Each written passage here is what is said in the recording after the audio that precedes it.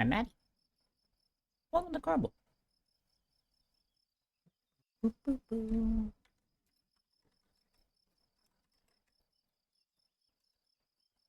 Doo, doo, doo. Just trying something today. There's this big musical score that comes in when you boot up the game to the main menu for the first time. Um, so I was trying to see if I went in game and then I backed out to the main menu if it would replay the music. It did not. So, oh well. Because of course, the game takes like 7 minutes to launch, so I have to be like right there to hit live right when it goes off if I want to catch the music right at the start of the stream. It'd be cool, but whatever. It's not big. Yeah, welcome in.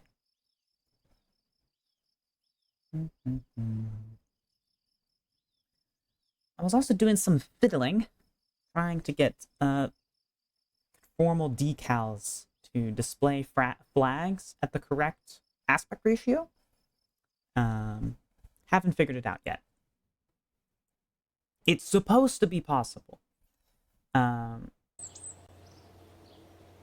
But I haven't figured out how to do it yet. So if you don't know what I'm talking about, it's just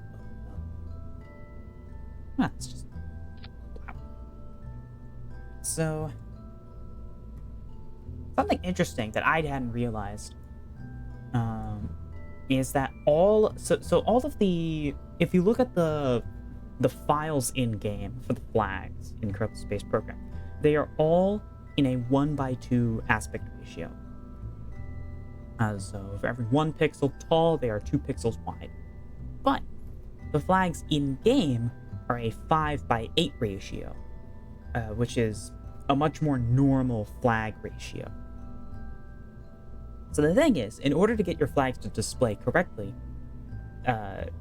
you have to design a 5:8 flag and then stretch it out to 1:2, because the game takes the 1:2 texture file and then squishes it into a 5:8, which is weird, and I don't know why they did that, but it's how KSP does it. Now, Conformal Decals is a mod that adds flags and stickers and stuff, and you're supposed to be able to put a flag on your ship, and it'll be these flags added by the mod should respect the aspect ratio of the actual file that you put in, unless you put that file in the stock flags folder. So the folder that contains all of the flags that are included with Kerbal Space Program, because those flags are stretched and are meant to be squished to display properly, the mod treats all the flags in that folder as though they need to be squished. So I had just put all my flags in that folder because I thought that's where flags go. So I tried to put my flags, I put a copy of each of the flags into a separate folder to try and get them to display the correct aspect ratio, but you can see it's not working. So all of the flags we've been using so far are a little squished, and that's something I'll have to fix. Because it's especially obvious when you look at, say, a roundel, which has a circle in it, but it's an oval here, and that just looks weird. So I don't know. I tried putting it in a separate folder because that's what the mod maker said you're supposed to do, but it doesn't seem to be working. So I'll have to look into that more, and if I can't figure it out, then I'll just remake these, a 5:8 format, and then stretch them back out to 1:2. Not that big of a deal. I can do that easily enough in GIMP. But yeah, I was trying to figure that out right on the stream, so I haven't looked into it much. There's probably some other thing I need to do to get the flag notes to display properly that I just haven't read yet. I'll have to dig through the mod page a little bit more. But yeah, welcome to Kerbal. So, so last stream, our R&D center finally got upgraded. So now we can start taking these.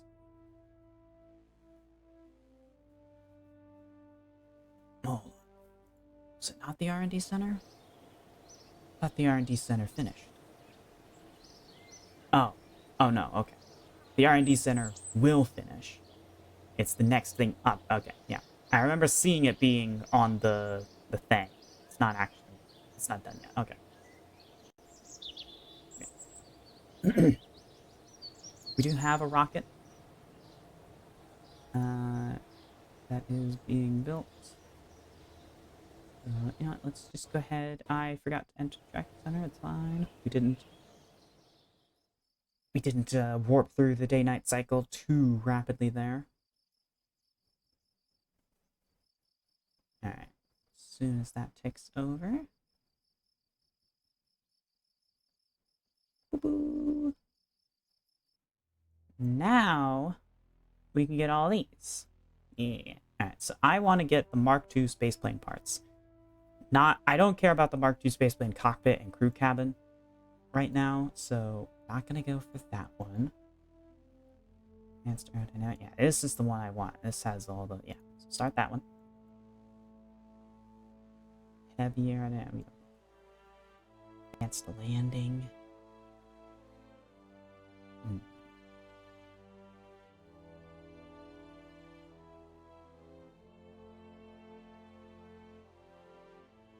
Where's the Mark II SAS module?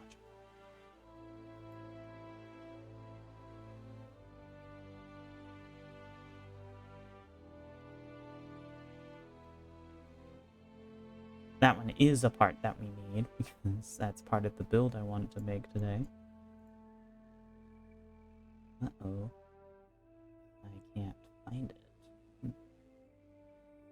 Precision engineering is another one that I definitely want to take, just because it has all the guns and stuff in it. Although we're not gonna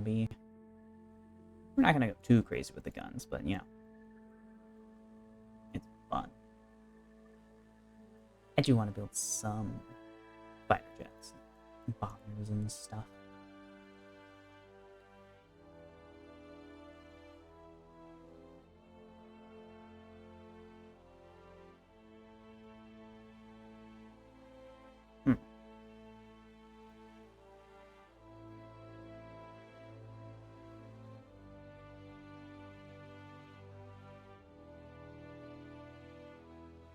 Really?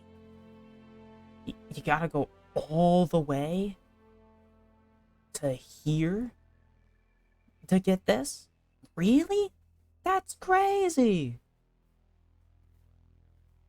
It's literally just a probe core shaped like a Mark II fuselage. Why is that such an advanced piece of technology? You can replicate this by just clipping a probe core into a Mark II fuselage part.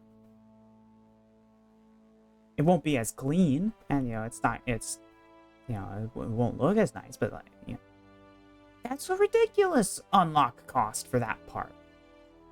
That's great. I think that's a bit silly. I was also planning to use this guy, but this does make sense that it's in hypersonic flight, because it's a very high speed air intake.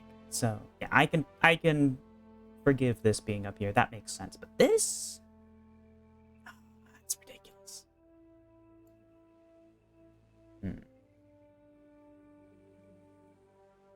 Well, nothing I can do about it.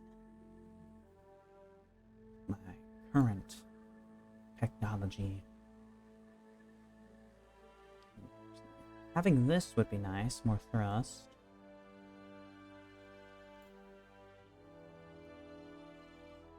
Hmm.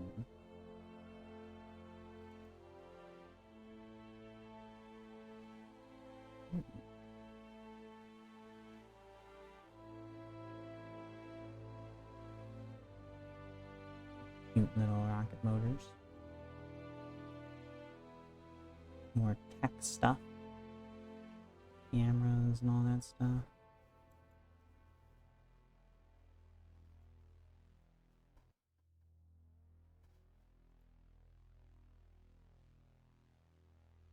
Let's go ahead and start researching you. And should I research this to get this engine? The engine we already have is probably good enough. This engine does look cooler. But it's not necessary. Not yet, at least.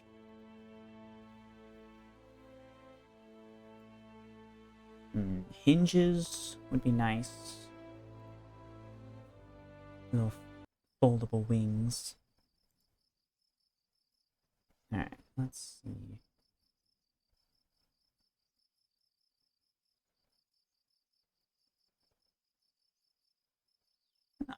Oh, these all go at the same time. They're not one after the other.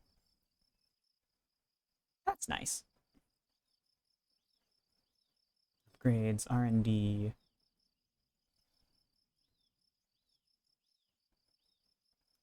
Yeah, let's go ahead and speed that up a bit.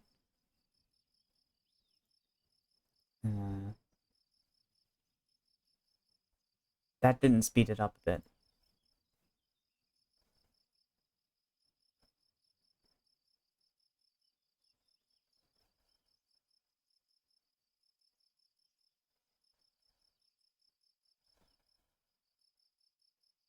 Huh?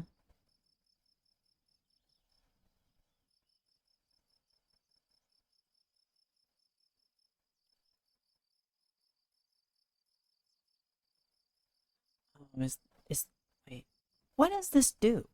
I thought that was to speed up how quickly you research things, but these time estimates did not go down for me doing that. What does this do? I don't know. Okay, well, we got some time before those all finish their research, which means we have a while until we are able to build the plane that I wanted to build today. And that's all right. We'll get to it when it comes around. It's not something that we need to do immediately right away. Of course, next thing we have is Moonheart 3, which is scheduled complete within 10 days. And let me just see here. So Minmus, we do need to get that going. This is this damn Tundra mission is what that plane is going to be for. Land on the moon. That's what Moonheart 3 is going to be doing. Sorry, so flyby of Minmus. Surface of mountains.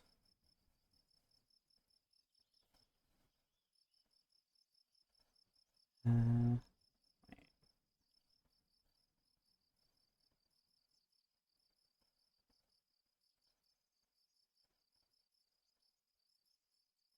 I thought I did that. Wait a minute. Is this an old save?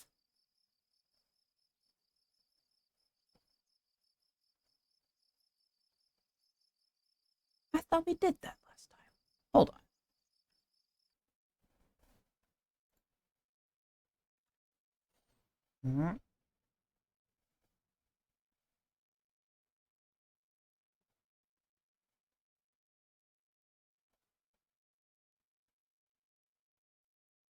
Year 2, day 190.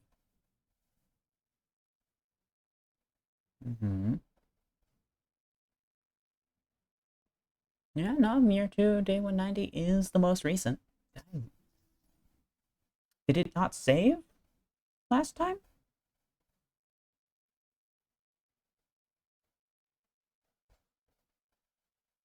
That would explain why the research and development didn't complete.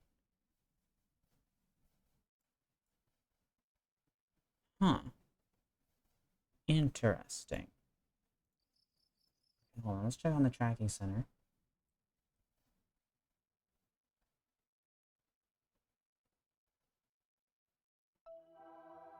Because then I think about it, I'm pretty sure I had a Minmus rocket queued up for construction as well.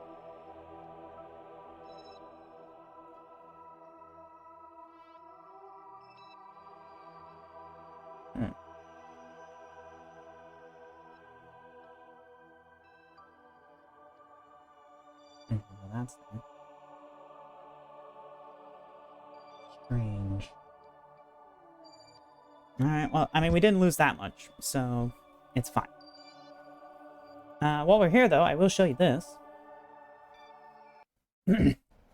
So, again, I didn't have time to make a proper presentation, so the next KSP stream, so next week, we will have a recap presentation ready. But I did do this off screen. So this here, it's funny, the solar panels are facing the wrong way now. But this is Moon Orbiter 1. The very creatively named Moon Orbiter that the ATF had put around the moon. So, of course, I guess it's somewhat fitting, actually, that the solar panels are facing the incorrect direction, because this is based on the real-world Lunar Orbiter 1, which is the first probe that NASA put in orbit around the moon. And if you go online and you try to find photos of the Lunar Orbiter 1, you will not find a single photograph showing this side of the probe. No one has photographed it. The closest you can find is a photo at this angle. Like, photographers just hate taking a picture of this side of the craft. Which is kind of funny, because as far as I can tell, this is the side of the craft that the solar panels are actually facing.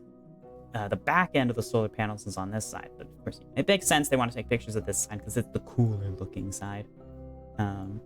Actually, I modeled this after the replica of Lunar Orbiter 1 that is hanging in a museum somewhere, I think, or it's at the Space Center. I forget exactly where it is, but that replica has the exterior shell removed, so you can see all the gubbins on the inside, and I think it looked neat like that.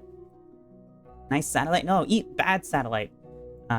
So this is a satellite put up by our enemies into orbit around the moon. Of course, we put a satellite in orbit around the moon before them, so we're still better than them. However, what's important is this little doohickey right here, which is a significantly better camera than the camera on our moon satellite. And so they actually got a much higher fidelity photograph of the far side of the moon. And they also waited until the far side of the moon was illuminated by the sun before taking their picture, instead of doing it in pitch black. Again, I'll show y'all the photograph in the presentation next week.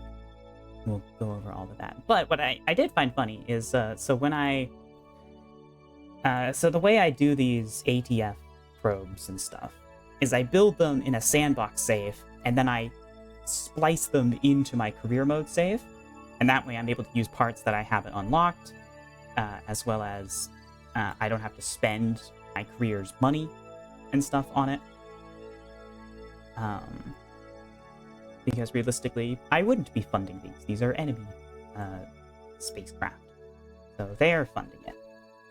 But what's funny is that when I imported this in, immediately all 4 solar panels failed. So this guy is dead. I mean, it has electric charge, but the batteries that have the electric charge in them are shut off, because I like to shut the batteries down on these craft so that they're not contributing to the communications network, because realistically, my satellites would not be able to communicate with these satellites, or we wouldn't want them to. But before I could even finish doing that, the solar panels died. So I didn't even get to disabling the battery in the probe core before the battery ran out and it failed. So that's kind of so. I guess that means that our solar panel technology is better than the ATF solar panel technology. So that's a good thing. You know, we're still ahead of them. Link provided for Discord is invalid. It has been for a long time. We had a hate raid invasion onto the Discord server, and so I haven't updated that link. But if you want, I can boop boop boop boop boop. There you go. That's a working link. So if you want to join the Discord, you can.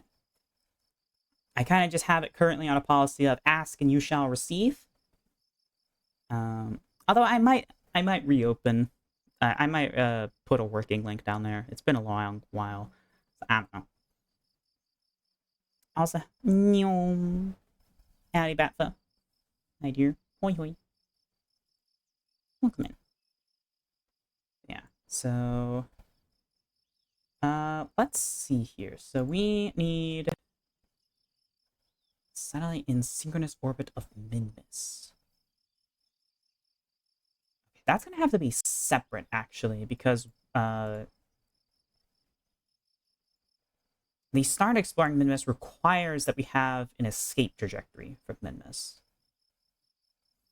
So we need to do a Minmus flyby before we can do a Minmus orbiter, is what it seems like. So let's go ahead and get that ready.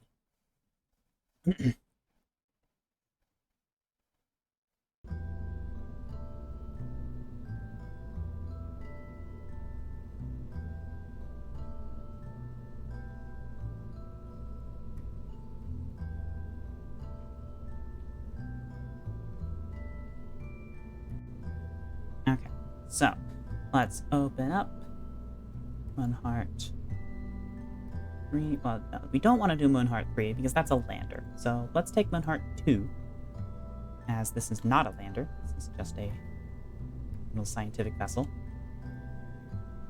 Now, because we're going to be going on until we have an escape trajectory, we want to make this guy lightweight and cheap. So honestly, I should probably just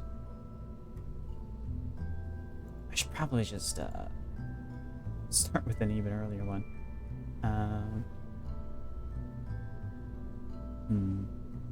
Let's see. What do we want to use as our basis here? I don't remember. So Sputnik 11 was the first one to do a flyby, but it was also kind of a big heavy. And you just joined? Hey, welcome in. You know, we want to relatively budget friendly with this probe. See, should we just do a Rock 2 instead of a Rock 4, maybe even? How much Delta V do we need? Let's look at the Delta V map. Minmus. So to do a Minmus intercept, we need 3,400 plus 930 at most.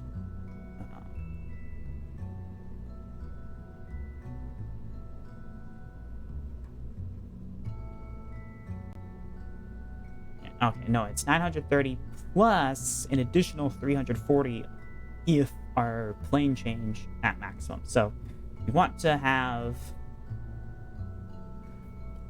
let's see here, let me bust out your calculator. So we need 3,400 plus 930 plus 340.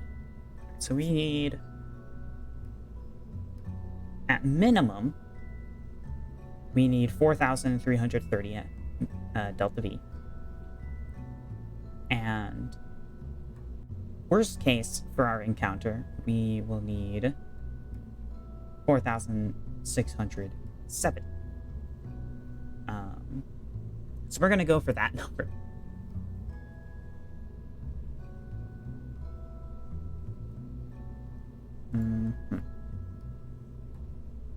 Let's have a look at our probe here. So, of course, this is a Stagnic 4, which is a more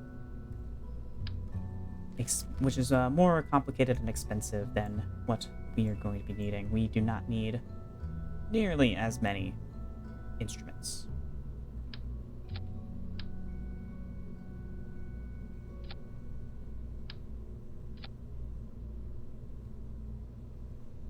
Let's just...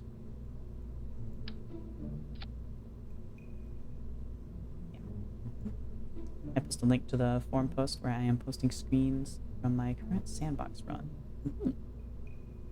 Yeah, feel free to share that on the Discord.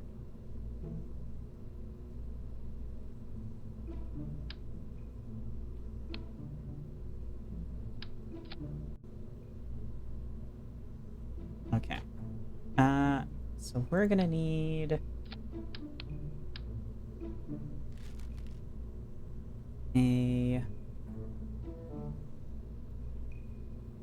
an engine for you.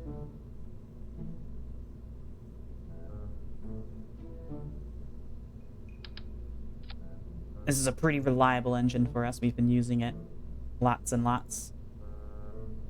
So I think it's a pretty good option for us. We are going to need fuel for it, so let's just go ahead and use this tank. Why not?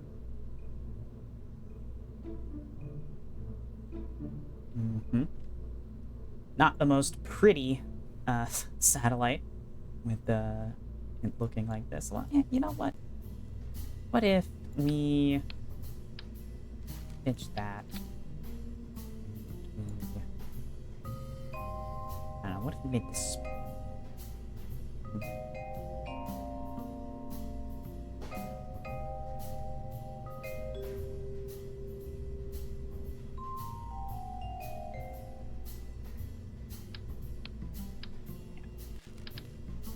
What if we did this? So instead of having a 1 meter wide, we do a half meter. A little ant engine on there. Yeah. Similar Delta V, if not a little bit more, I think, actually. But a little more efficient, a little bit better looking. You know, this is a much cleaner design.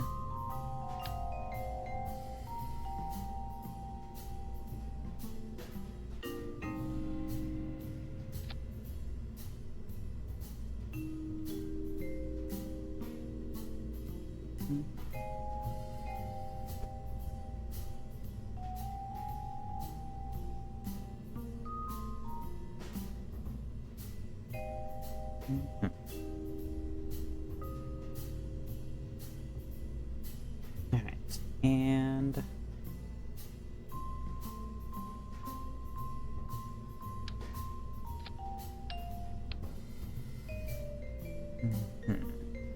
actually, hold on. Another thing we should do is remove the coupler.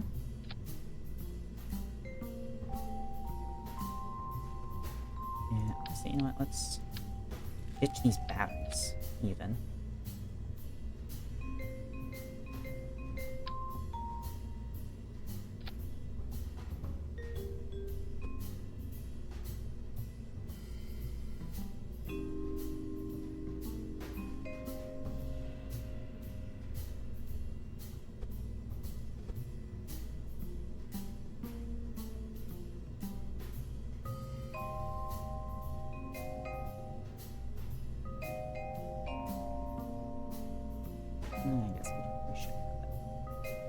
We can have it connected, yeah.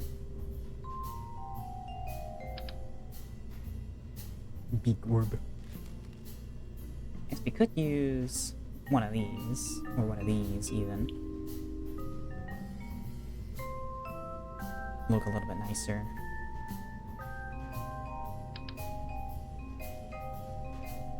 Yeah. But I don't know. It's just meant to be. Well, if we go with this, we can ditch the reaction wheel that I just spent a bunch of money unlocking. I'll be real, but it's still cheaper, I think. Yeah, it's like 600. Yeah. Okay.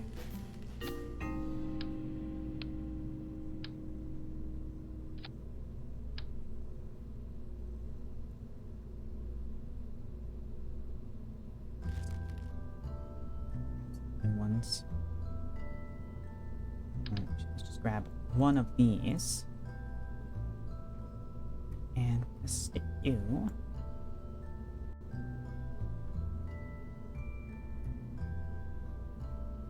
Okay. Nope. Nope. That's all you need. Got our little engine on there. Mm-hmm. So we got some solar panels on pod. Yep, 2.5 a second. Mm-hmm. So we got power covered. We have a camera. Probably not a great camera, but it is a camera. Field of view 4. Grayscale only. Yeah, so not a great camera. But a camera. And yeah, we got way more delta V now.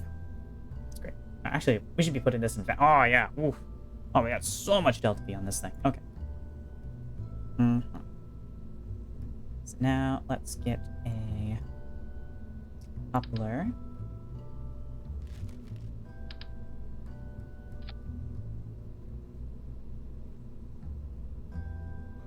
And a fairing.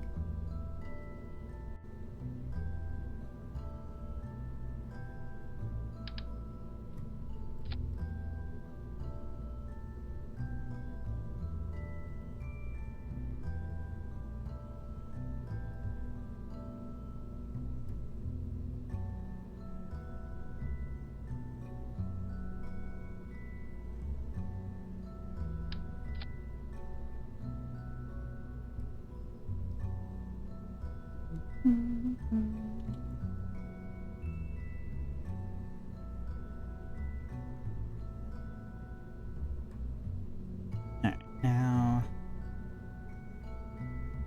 Okay.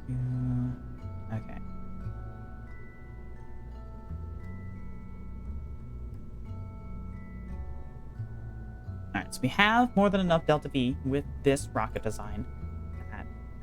This should be good enough for min.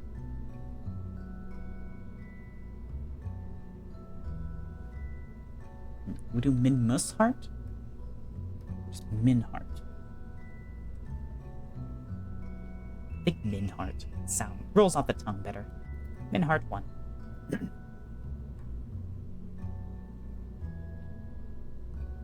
of course, we do need to make sure that we are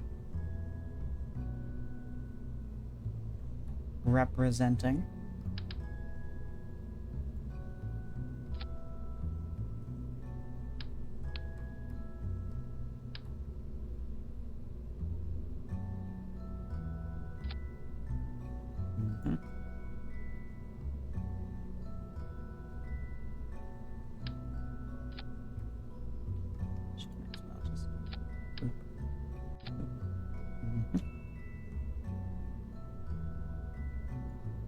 Oh, yeah, batteries. Kind of forgot about those. We do need to put those back on.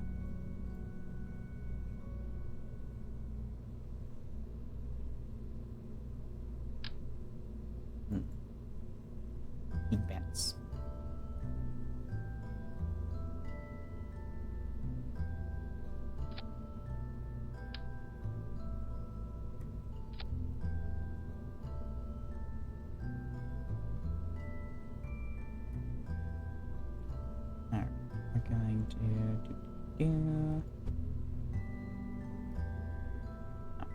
We only want one of these.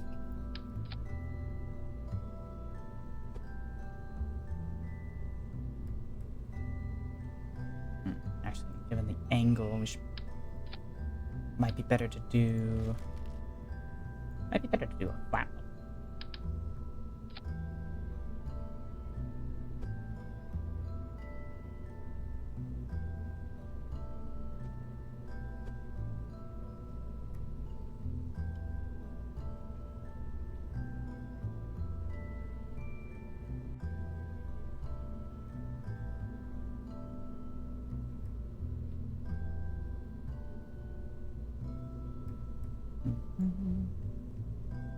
Oh.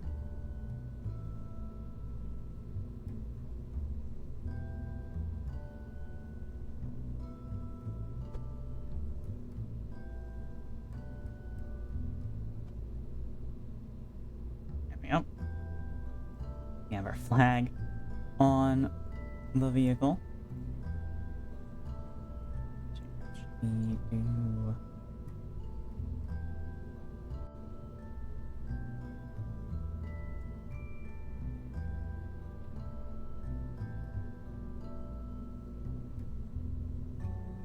You know what? Not like that. Let's just Oop. Just orange. Let's grab you. Ah, wait. Okay, hold on. You don't work there. Ah, you only go on fuel tanks and stuff. You don't attach to stuff on the outside. That's a little unfortunate. Howdy, Whiskey. Welcome in. Hope you're having a good one.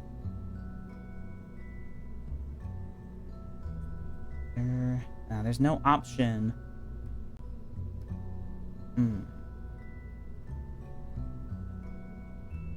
Oh, the flat flag is a part of the base game. Yeah, there's no option for a non-informal text. That's unfortunate. I would like to have the text on the battery pack, because that's a nice flat canvas that we can print stuff. You know?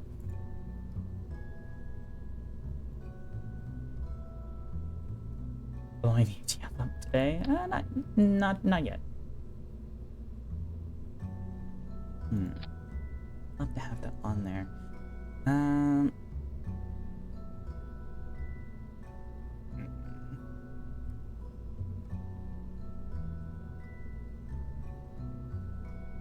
The problem is that the fuel tank has these ribs that interrupts the text.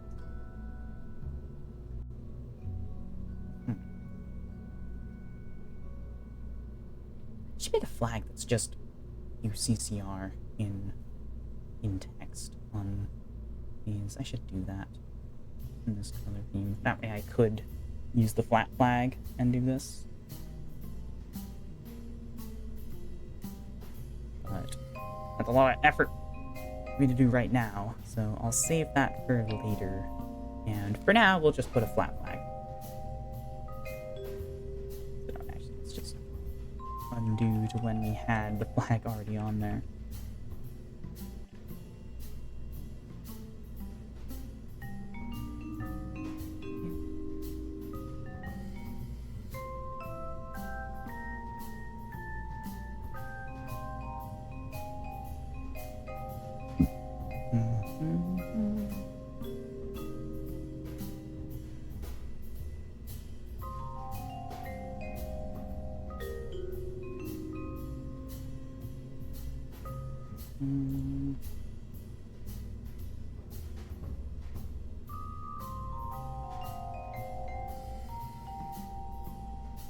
Yeah, I think this takes a while.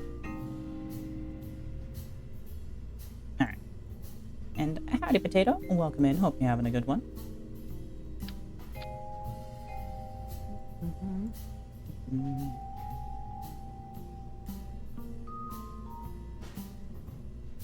Alrighty.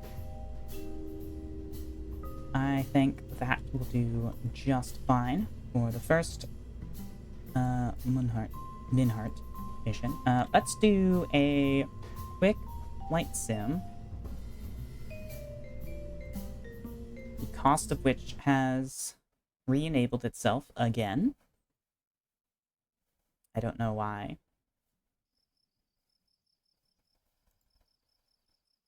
Free. What?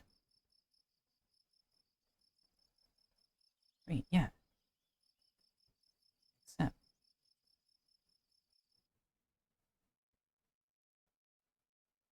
Weird. Okay. Let's do a quick sim just to verify that we have enough reaction control on this thing. Because I'm not sure how much we get out of that probe core. I think it's enough for how light this rocket is and the size of our tail fins, but you know, let's have a look and see. I'm gonna start turning. We just want to see how easy it is once we get to that 45-degree mark to stay there instead of capsizing. Plenty easy enough. Okay, terminate the sim.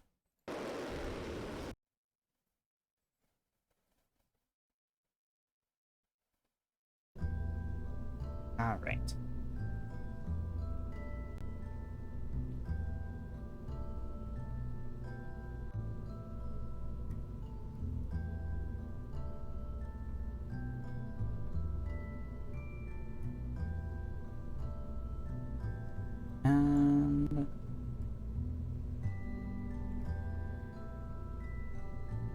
Let's go ahead and put some extra text on it. Why not? That's something I'm going to do. I'm going to take this off. And we're going to rotate this tank.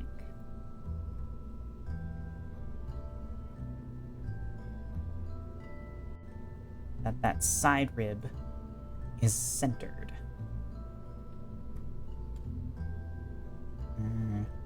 Actually, hold on.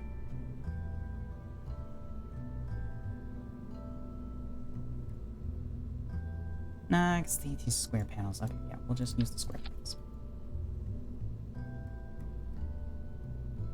As our center line.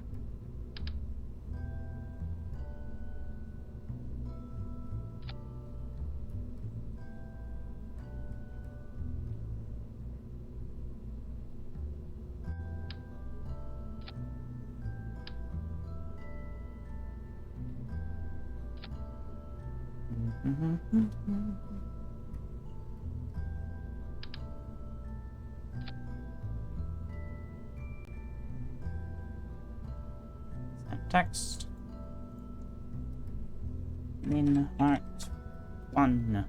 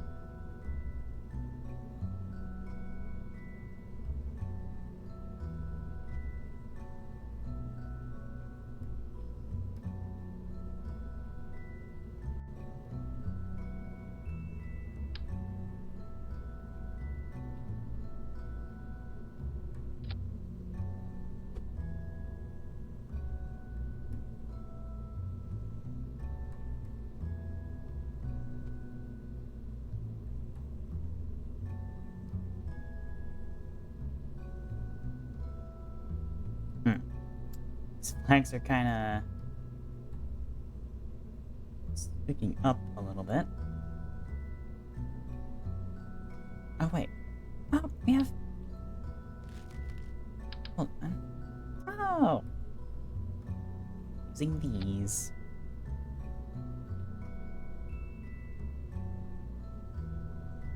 Oh, wait. Oh, this one actually respects the aspect ratio of the flag correctly. Ah. Huh.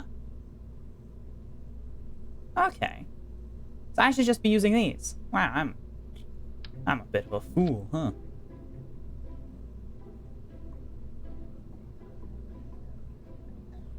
It does have the same issue where it's cut off at the edges if you go too wide, but that's fine.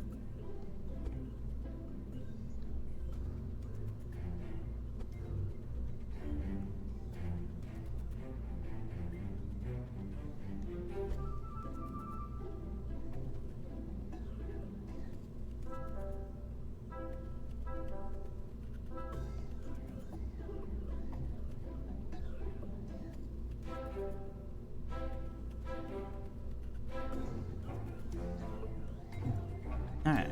So I should be using these, yeah.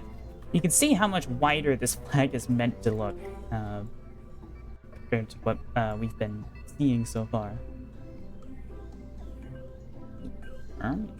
No, I don't think I did. Did I? I'm pretty sure I said terminate. We were referring to the simulation that we ran.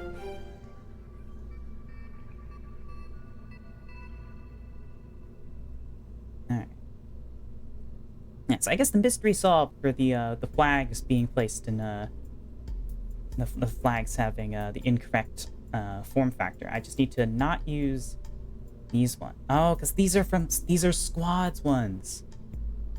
I see. These aren't the modded ones. This is the modded one. Oh, I should have been just used. Yeah. Okay. That makes sense. I heard termulate. No, I don't know, man. We're gonna add that to the VAB build list.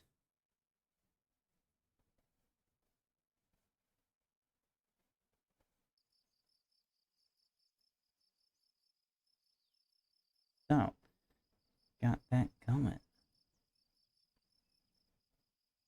Alright, let's go ahead and warp ahead. I'm gonna head to the tracking station before we warp so that we're not rapidly switching between day and night. So there's debris. Let's just go ahead and yeah, this is we rescued Sarah last time. Right, so just wanna doubly make sure. Yeah, this pod. Again, we did lose a tiny bit of our progress from the previous stream. Just a tiny little bit at the end. It seemed to have not saved. So just want to double check everything. All right. And yeah, let's go ahead.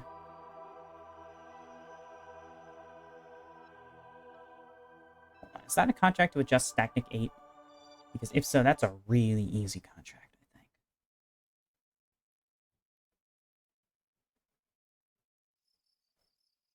So do I even have, okay, I can, yeah.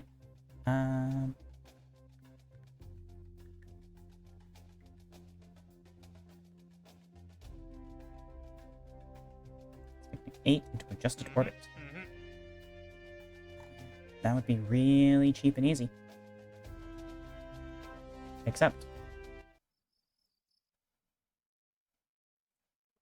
and by cheap and easy, I mean free and easy. We don't have to spend any money launching Stacnic 8 here. It's already in space. And it's super easy because the orbit they want it to be in is pretty much identical to the orbit it's already in.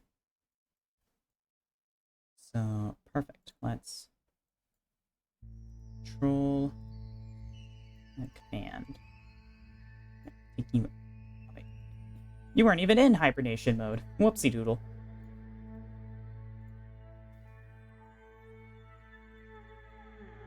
Alright, Stacnic 8. Here you are. And there's where you need to be. So...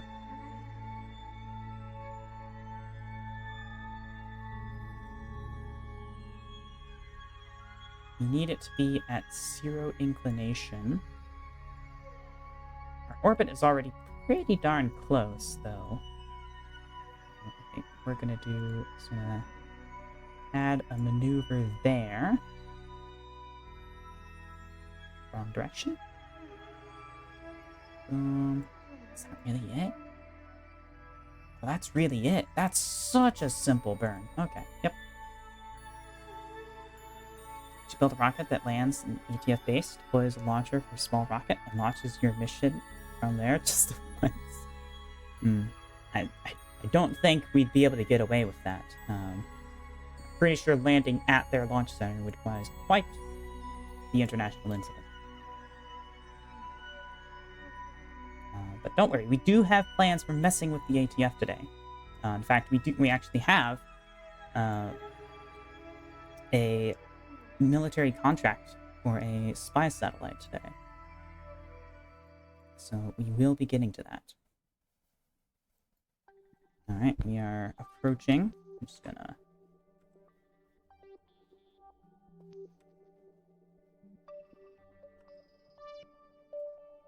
burn!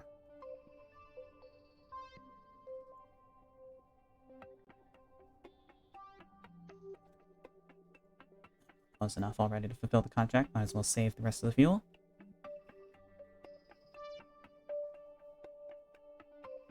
Stability for 10 seconds. We've done it. Alright, SAS off. Ensure... actually, SAS on still. Make sure we are pointed towards the sun with our panels. Yep. Alright, you hibernation on. Okay. Nice stuff. We love to see it.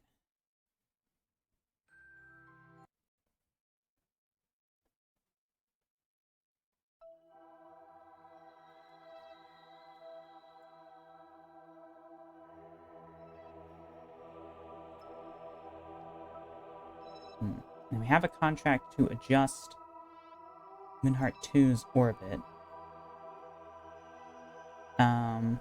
Now the problem with that contract is that it's not possible. Moonheart 2 has no fuel left. So while I would love to get an orbit closer to the moon, because that would help with its scientific goals, it's not possible. So we can't accept that mission, unfortunately.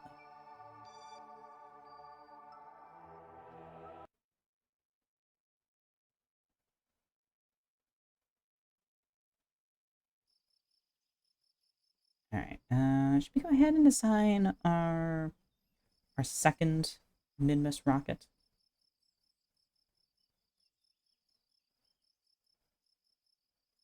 Actually, I think we only have 2.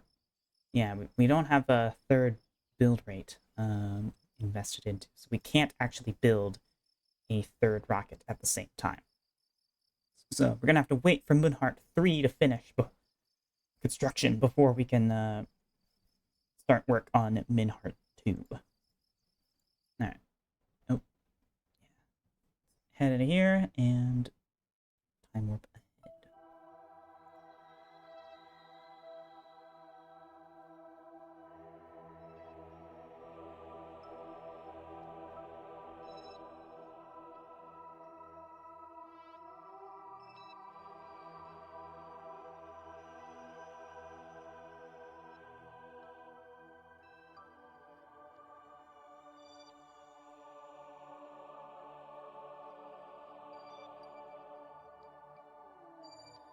Alright, there we go.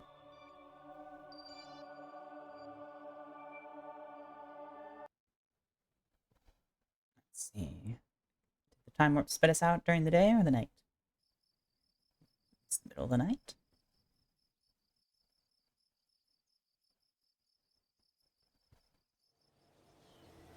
It was the middle of the night during a no moonlight overhead, I think, is what was why it was pitch black. Just all right. Now, Moonheart 3. You are ready to launch E. All right, big moment. We are going to be landing on the moon for the first time. Just a small unmanned probe, you know, but this is an important step towards being able to eventually send Kerbals to the moon. So, here we have our rocket. Let's double check our staging. Doot, doot. Yep. Couplers there. Bearing. Doot, doot. Doot, doot. Yep. All looks good. All right. In 3, 2, 1. Alright, let's see if these added winglets help us control rockets a little better. They should. Assuming aerodynamics was the problem and not general craft instability, which might still be a problem. But so far, I think they are helping.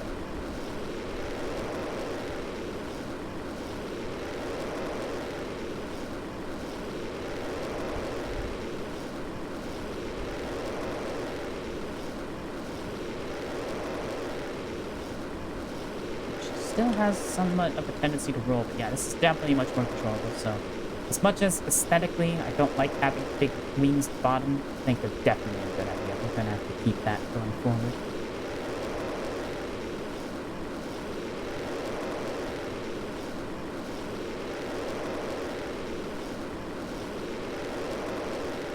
It does make the silhouette a little more unique, you know, a little less directly just up 7, but I don't know. Maybe it'll grow on me. You know.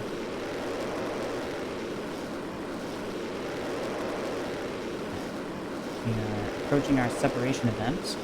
Also approaching hyperlapse into the atmosphere. Yep. Oh shit! I staged at the wrong time. Okay, well.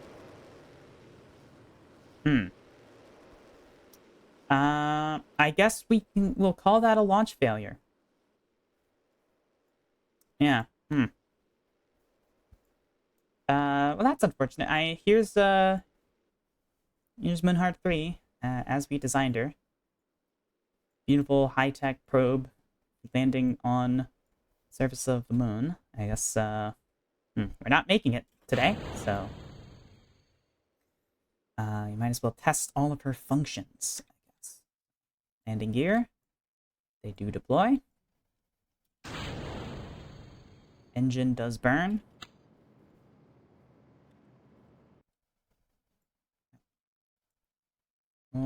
RCS seems to work. Let's see how she fares in here.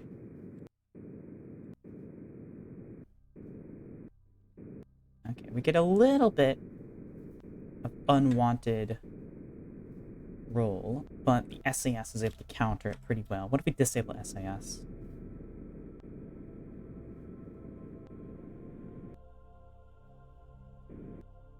Okay. That's not that bad. It's not totally out of control.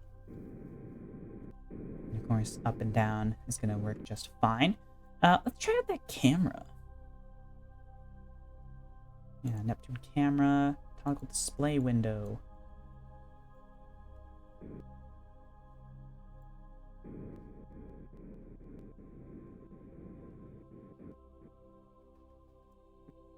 Can we get a view of the KSC? Hey, we can see it. That's actually really cool. We can see the KSC from here. Huh. Let's capture a photo. Yeah. And I will pull that up. Oh, yep, I have the photo here. And oh yeah, it's a grainy photo. But I can make out the runway, you know? That's kind of neat. All right. Well, let's turn that off, and yeah. Well, I mean, we were bound to have another failed launch at some point. This was user error, definitely, but that's, you know, I'm not gonna revert it. This is one of those failures that is very much my fault, and I don't think it would be cheating for me to go back on. I feel like, for the purposes of this campaign. So yeah, landing gear can retract as well. Don't really ever need them to retract, but they can. Or Moonheart 3. Oh well. Moonheart 4 will be more successful. I snapped some weather photos. Secret ATF bases. Unfortunately, our trajectory is carrying us in the opposite direction of the ATF. We launch away from them. This is just the more efficient direction to launch in. It's easier to get into orbit going this direction than it is going that way. But yeah. Thankfully, we will be flying into the ocean, so we shouldn't have to worry about... Yeah, looks like all of our debris is going to be landing within the ocean, except for that little bit there is going to be landing over there. But, you know, that's friendly territory. We can... it'll probably burn up. Probably. It's a very steep re-entry, so... Yeah, we'll see.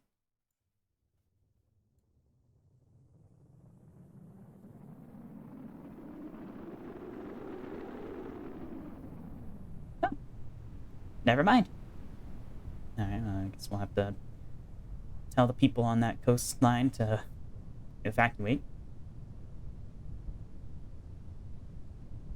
That's interesting. You can see our delta V is dropping as we get deeper into the atmosphere, because this is a very unoptimized engine for atmospheric work. Oh, hey! The probe core survived. Ah. Lovely. I don't know how that's possible, but lovely.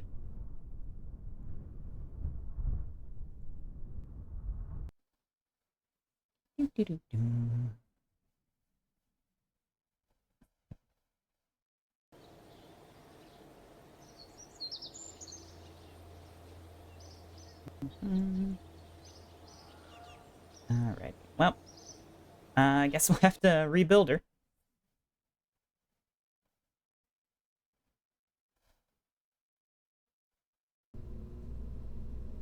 Alright. Moonheart 4. Yeah. Let's make sure all of the markings are adjusted. Also, actually, let's... I put this on there. Yeah, it's gonna do that. I was afraid it was gonna do that. Alright, so we'll... Oh, no, that's a bearing that gets removed. Yeah, they don't like wrapping around these irregularly shaped tanks. Either. Those aren't even irregularly shaped. It just doesn't like wrapping around them. These are irregularly shaped, though.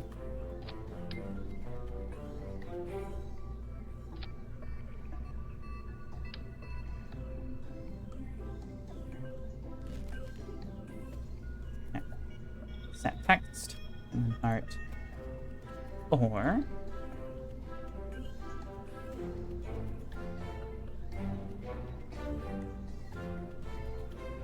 Or...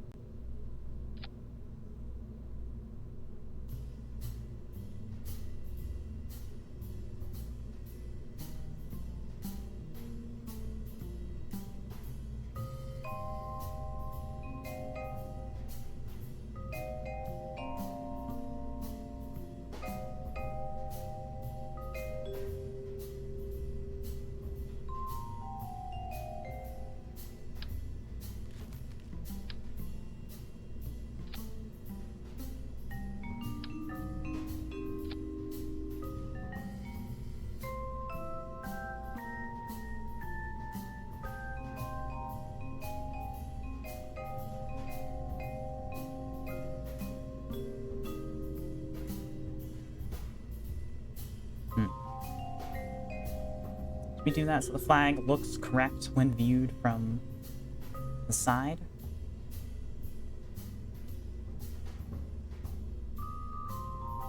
Yeah. Okay. Oh, oops. Got that set on one-time symmetry. And there we go. Alright, well, Moonheart 4. Save and add to the build list.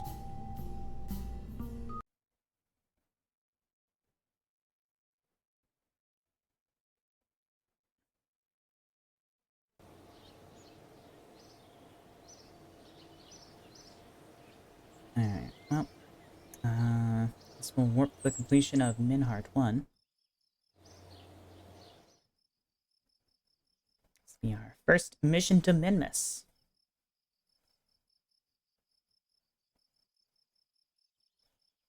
Exciting. Minmus, of course, is currently where we plan on landing our Kerbal first. So the plan is to land on Minmus, then switch to landing on the moon. This is because landing on Minmus is easier than landing on the moon. But so far, we've been focusing on researching the moon, because getting into orbit around the moon is easier than getting into orbit around Minmus. It's kind of an interesting thing. It's orbiting the moon is easier than orbiting Minmus, but landing on Minmus is much easier than landing on the moon. So, just up and down of the two of them. Alrighty. Well, let's warp to sunrise.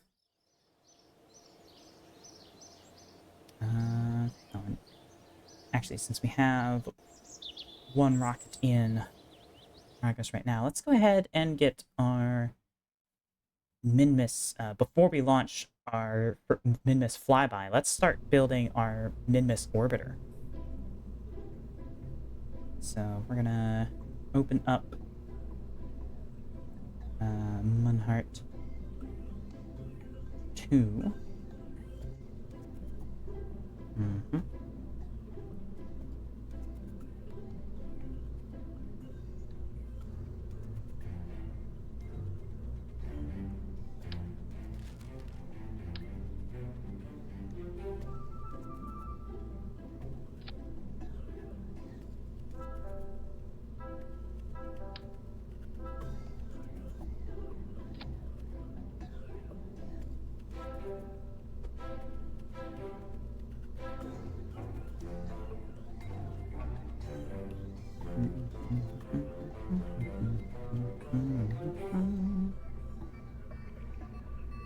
Okay.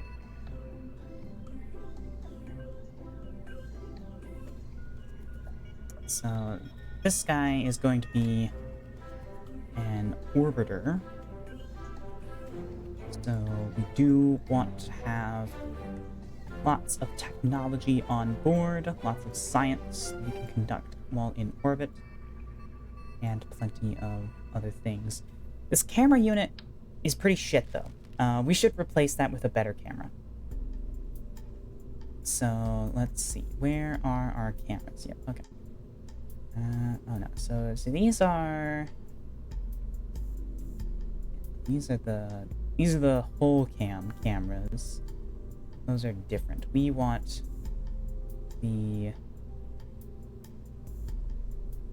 science cameras. Is this really the only cameras we have unlocked? Really? I could have sworn we had a better camera unlocked already, and we just weren't using it. Hold on. Let's Minheart 2. Let's save you for now. And let's start researching a better camera, I guess. We'll have to stick with having a shitty camera for now.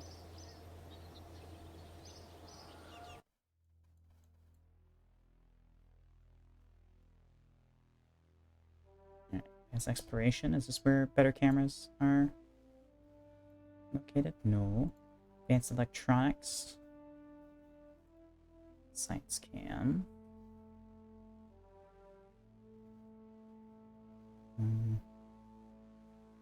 No, these are more VDS cams.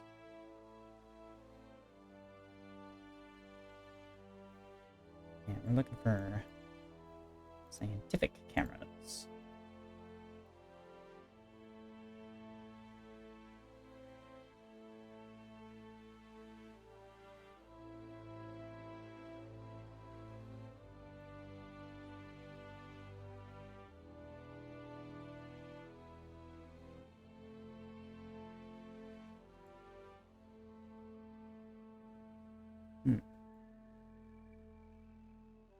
I think there'd be some cameras in here. I mean, we have a telescope in here.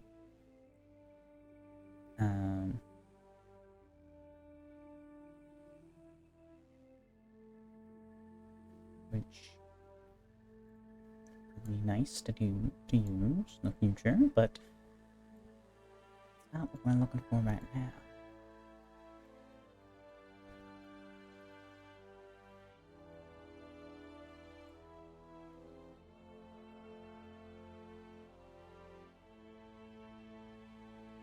Where are those cameras? I could have sworn I saw some in here earlier.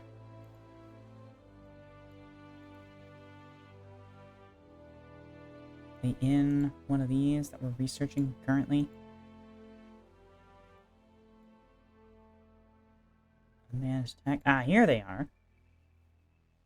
Okay, yeah, here's the better cameras. Mm-hmm.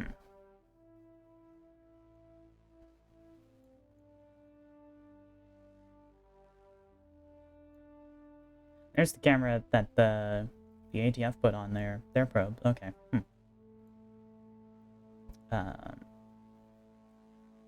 You know, I'm not sure how they got such an advanced camera so early on. They are not this far along on their tech development, so I don't know.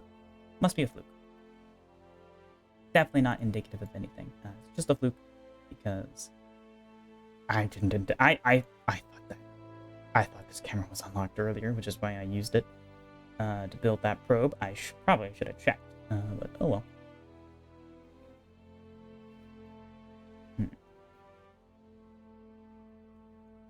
Okay, well, I guess we're not getting a better camera for a while.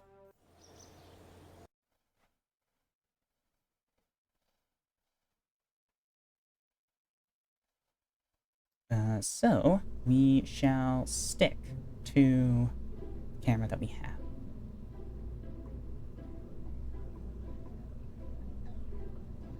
Should we do the visible light camera or the ultra? No.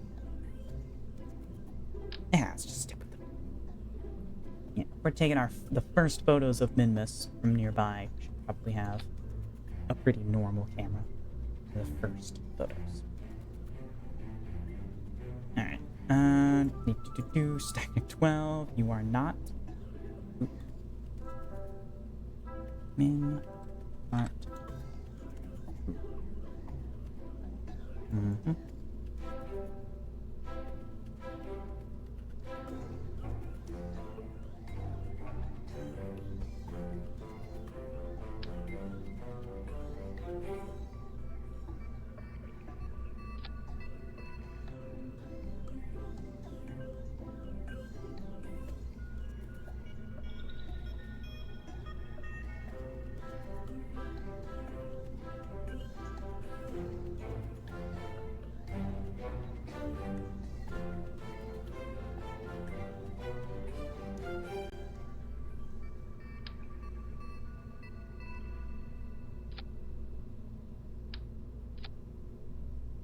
Mm-hmm.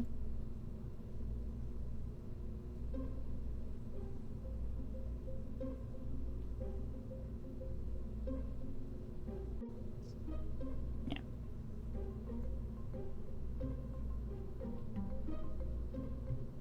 And kind of sleeping on just writing the country name out on the side of the rockets. You know, looks nice.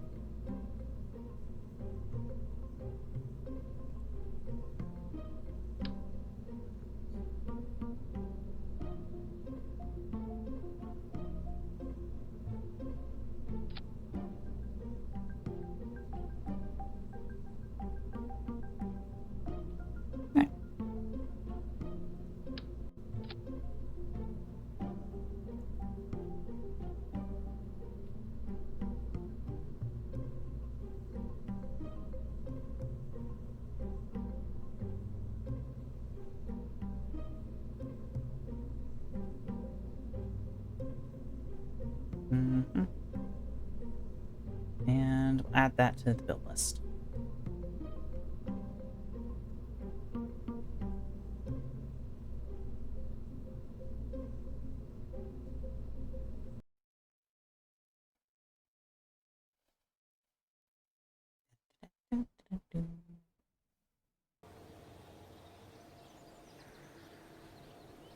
Alright, well, let's go ahead and launch Minhart 1.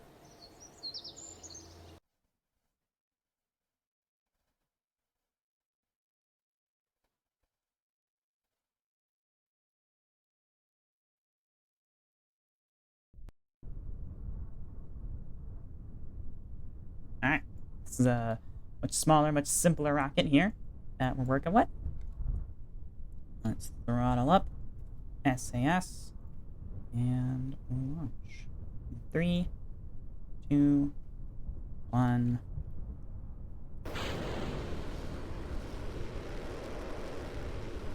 Away she goes.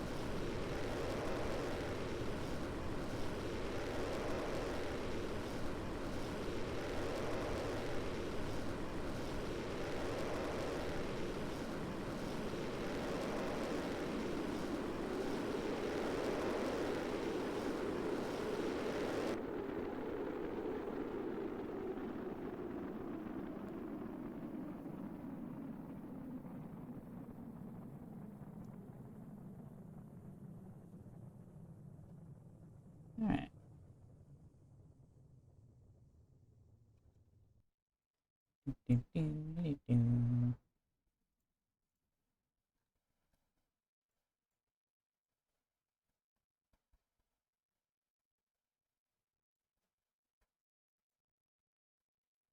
Yep, that's going to require a separation, which is actually pretty ideal. It seems like it'll separate while we're still in the atmosphere.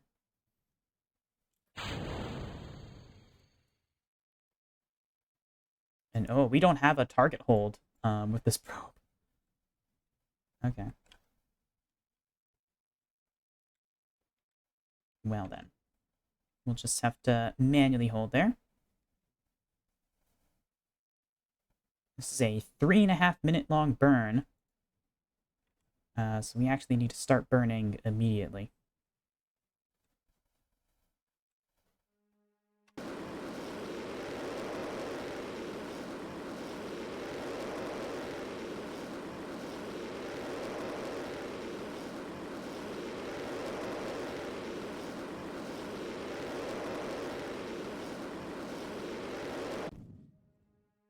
Alright.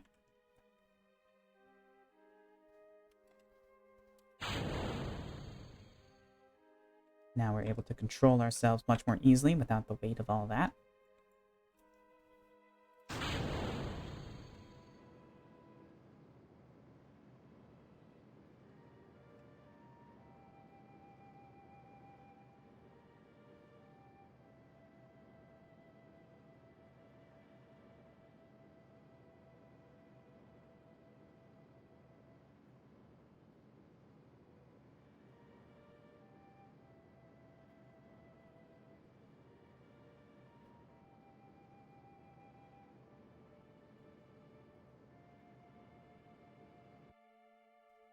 Alright, you know what? Let's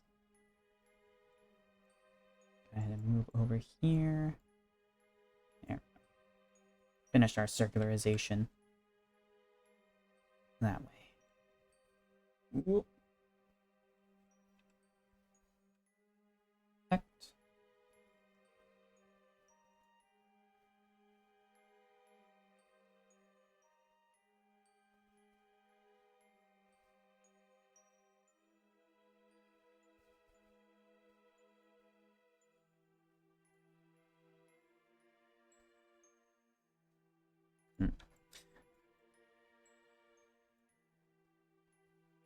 power's going down. I don't like that.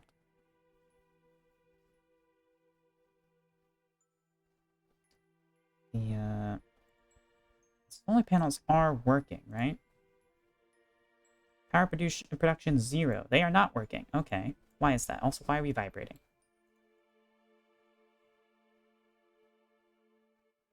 Okay, that fixed the vibrations. Why are we not producing power? Does it have to be facing the sun? Is, like, the front technically the power producing? Oh.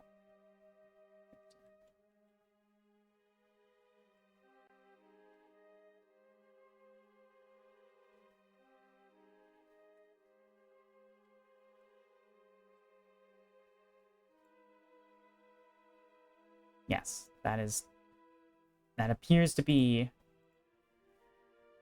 the direction it needs to be pointing. Okay. Well, time warp ahead.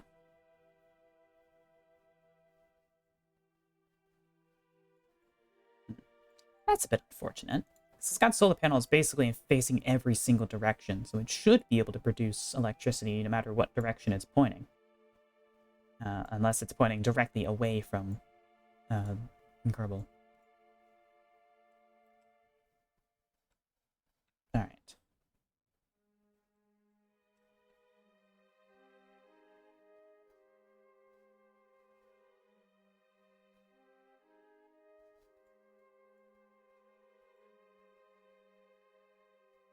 And that should still be producing power. Oh well. At T minus 4 seconds, we burn.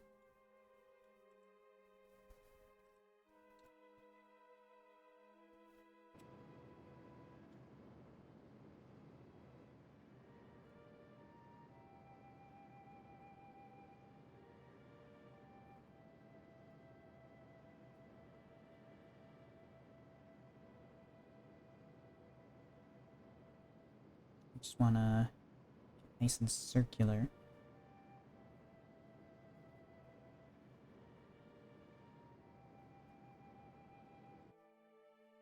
Alright, that's pretty close. So now, we are going to set min-miss as our target. We need to match the inclination.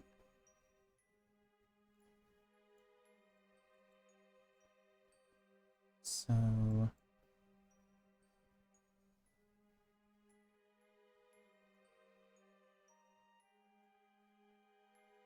2.6.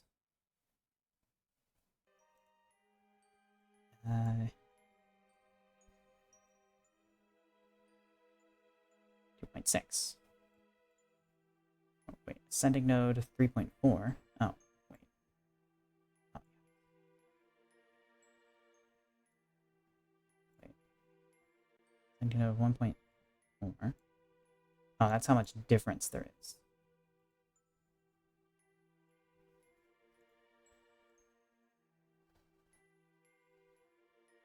Okay, I see how it works now. There we go. Yep, and that lines up. Perfect.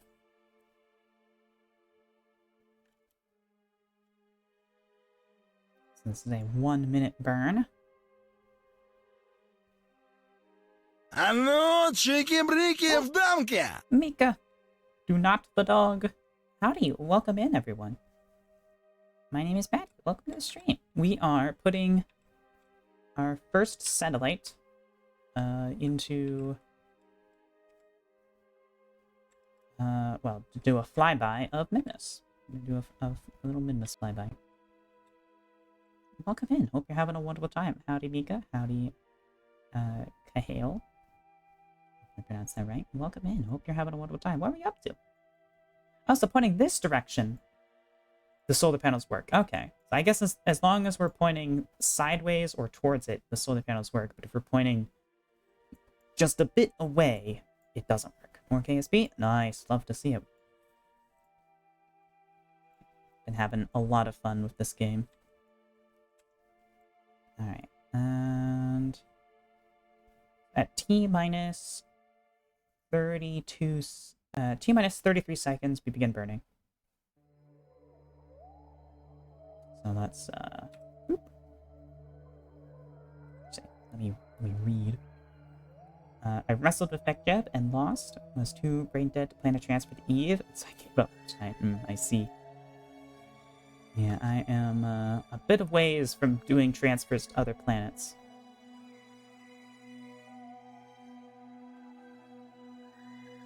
Okay. We're approaching, so at 33 seconds we burn.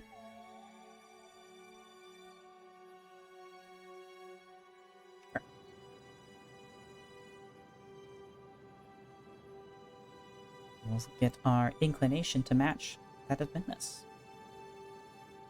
Do the transfer not because I can, because I must for the science.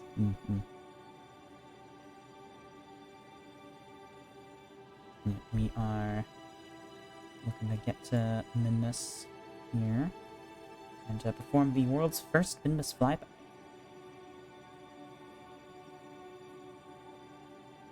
Just a flyby. We're not going into orbit. Our exploration contract specifically requires that we do a flyby before we can do an orbital mission. So we have a second rocket under construction for a to go into orbit around Midness. So this one is just a very lightweight, very cheap, simple probe. Whereas our next probe that we'll be sending will have a lot more hardware on it.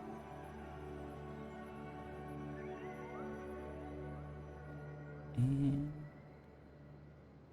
we're good. That's our inclination. We're ready to go. Alright. Yeah, learning to use this stuff has greatly benefited me.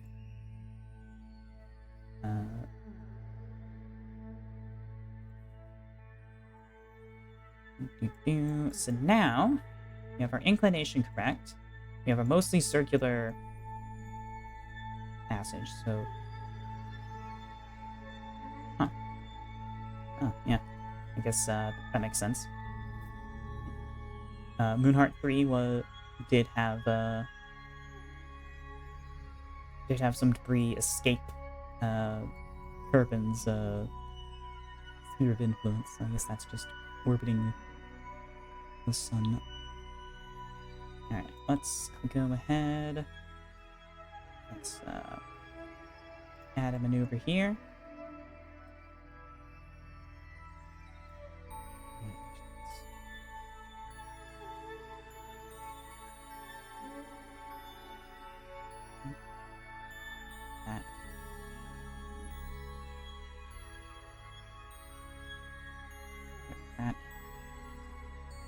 Not cluttering things up, and whoa, dial that back.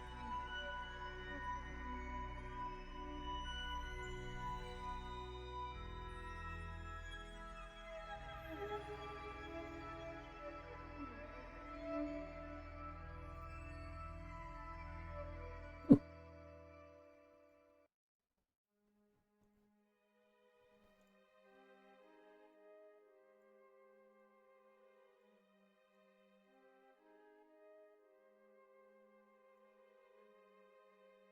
Alright. So that will send us on a free return trajectory to burn up in atmosphere around Kerbin. So that's actually pretty perfect. It's kind of what we want. And we're gonna... Alright, so, yeah, so that's gonna be a high altitude flyby, but that's all we really need. So, yeah, perfect. Alrighty, let's go ahead and point at our burn indicator.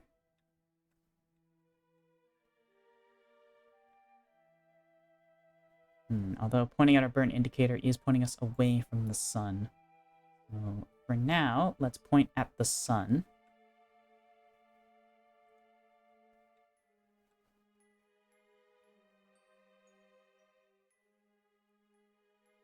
And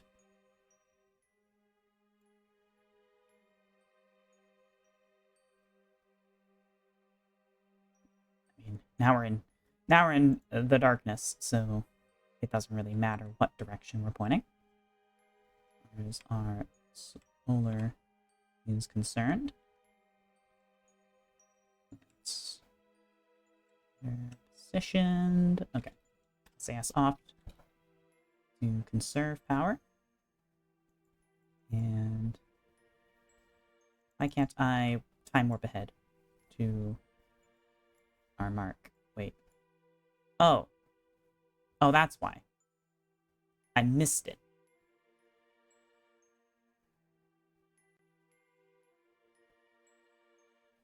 I put the indicator an hour behind me. Yeah, that's okay. Try this again.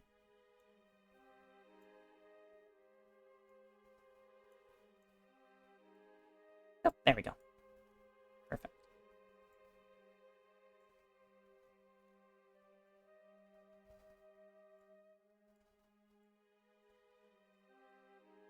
That gets us pretty much the same distance away.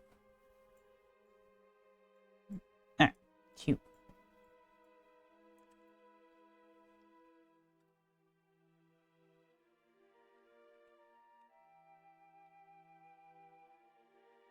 Line her up.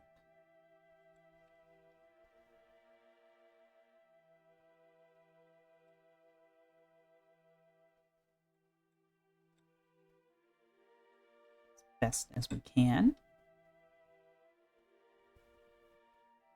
Alright. This is a 3-minute burn, so at 1.5 minutes, we begin burning.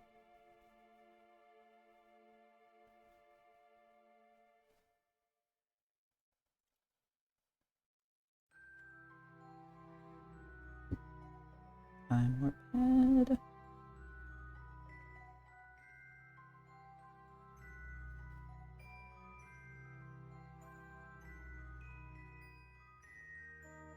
And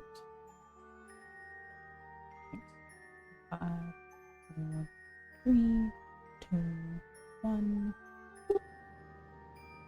Light our little tiny engine. Look at her go.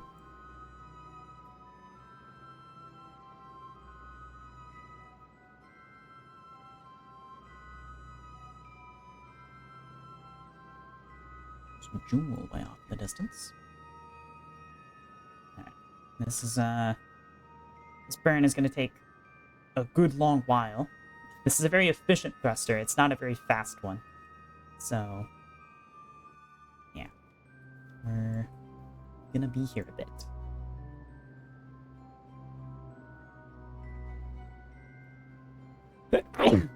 Oh, I suppose I should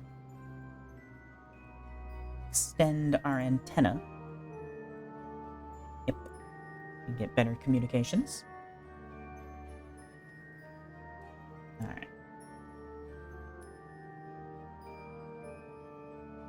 And while we're waiting for this burn to complete, I can talk a bit about our military contracts. So, of course, up to this point, in our career playthrough, we have been accepting regular contracts, public-facing contracts through the command center.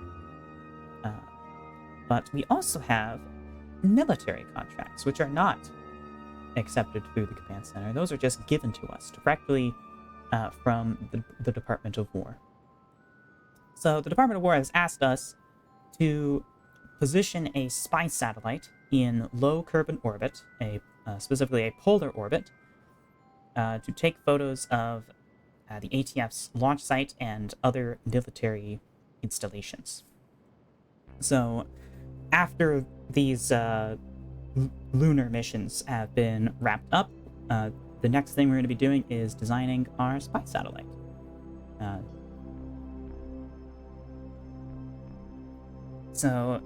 And the plan is to use a film camera instead of a electronic camera. And that's because, frankly, as you may have seen from our far side of the moon photo, and as I've definitely seen from the photo we took of the KSC in low orbit, our digital camera technology sucks. It's really bad right now. So we're going to be using a film camera, which does mean we're going to have to physically recover the satellite. So we're going to have to deorbit it after we've taken our photos to recover them. But yeah, so we'll put that up in orbit. We'll let it fly around Kerbin for a good while. Make sure it covers all the sites. Not all of the photos are going to be taken directly within ATF territory.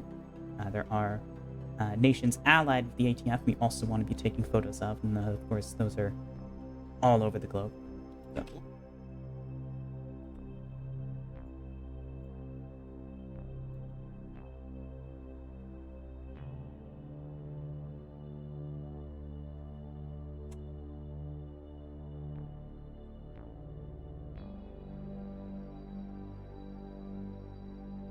Fine, give me a stable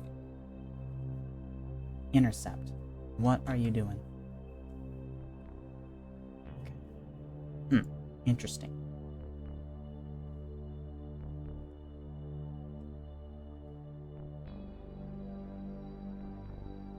We're gonna warp ahead on this. Nothing. Something?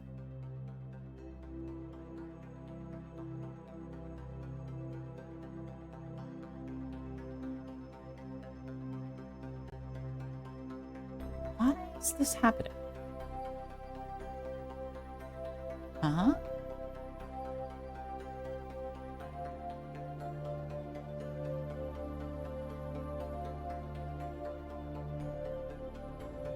Alright, hold on. Let's quick save.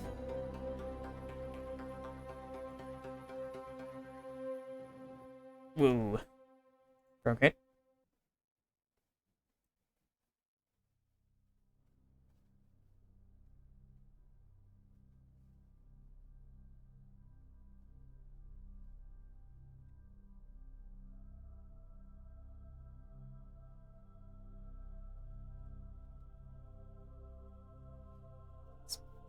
Limit our thrust with this tiny little rocket.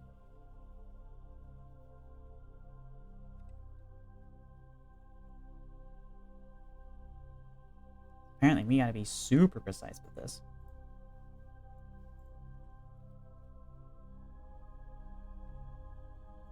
Okay, there we go. The encounter things are freaking out, but our orbit does show that we will actually be encountering. Oh, is this after an orbit? Is that what this is? Is we're gonna be doing a full orbit and then after? No, okay, no. We're gonna enter, and then we're gonna do a pass around, and then this is the return trajectory afterwards. I don't know. We're gonna warp to here.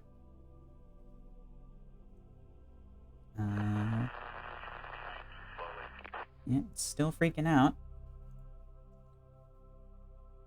Huh. Up here.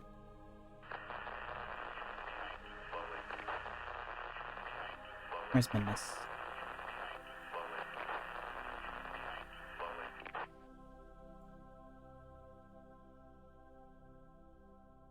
That's the moon.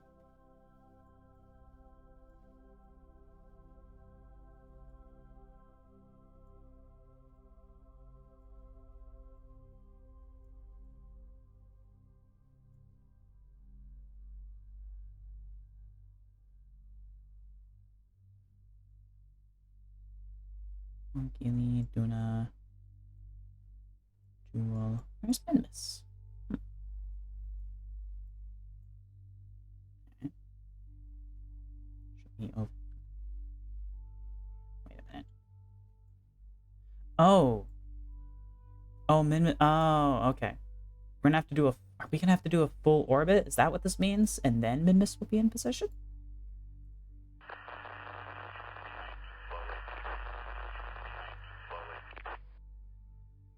Midness is all the way over there. Yeah, I think we're gonna have to do a full orbit around, and then the next orbit is when we get our Midness encounter.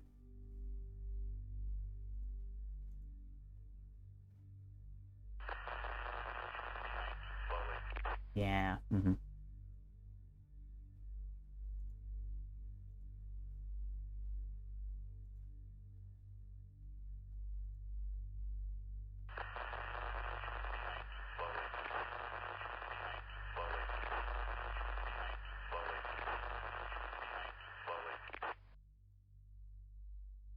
10 days to warp to that.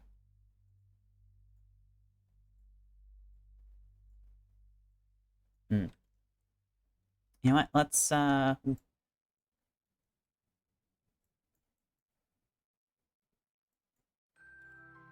set an alarm. Eve, what the? Why is it on Eve? What? No. Why are you... There we go.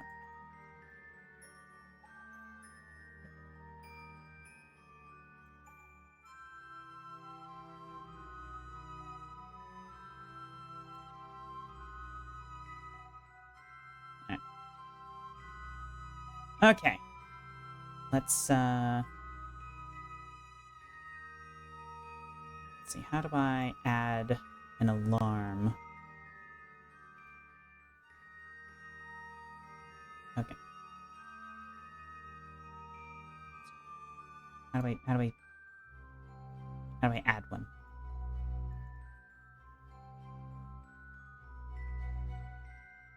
Hello?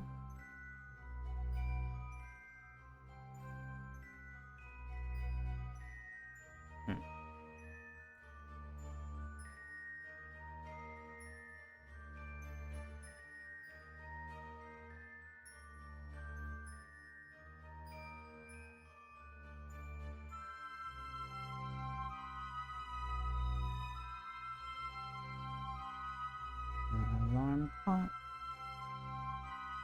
Oh, right. Okay.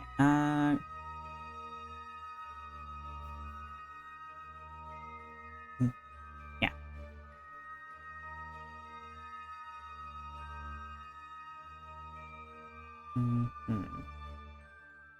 So, actually, we want this to be alarm. Okay.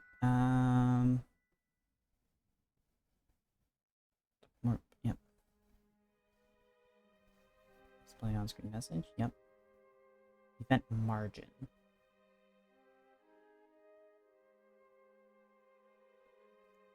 What does this mean?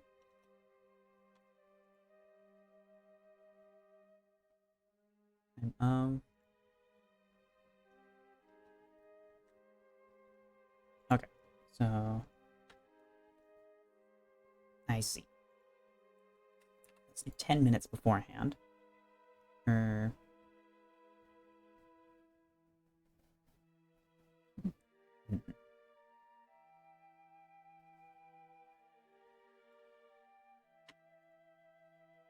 It's the day before. Yeah. Supply change. Okay. So we're gonna leave you be. Moonheart 1. Minheart 1, not Moonheart. We're gonna leave you be. Oh, tab switches focus. So, oh. I see. That's how close we're getting. Neat. Okay, Uduna jump scare. Let's head to tracking center. Or station.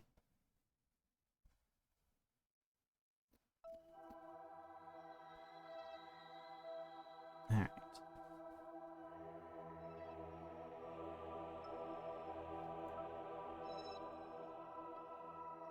And we'll warp to the completion of Moonheart 4.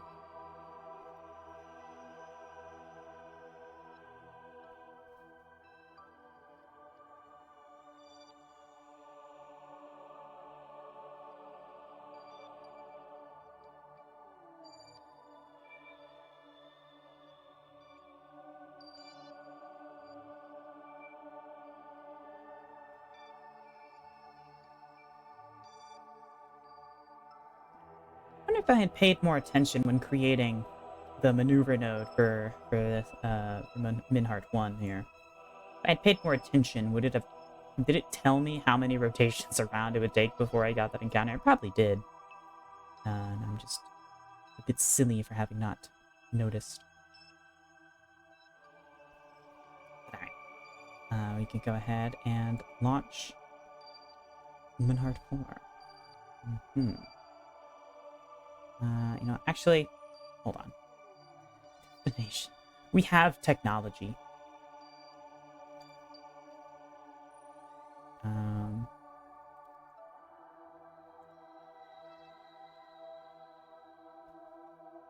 Oh, is this only planets? It doesn't do moons?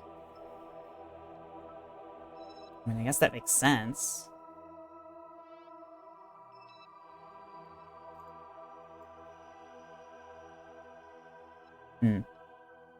Okay. Well.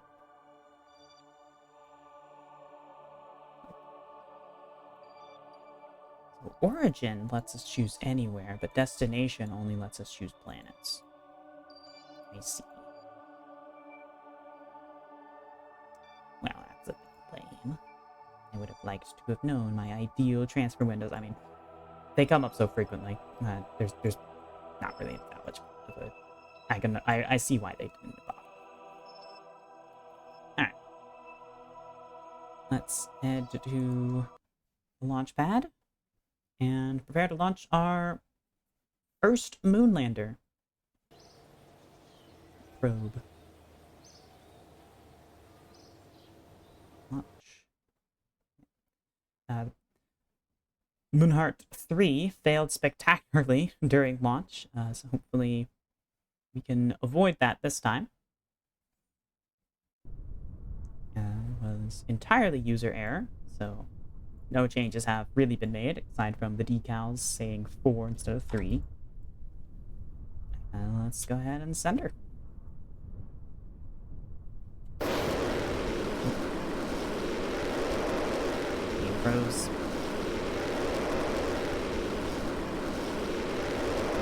We're off.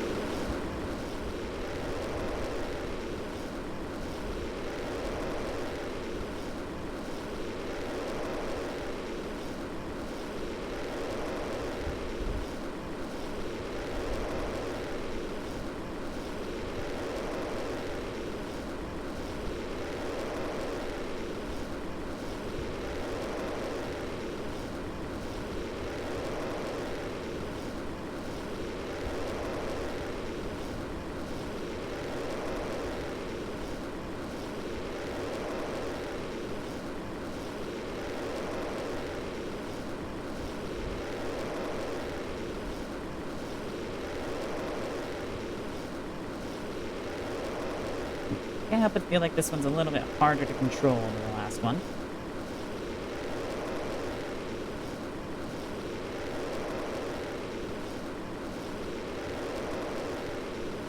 I'm going to pull up on the stick. Keep us at the 45 this time around. We're rolling a lot more. Okay. We're high enough in the atmosphere that that's no longer an issue.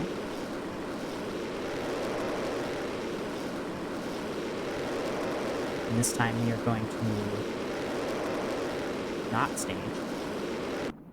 We're going to cut throttle, which is the button I meant to press last time.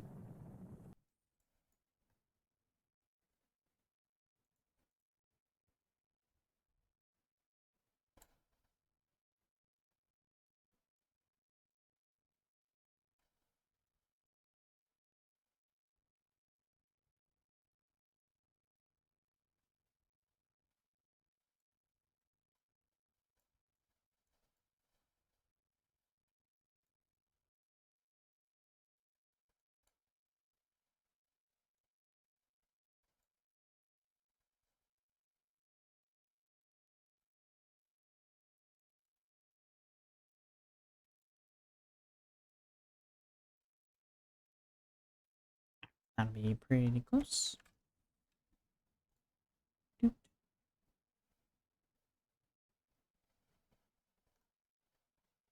We are turning very slowly.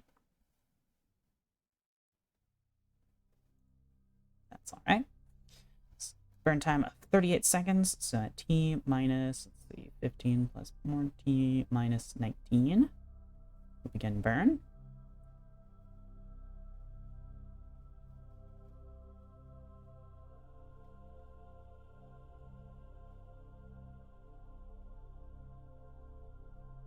And there we go.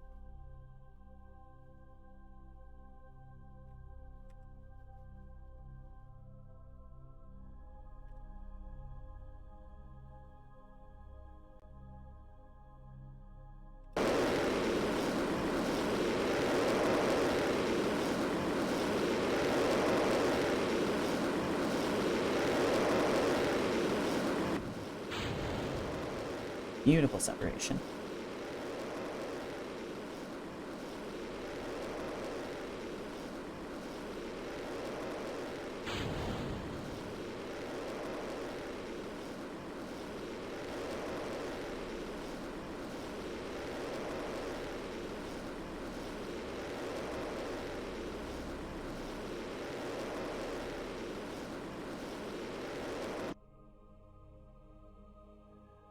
Alright, good enough.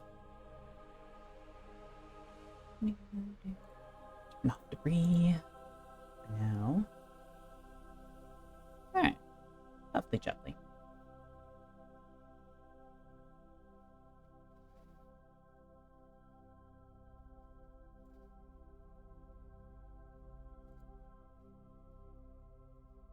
Right.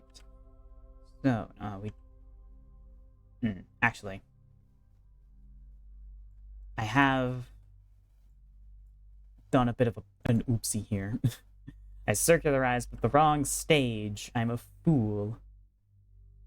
Yeah, even with this tank empty, we still have too much fuel with us in this this rocket design. So we actually need to redo this a little bit. Because I don't want to leave this stage up in orbit, where it will be clouding up. Yeah, we don't want to clutter low Kerbal in orbit with a bunch of debris, so we're gonna deorbit this guy. Okay. There we go.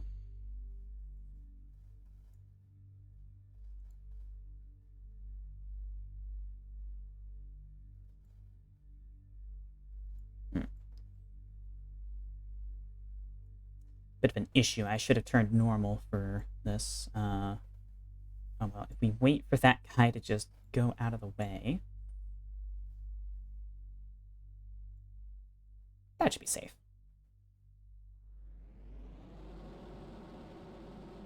Yep. Right on past us.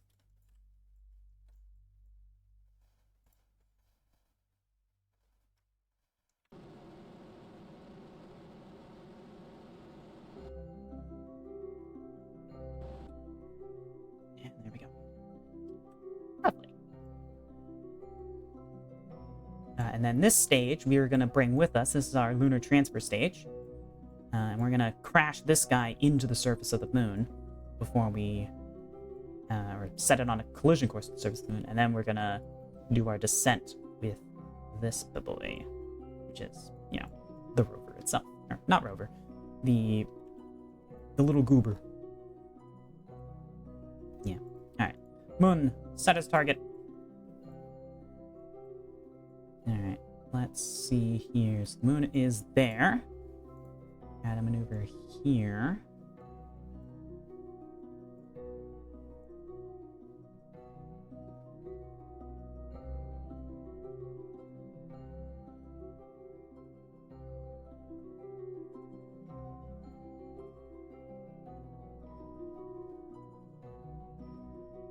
Oh, we have an intercept. Excellent. Does this tell me how many rotations around before that happens?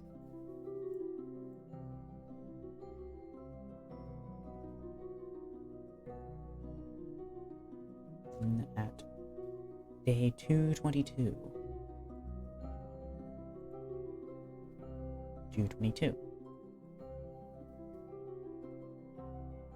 Perfect. All right. Yeah. So it does tell you. Just have to You just have to pay attention and read. All right. Cool.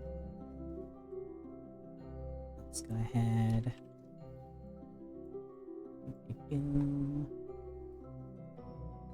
That puts her in position where the solar panels are working. Good. All right, we have a 3-minute burn, so at 1 minute 30 seconds, we'll begin burning.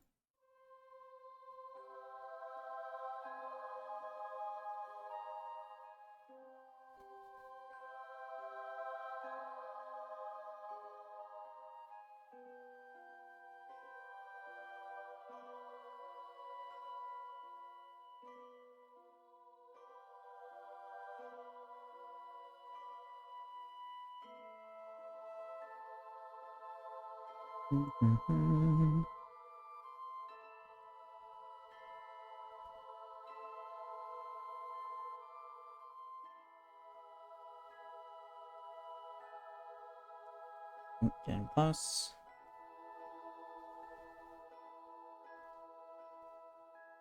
Just a few seconds. And burn.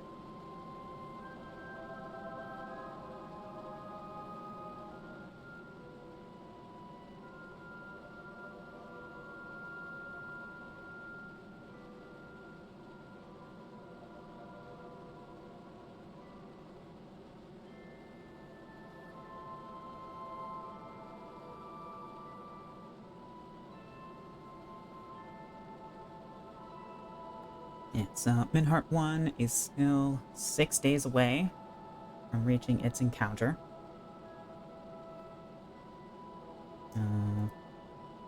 Still...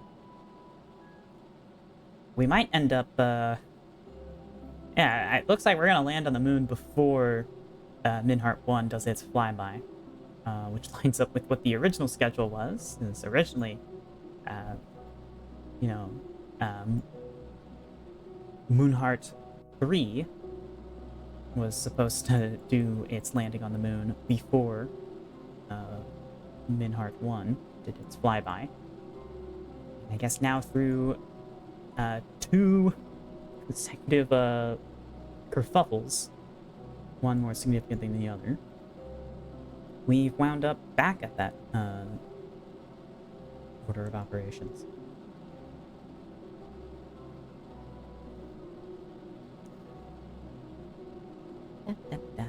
Burn through the atmo, or about the atmo, burning outside the atmo. It's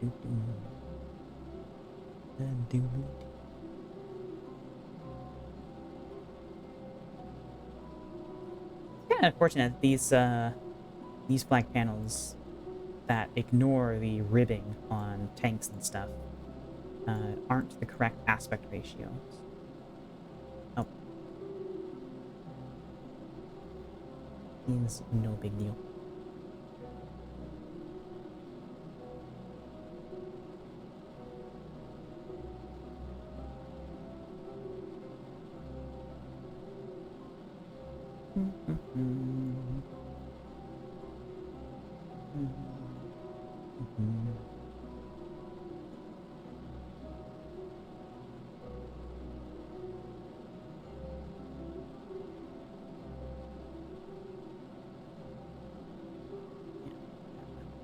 Right, lowered the amount of fuel in there to get the Delta V numbers to be where I wanted them.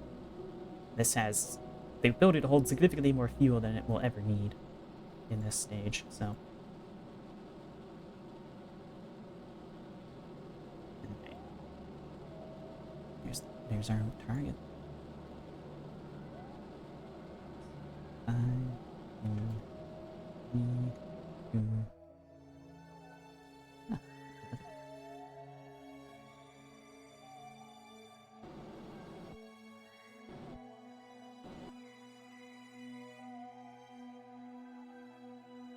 Alright, lovely.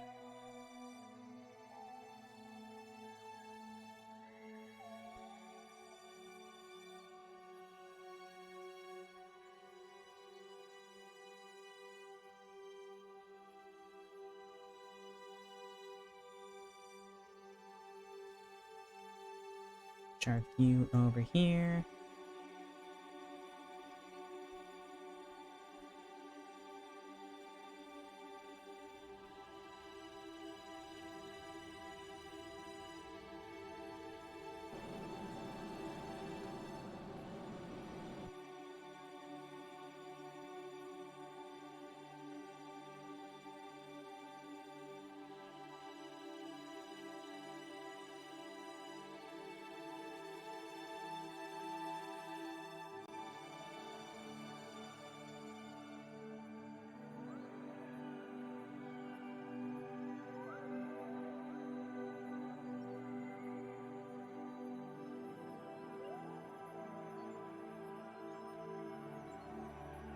Mm-hmm.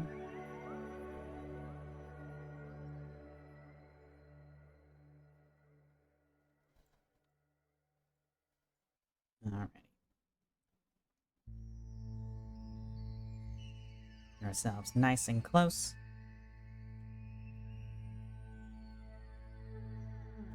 And oh, it looks like I miscalculated. We're not gonna be deorbiting, starting our deorbit with this guy. We're gonna have. Actually, I wonder if we'll have enough delta V if I've miscalculated this much. Should I go for a direct descent instead of an orbital? Instead of circularizing, should I go for direct descent just to ensure I have enough? Have the delta V numbers?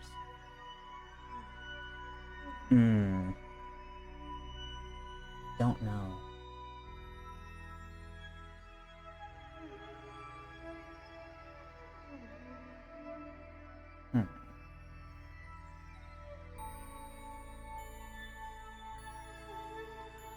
The delta V calculations. Okay. I think because I ditched the main booster, and because I wanted to crash that booster into Kerbin, I think that robbed me of the delta V needed to actually complete the mission. I built my margins too tight. And the delta V calculations I was looking at in the VAB were assuming that I was going to use all of my delta V to go to the moon instead of discarding some of that delta V in low Kerbin orbit. That's a bit of an oopsie on my part.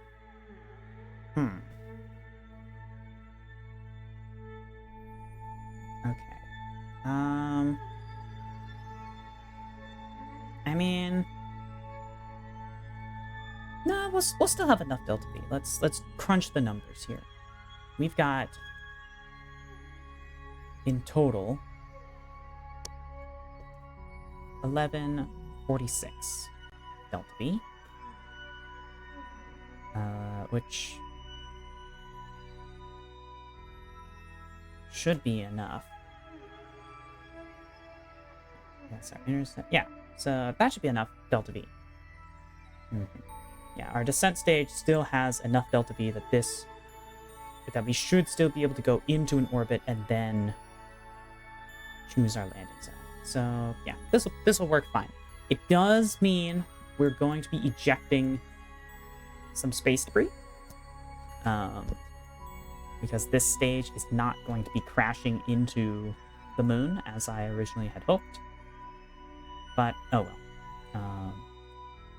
we're gonna have to live with that. All right, let's warp ahead.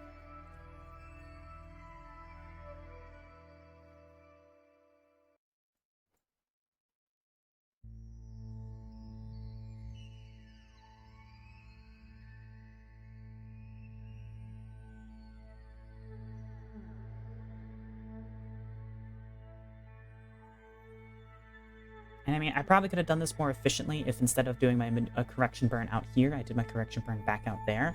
If I was thinking about it, I should have done my correction burn out there. And I might have had enough delta V to crash that rock into the moon and then recircularize, but now well. Oh, So, minute 34. It's gonna be 30 plus 15, 45 plus 2, 47. 2 minutes 47 seconds, we burn.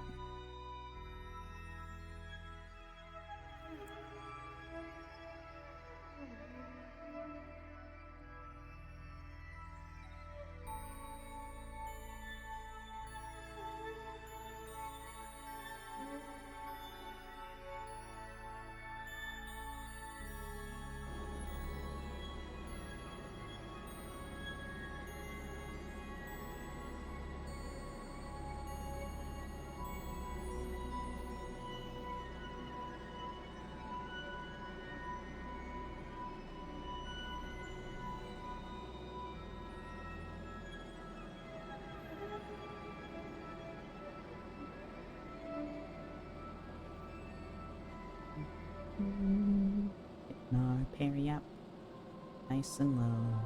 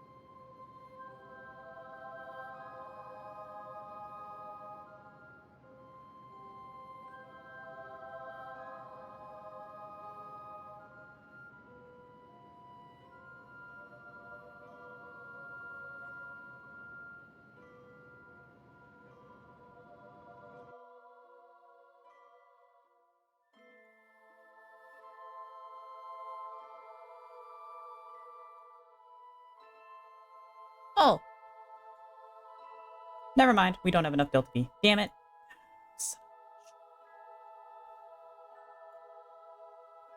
Well, shit. Okay.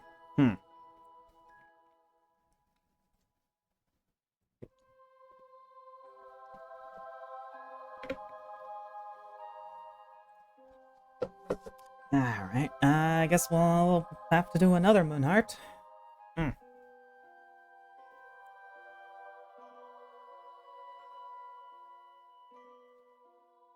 That's unfortunate. How close are we able to get? Yeah, alright, so we'll be able to get into an orbit. But, that's as far as we'll be going. Damn. Should I even bother? Or should I just let it... I just let it go into escape trajectory.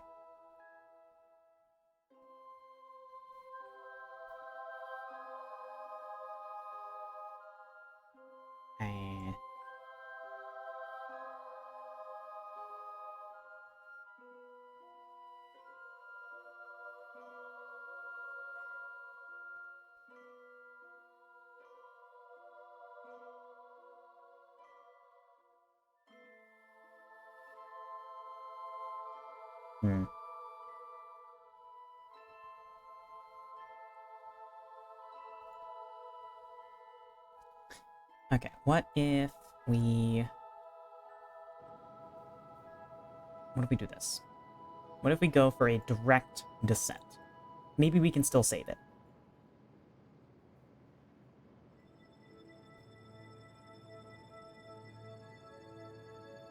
Alright, we go here.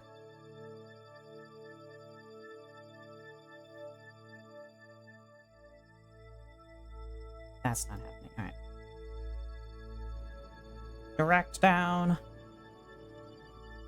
So now we're on a collision course. And then from... We might have enough Delta V to land if we do it this way. So this might... We might make it. Let's hope. Let's, Point the panels towards the sun.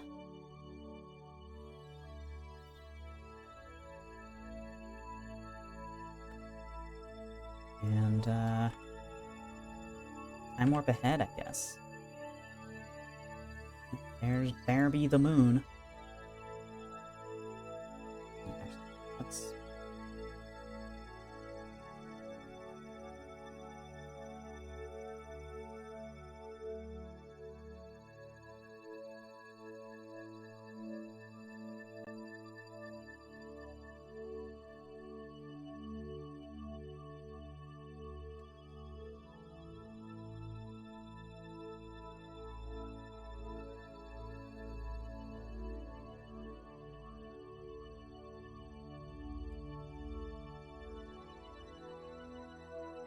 Oh.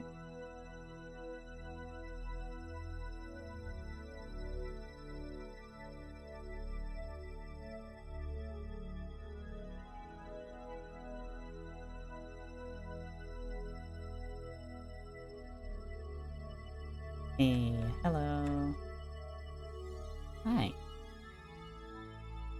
We're just too close for us to take a full picture of the moon. That's alright.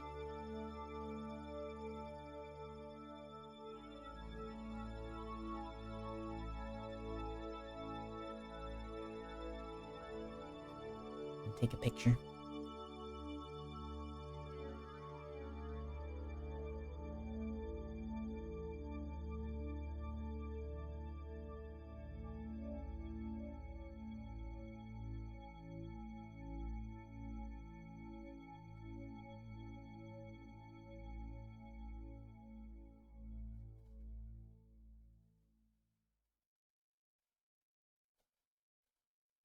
Wait till we're no longer moving. Okay.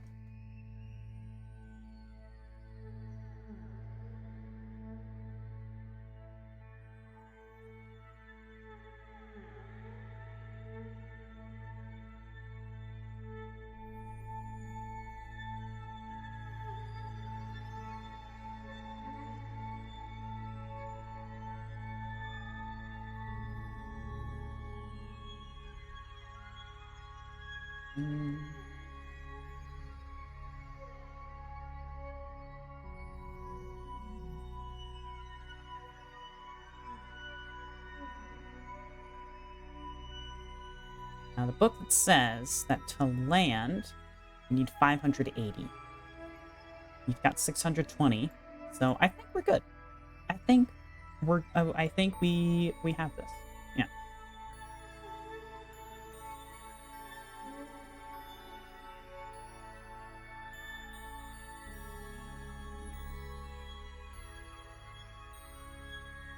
Right. Let's go ahead and deploy the landing gear. No reason not to do so by now.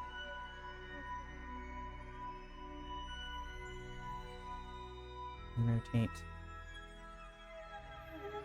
So our horizon line is level.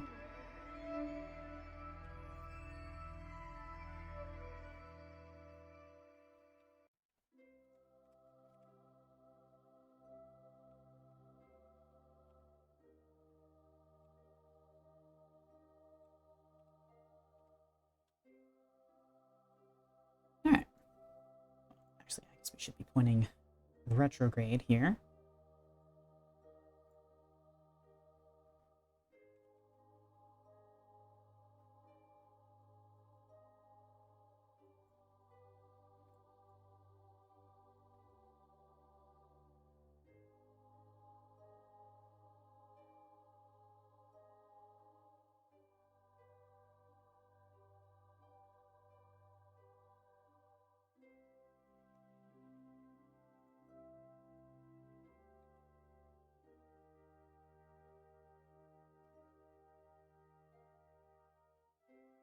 Real close.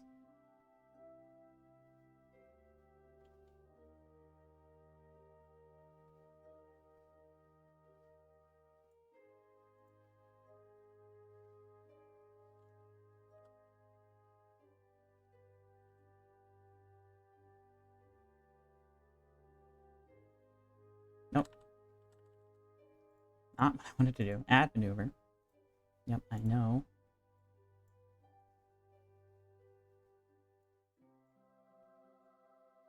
Okay. Yeah, so I really want to delay my burn as much as possible, but actually, coming in pretty.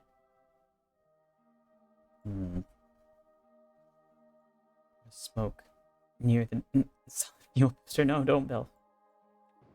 Happy 420.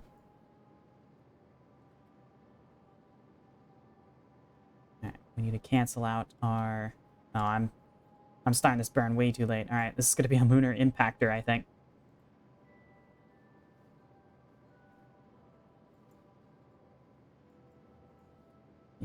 Yeah, we're not... Yep. Damn. Well...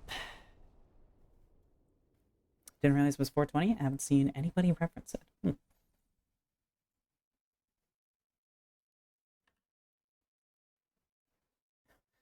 The debris has already flown so too far away for us to switch to it. Oh boy. Yeah, alright.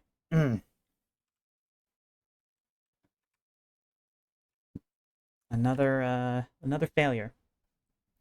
Okay. Technically that's the first probe to impact the moon, you know. We have that.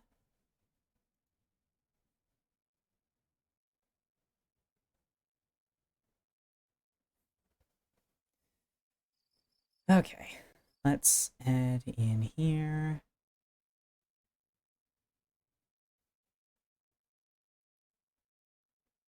Alright, Moonheart 4. You did not work. Moonheart 5. I have high hopes for.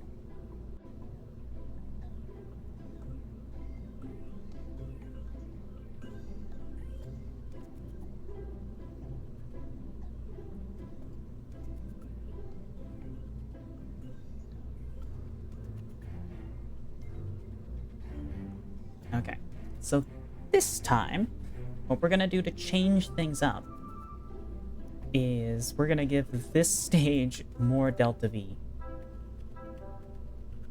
by giving it more fuel.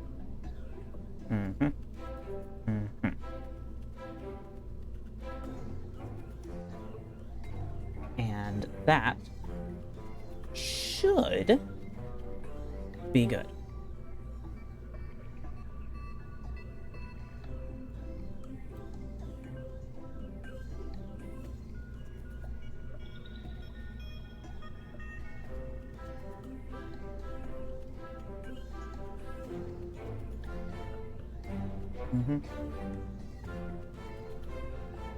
Right?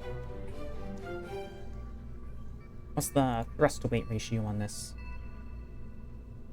And let's put it to the moon. 0.66. Okay.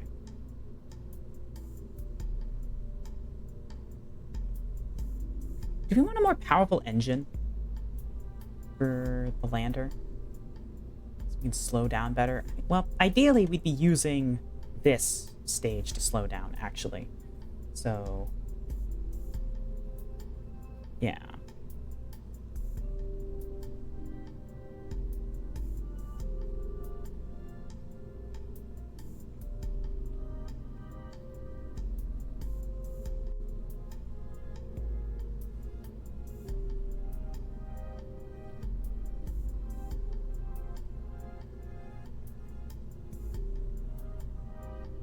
Okay, we've reduced the fuel in there.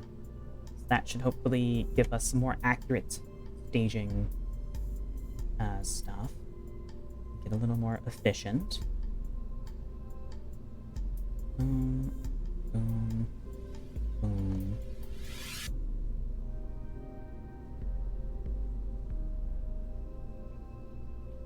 You should be your own thing.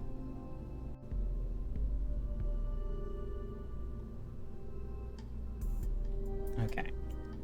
And I think that'll be good.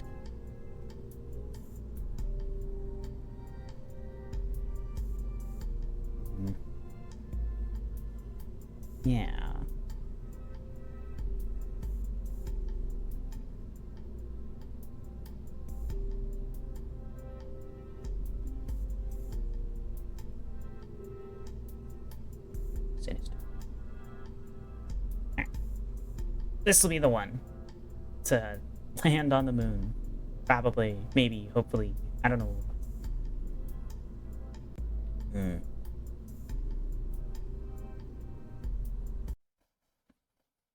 If it doesn't, we'll take a break and build a spy satellite, and then we'll come back to it.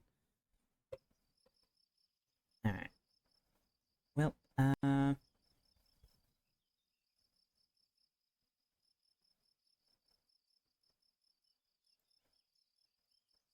what's this one heart for? Alarm for.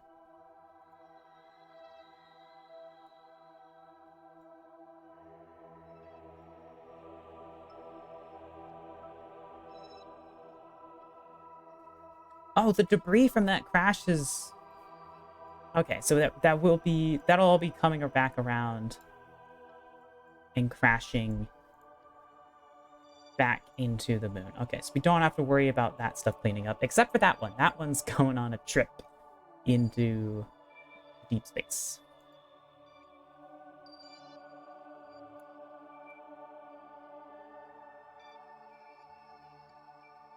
Oh, this bit of debris landed.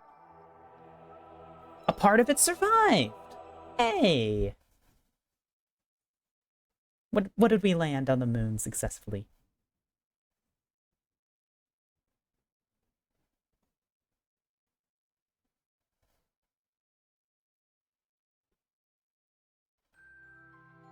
That does not look landed to me. I mean, I guess at the speeds it was heading, it must have glitched out. But, yep. Cool. Alright.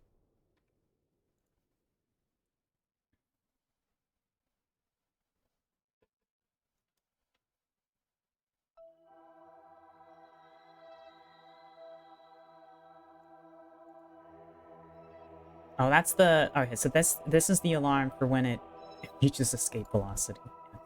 Or, it's already at escape velocity, but when it reaches its escape. So, yeah, we can delete that. Next up is Midheart 1. Alright, let's just go ahead and retake control of you.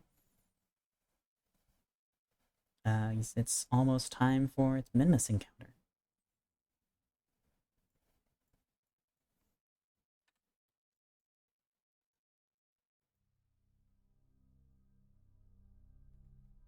Yep. 4 hours.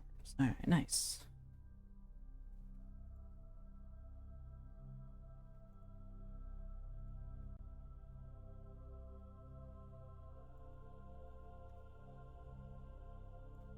Alright, we'll have a nice long window here while we're in its operation. So, yeah, I'm not gonna try and do anything here. Yeah. I'm not gonna get fancy with it. Now, when we exit out of that, we are going to be... Yeah, so...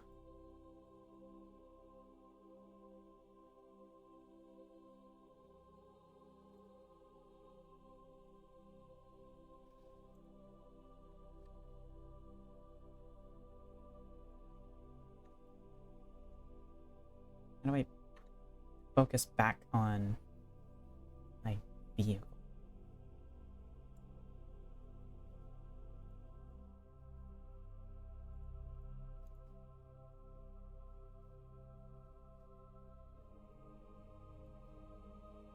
How do I focus the view back on my vehicle?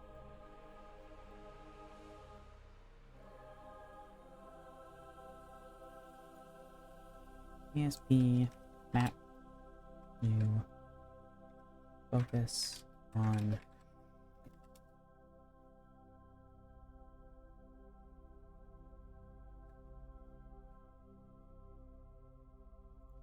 backspace?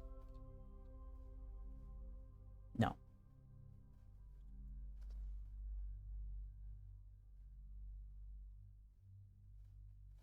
Or the tilde key. Okay, tilde key. That's half my name. Oh. Yeah, And then when it escapes, it's going to go into this orbit, which we will modify so that it collides with Kerbin, so that we don't have debris that we're leaving out. All right. Nice. Can we see Minmus yet?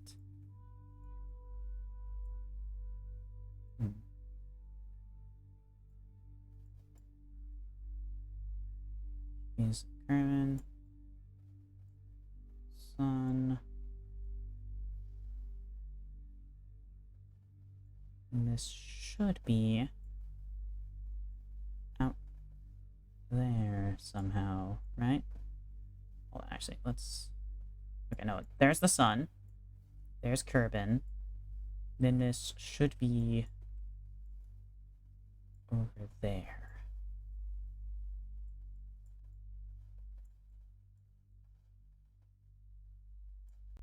Somewhere over here. I don't see it.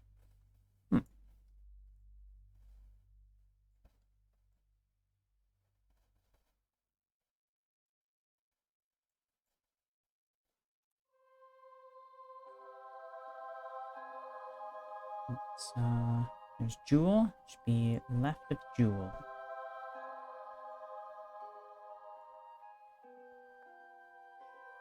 Let's see Minmus.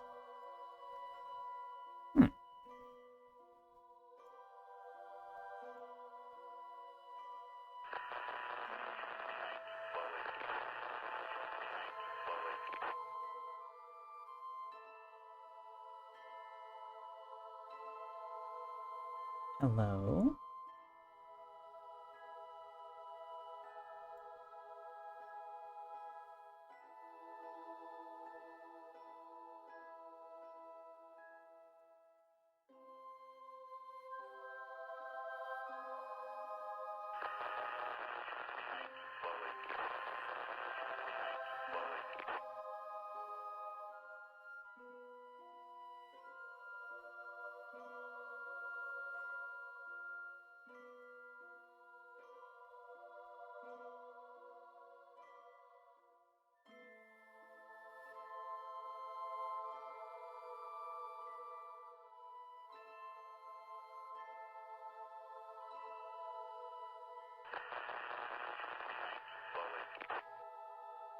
Was it not this orbit? Is it the next orbit? I think it's the next orbit around. Gosh, darn it.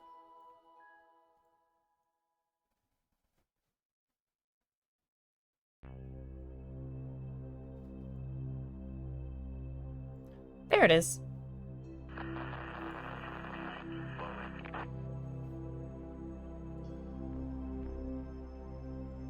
And yeah, it's the next orbit. Okay, well, hey, you know. Oh, yeah. Day 228, day 230. Yep. We had our alarm set at the wrong day. Oh, well.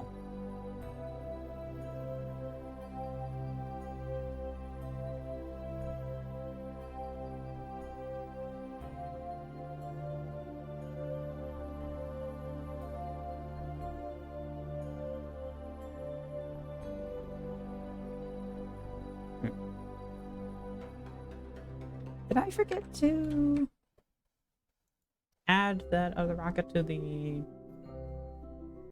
build queue? I didn't see its alarm.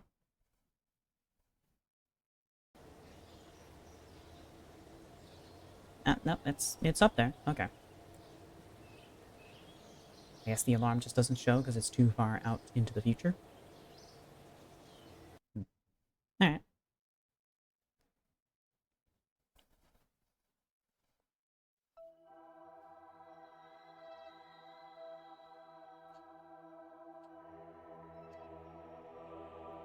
Da-da-da.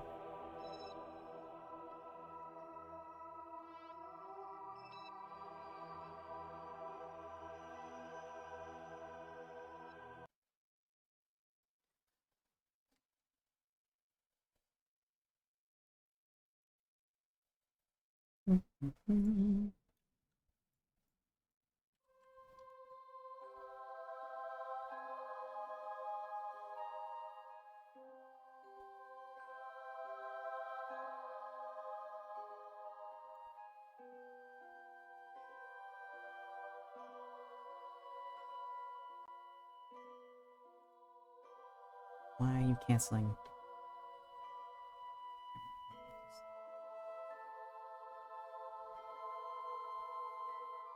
Minheart. Minheart 2 complete.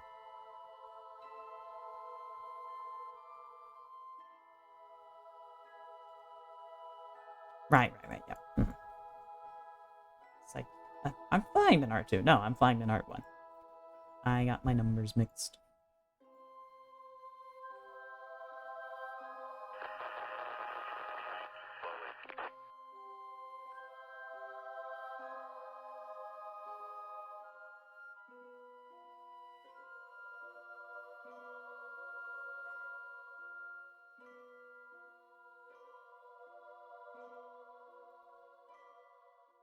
Oh, is this my Minmus flyby?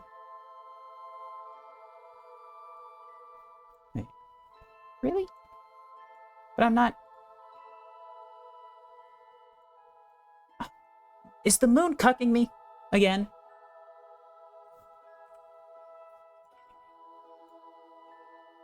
It's right there.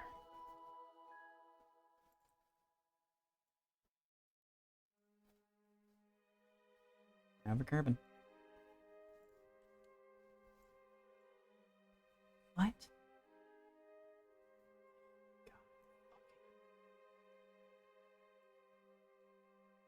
You're kidding me.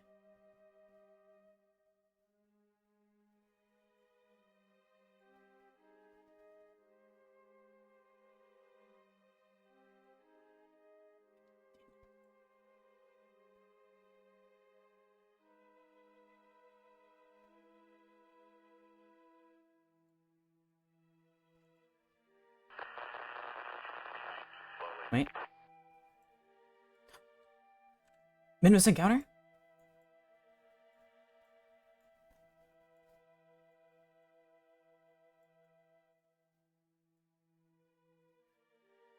Harbor Minmus!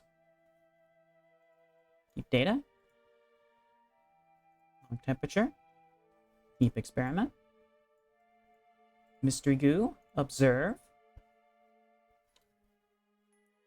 Line space over minutes. You feel like eating the goo.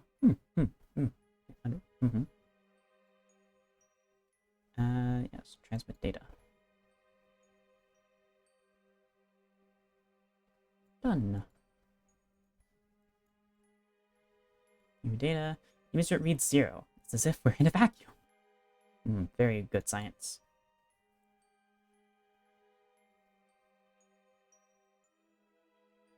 And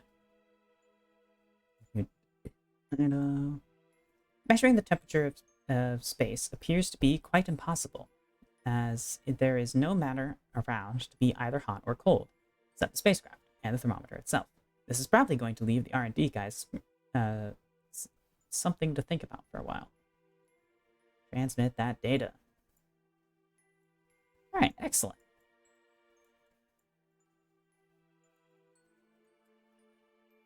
Now, I think Minmus...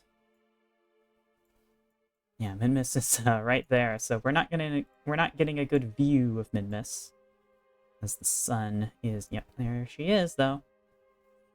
Wowee.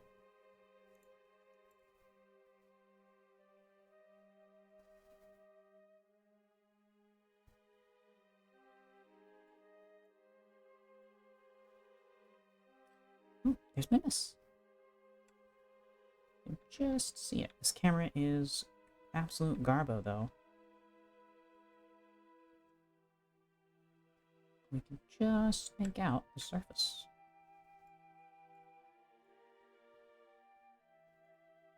Capture a photo. And you know what? I'm gonna have a look at that photo.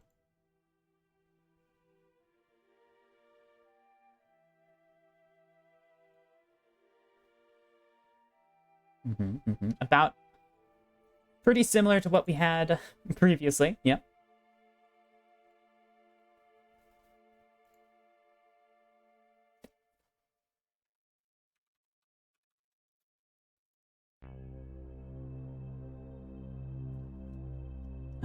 With the moon photo, where it's really hard to see. Although it is slightly less grainy than Oh, it's definitely less grainy. It's much higher resolution than the previous far side moon photo. So, you know, not could be worse.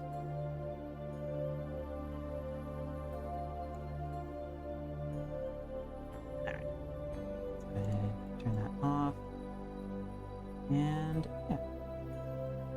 All right. So the moon did not defeat us, actually. Now, that was a really confusing this is a really confusing flyby here. The way the orbits are arranged, it's on the map, quite confusing. Yeah, that was our closest pass. We are now on our way back to Kerbal.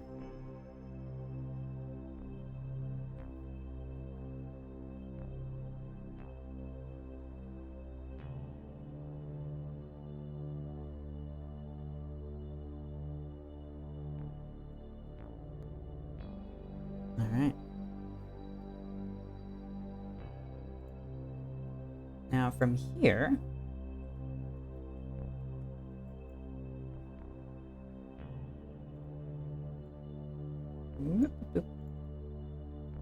we're going to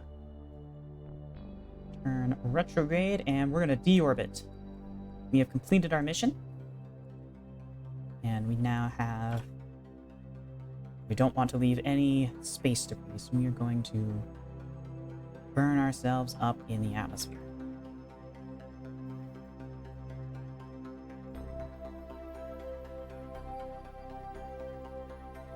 Alright, that'll have us burning up over the ocean. All will be well.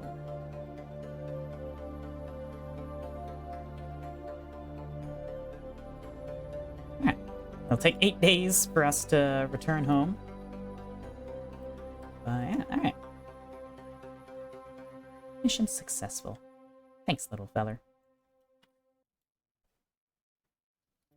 Let's go ahead and get a screenshot of you in action.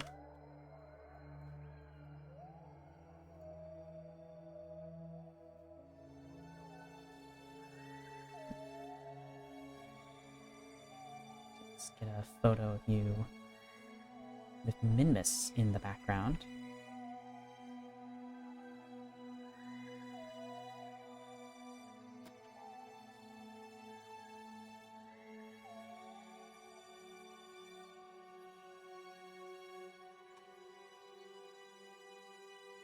There we go. Lovely!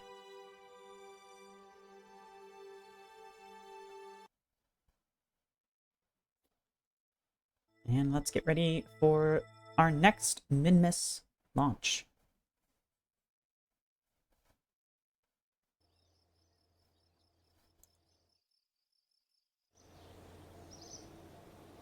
Alright. Actually, before we launch that, let's design that spy satellite.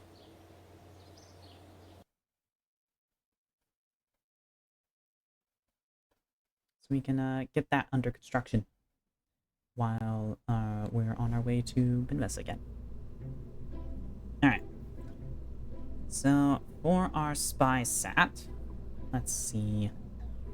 Go with this little goober. Reliable little probe core. Of course, we're going to need a camera. Now, we're not going to be using any of these. We're going to be using a better camera. Let's see, what category are... Yeah.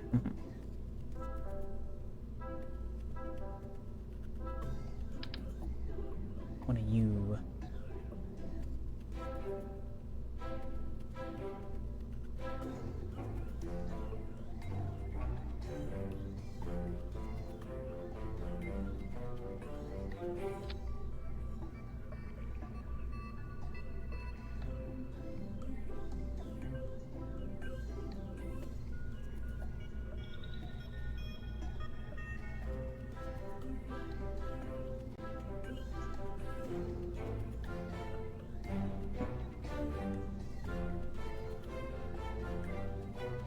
Now, for our purposes, we're just gonna pretend that this is a good film camera, but you know, we don't really have. I don't have any mods to actually add film cameras, but you know, we're just gonna pretend. You know, this is a for funsies role-playing mission. This one, so it's fine.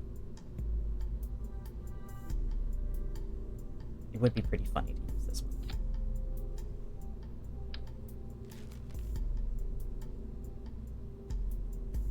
All right.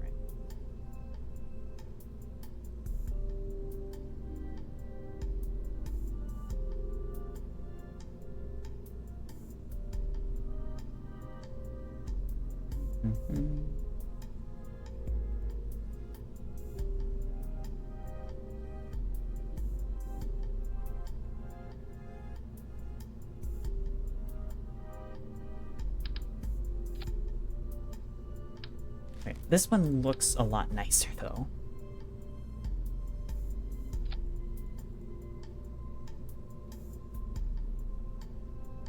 Oh, and it's a Neptune camera. Okay. Field of view. Can we make you smaller? No. Okay. Well, whatever. Actually, I think this is in fact modeled after a film camera, so this actually kind of works out for what we are intending to use this for.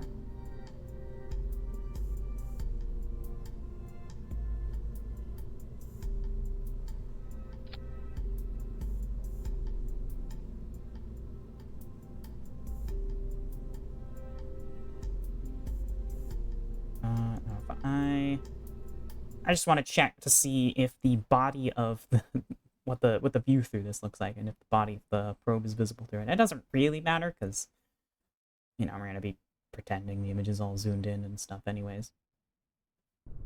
So really, I don't need to do this at all. Actually, I'm curious.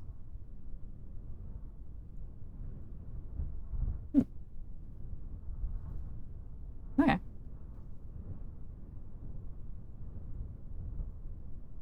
Seems to work just fine.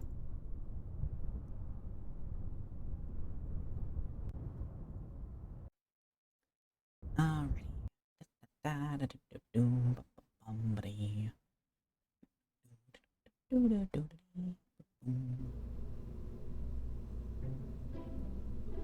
Alright, so that little feller is gonna sit right there. Now, let's see. Does this have SAS? Prograde, retrograde, hold. Wheel torque 0.25.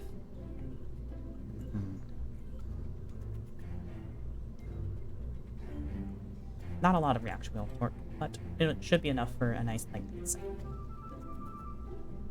Alright, for the body. Welcome back, Missy. We're building our spy satellite now. Let's see, what should we do? Body of this.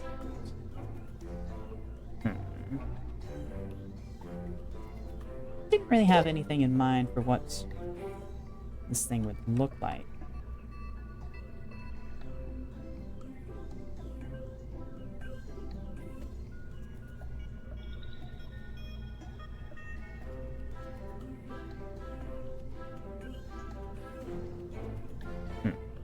Just looked up what Soviet spy satellites actually looked like, which is something I probably should have done beforehand. And I'm seeing a pretty cool looking Vostok Tribe spy cam. And I might go for that instead of this.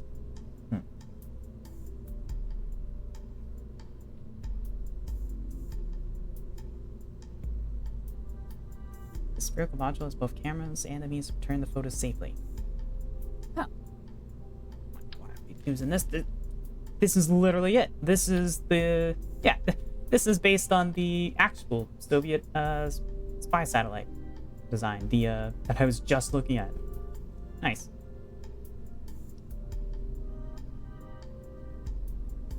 So, we've got our camera here. We've got 3 separate cameras. Wow.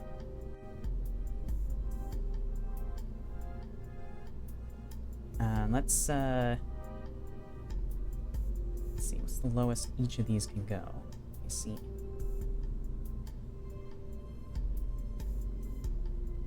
Well, it's a spy satellite, so we probably want that sort of... that. Oh, that.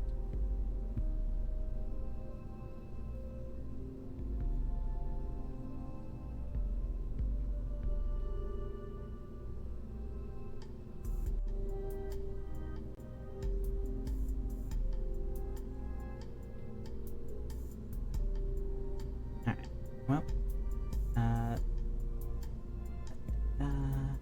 does it have a hidden capacity to drop tungsten rods? No, it's just gonna be taking pictures. And then returning said pictures safely to friendly territory. Put that on there, and we're gonna put... So I've realized that this guy here, this is actually meant to be the conical bit on the Vostok.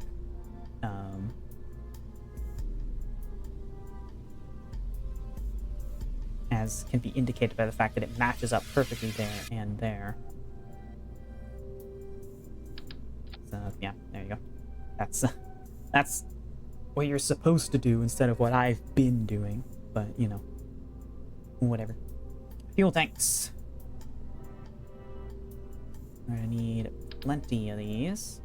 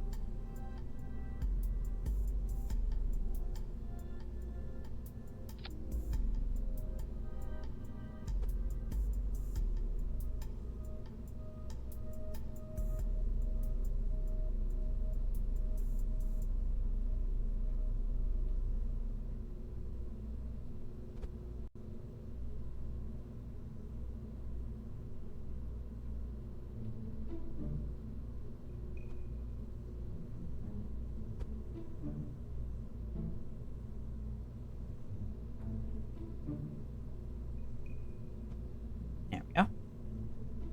So that, yeah, plenty of fuel.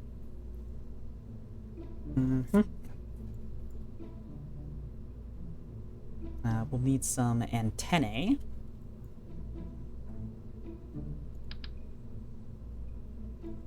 Just one of these. Do...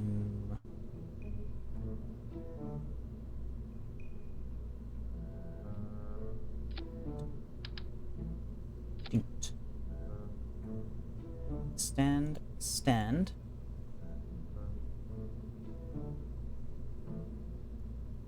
We're gonna rotate you up, you down. Yeah. That's have a picture here of what the satellite looks like. I don't have a deer-based pun for what this should be called prepared. So the actual thing is called the Zenit, Z-E-N-I-T.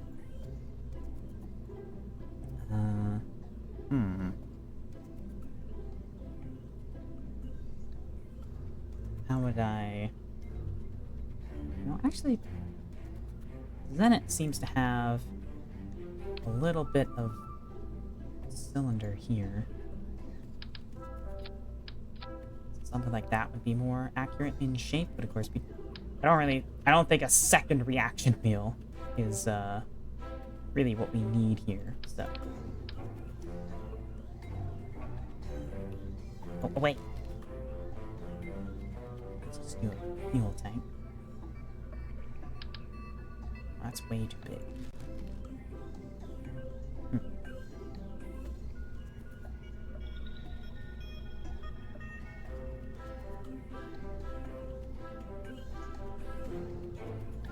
Actual.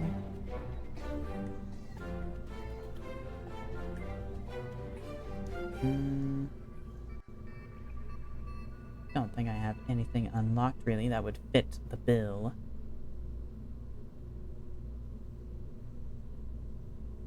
Oh, service bay might.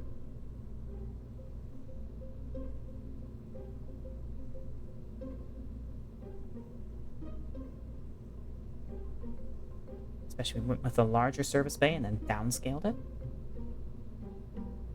But I don't know. I mean, I can't think of anything that I would actually put in that spot on this. 'Cause we don't really need to do anything science related on this. We're just putting it into orbit. So, and doing it, you know, taking some photos. All we really need out of it.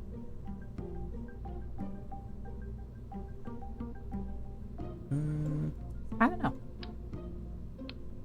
Let's go ahead and grab Rock 4.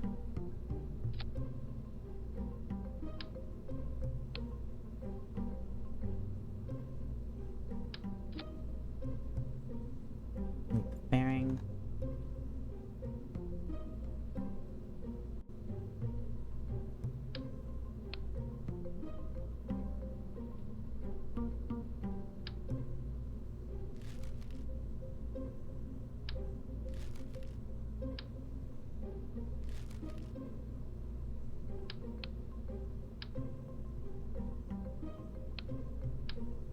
Yeah, I should probably update my ROG 4 save.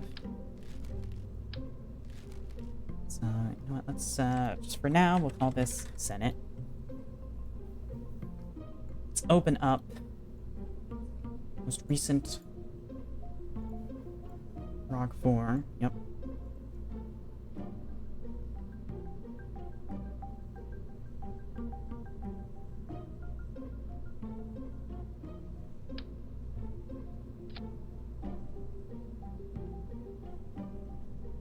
Assemblies. Doot. ROG 5.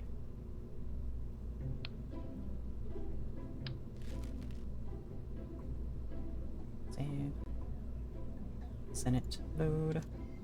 Red Director, your attire does not accurately reflect the prosperity and wealth of our great nation. I'm sending you a new uniform post haste. Ah, I see.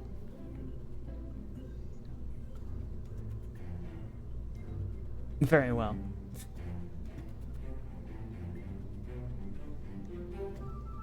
Been a while since we've had this redeem. Been a while since most redeems. I'll be real. Oh, actually, that reminds me. I need to add the science outfit to the outfit change redeem. Haven't done that yet.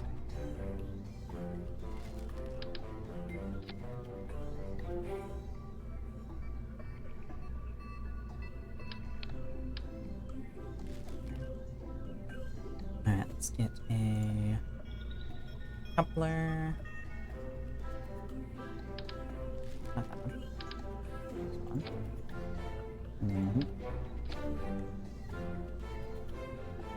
Much better, Comrade Director. Flex on the ops.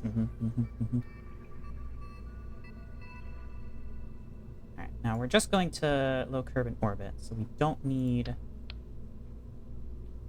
all of this.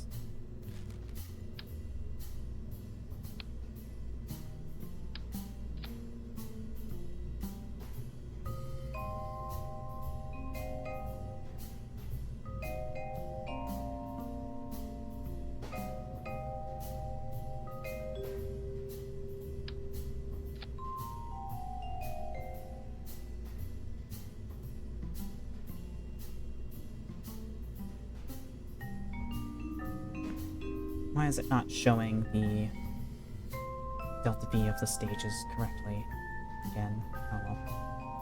Alright. So...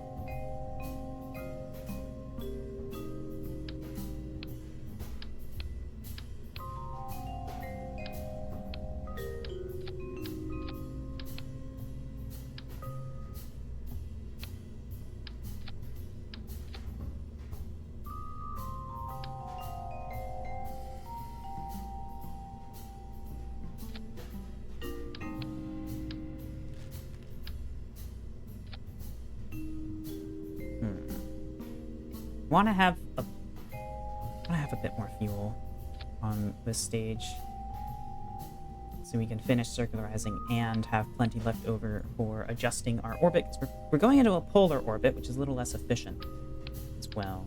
So it's a bit tall, though. Oh, this one's free to unlock, and it's a Tundras tank.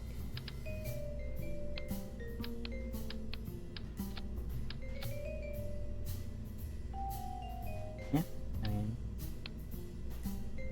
it's a tank.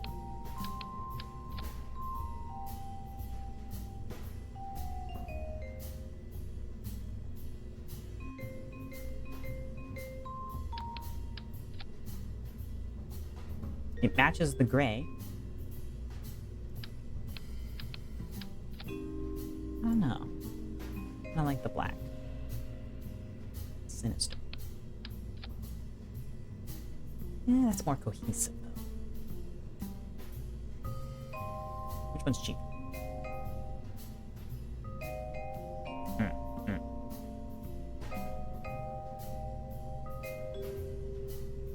Yeah, it holds the same fuel as this, but it's significantly more expensive.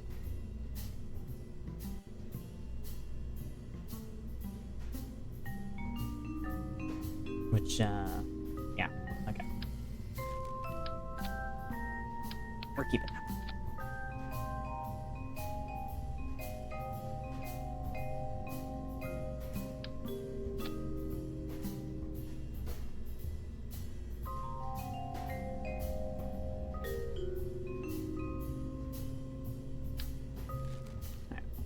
Don't want any branding on the booster stages. So this is, of course, a overt mission.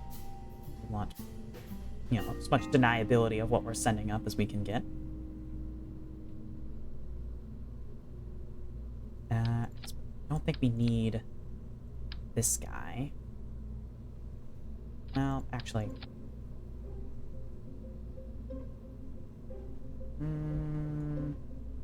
No, because we already have that. That should give us more than enough. Probably. Mayhaps. Okay. So now... That's 965. 780. Yeah. Yeah, well. Still more.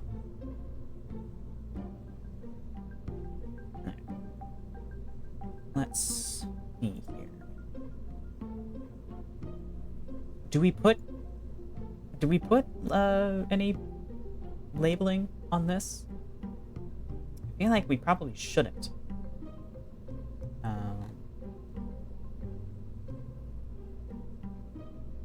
But I don't know.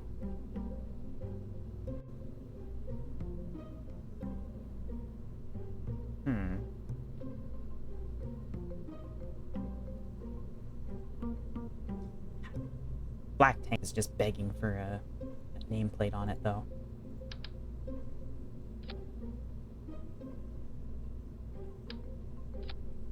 Just as a treat. Of course, this does still leave us with not having a name for this vehicle. This guy's has an ATF satellite. I don't know. I feel like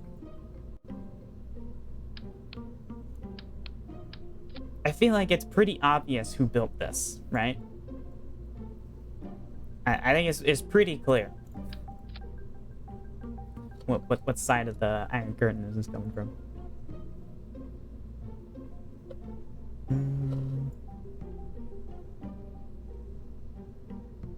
What should we call it?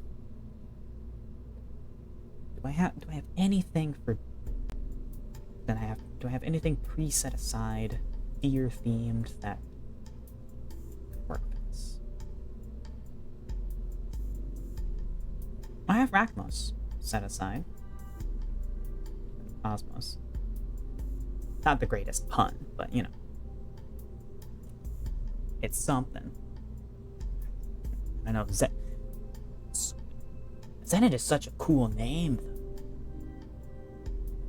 The Soviet secret military project in space have really cool names.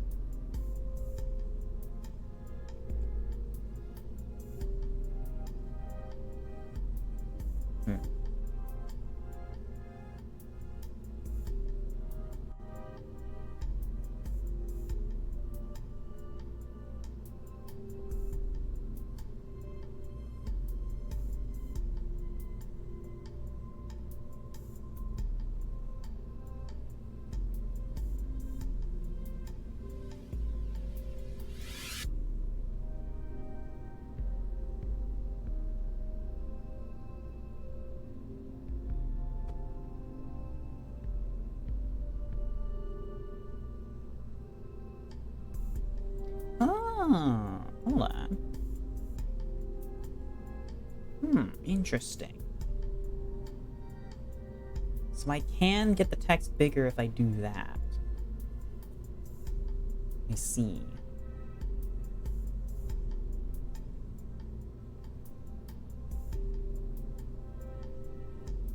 It's still a narrow box, but you know.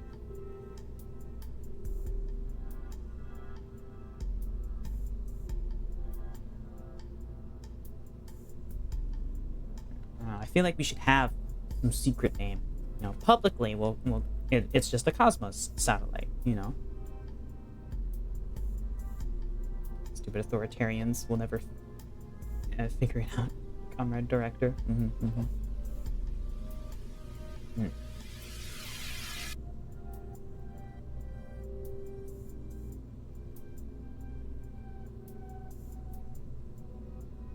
I don't know. All my present satellites have just been Stagnix. I haven't done any Rachmos satellites yet. Should I just make Rachmos? Nah, Rachmos. We'll do this as the public-facing name. What should each secret name? So Soviets did that a lot. Like the Almaz stations, which were their spy space stations, which we'll get to building some of those later on. Those were publicly Salyut stations. So Salyut 2 was actually Almaz 1. But you know, to the public, they told everyone it was Salyut 2. You know, just another regular scientific space station. But its big open like science bay was replaced with a giant ass telescope camera. All right. Name.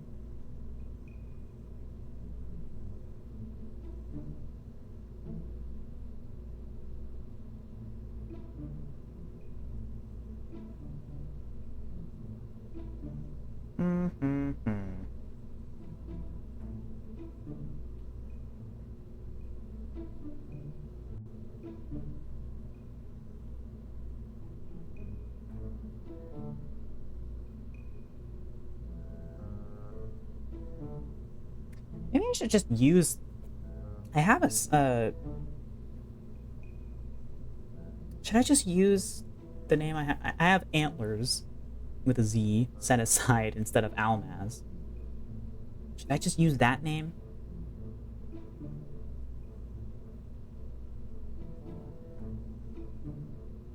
Yeah, I'm just gonna use that name.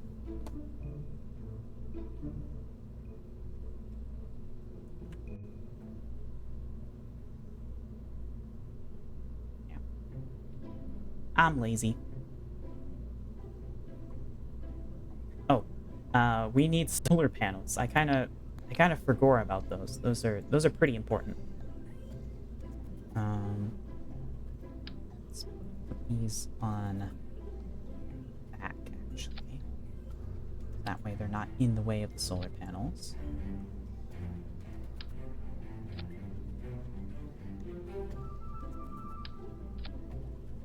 Mm-hmm.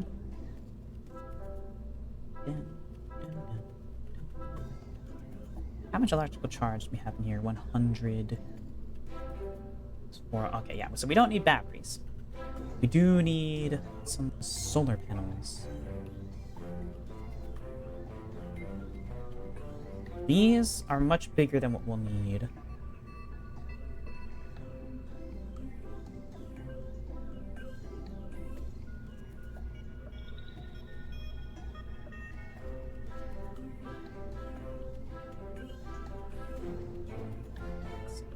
Charge 0.8.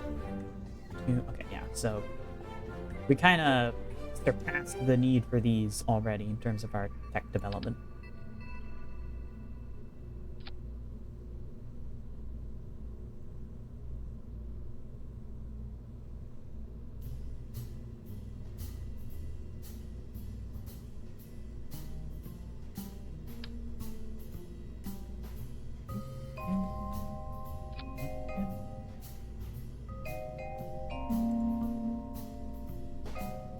Central mount.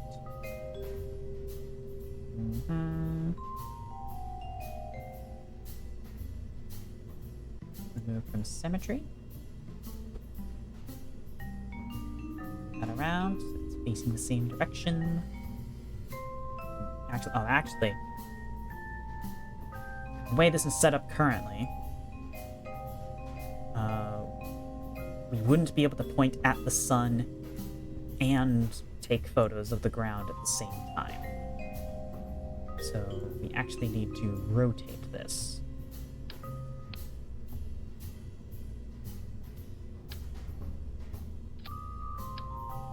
So let's see. We're taking photos of the ground.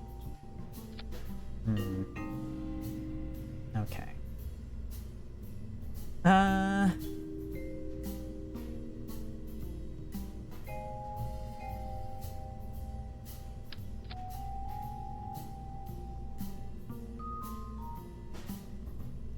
Actually, let's just...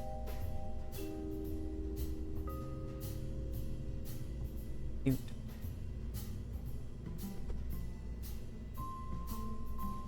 Shoot. Yeah, there we go. That'll do it. Alright, now we do need a fairing. Get back to work. Thank you for tuning in. Have a good day at work. Alright.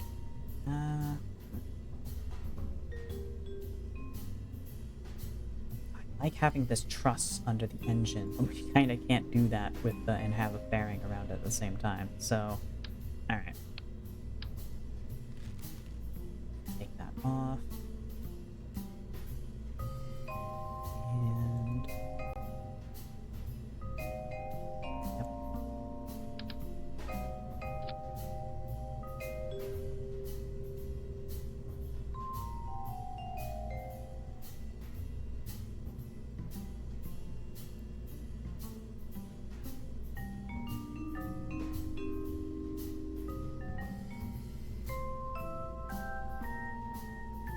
That's not wide enough.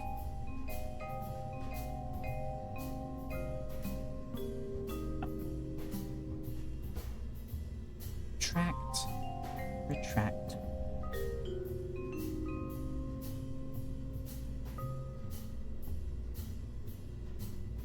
I should put a decoupler in first.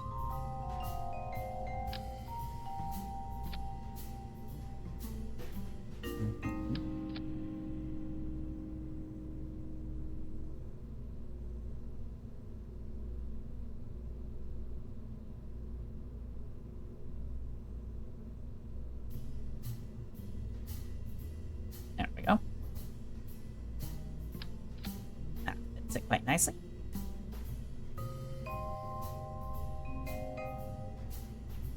Alright.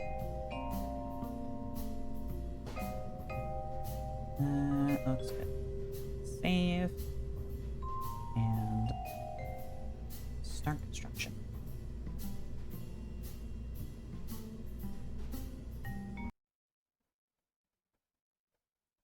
Alright, so while that is being built, we do have another rocket to fly out. Yes, Minhart 2 is ready to launch.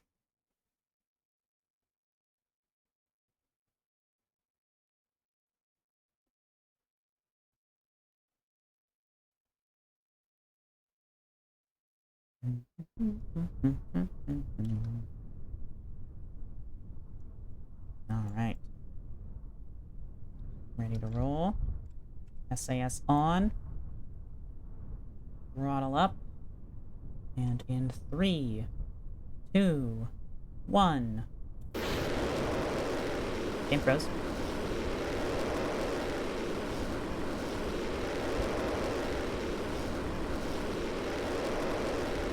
And we're good. Game just does that sometimes. It's fine.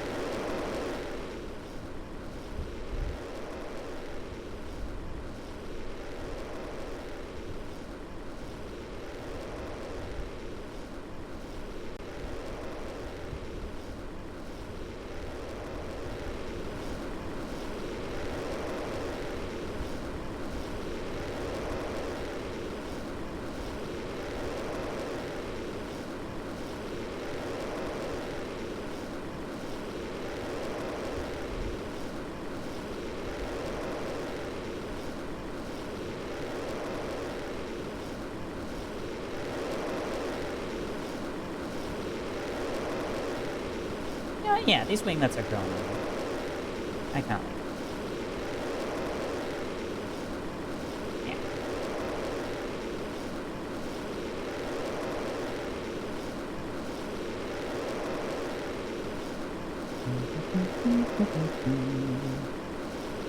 Did I remember to lower the fuel in this tank before liftoff? No. Oh, I didn't even unfuel this one. Whoopsie. So we're gonna have plenty of Delta V.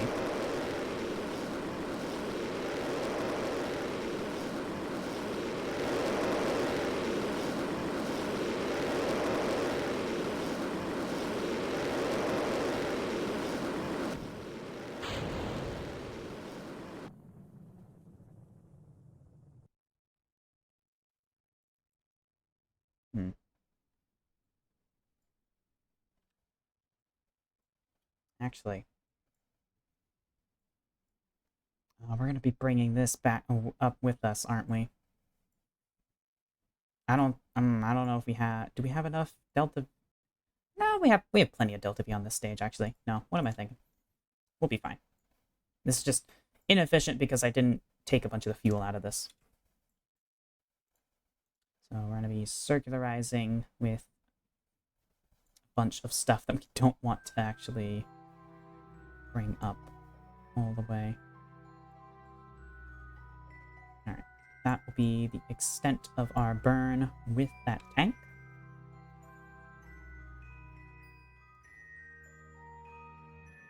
Deploy our fairing. Extend our panels. And our antenna. Lovely jubbly.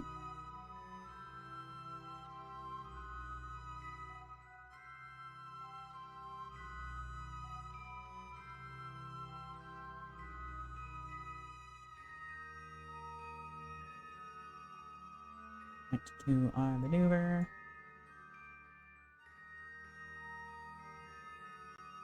And we are going to want to burn a bit early, I think. So we can circularize with this a little better. Only a little early. Not too much.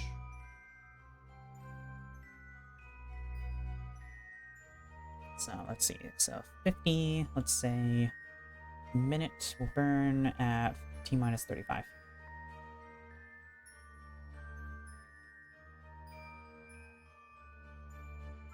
We do have a probe core on this, so we could do the full burn with this and then deorbit it.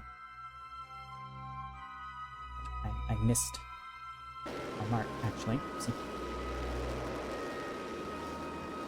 I stopped paying attention while time warping. That's on me.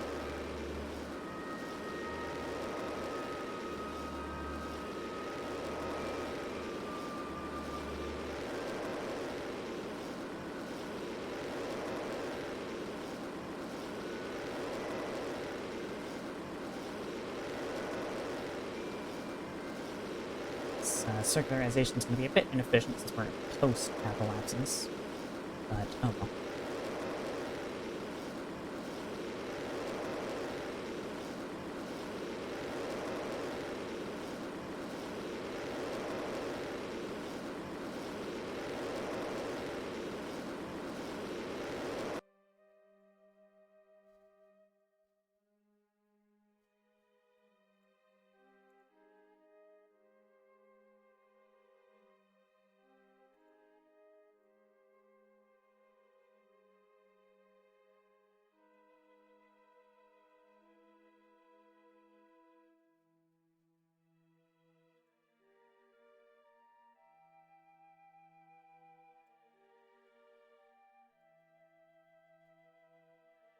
Perfect.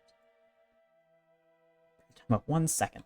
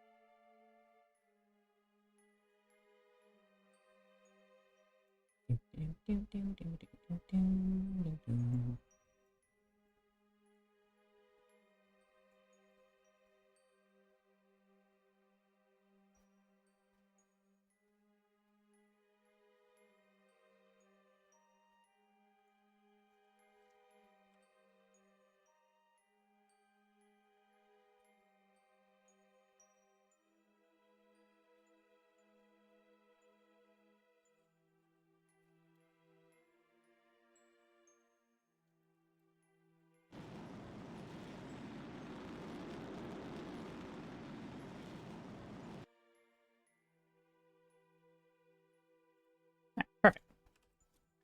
From here, we are going to disconnect. I should have gone normal for that. Oh well.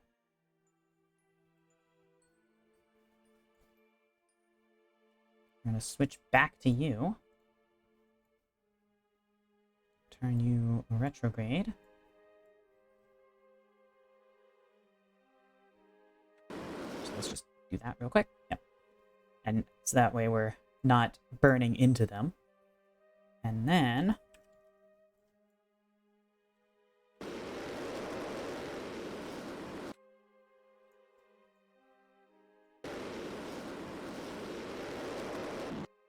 right into the ocean.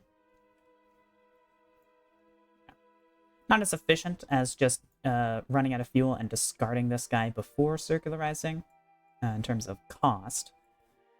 But, you know, it works. So now you can just careen to your death. Alright. In Heart 2. Yippee!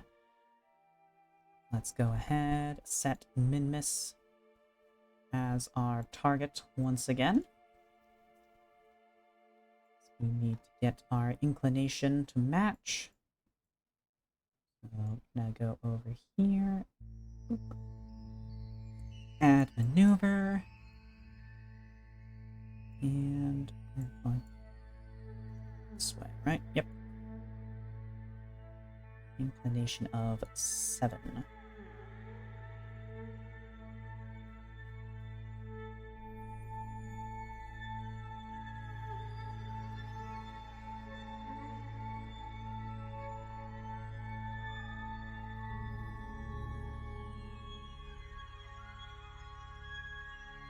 I accidentally scroll wheeled on it for some random direction that I don't want to be burning in, so we're gonna redo that.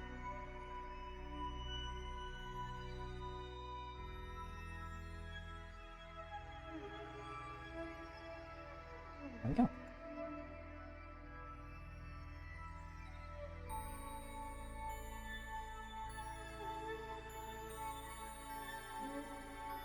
Oh, yeah, I actually want 6. It's because our node was off by a little bit. We want 6. Yep, 6 is...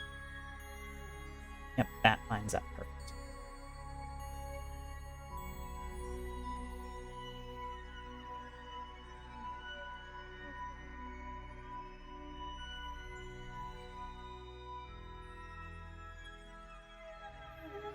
This will be a 1-minute burn. So at T-minus 30 seconds, begin.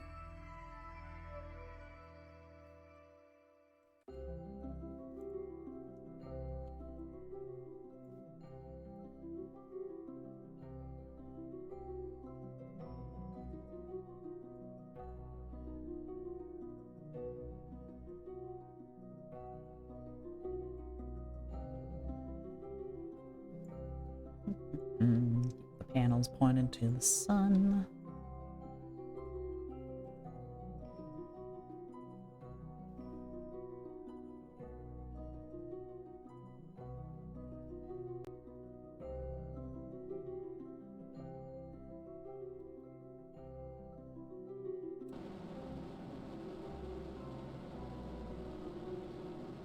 Alright. We're burning.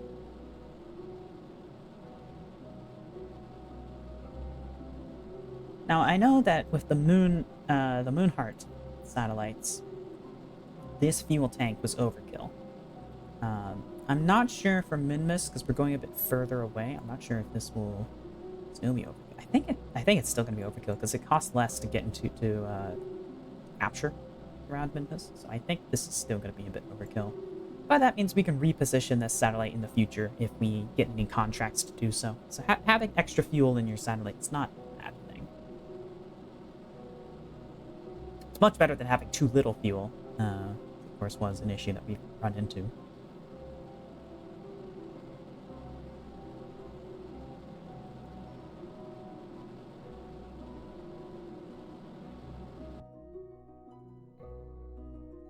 Alright, perfect. So our inclination matches now. We are in a circular orbit. We can begin searching for a encounter. So I think we're going to want to go around here.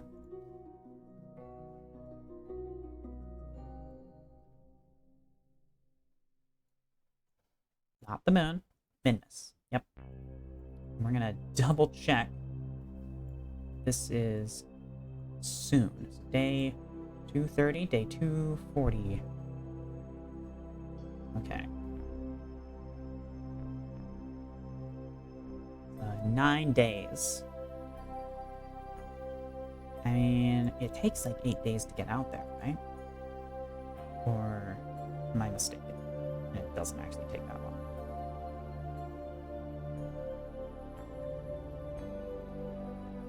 I don't know.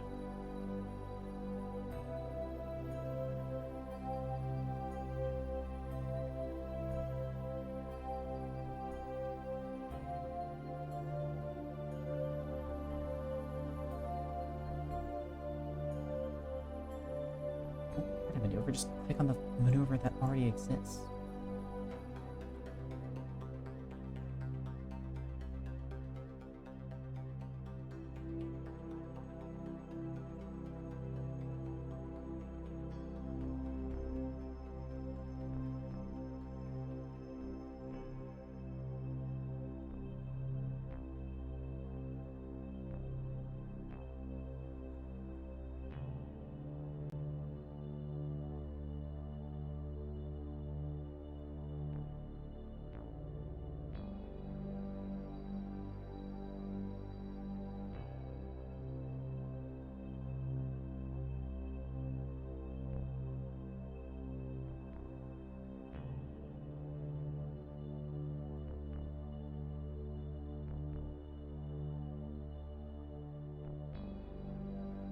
don't think we're getting any earlier than that.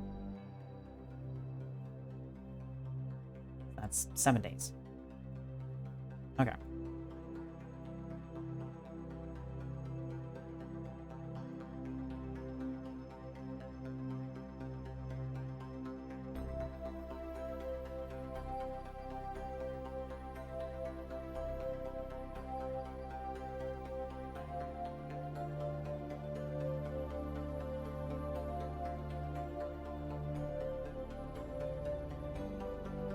You want a free return trajectory, just in case.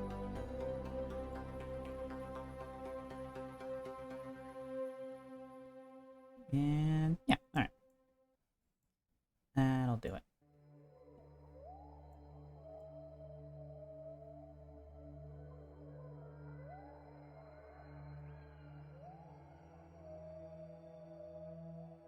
Pointer towards where we need to.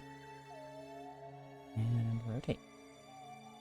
Alright, so 2 minutes, 30 seconds, so 1 minute, 15 seconds is when we begin our burn.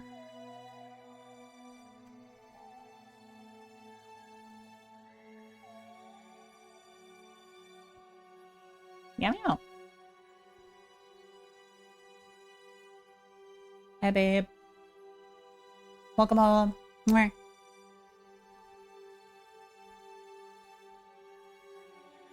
Minute 15.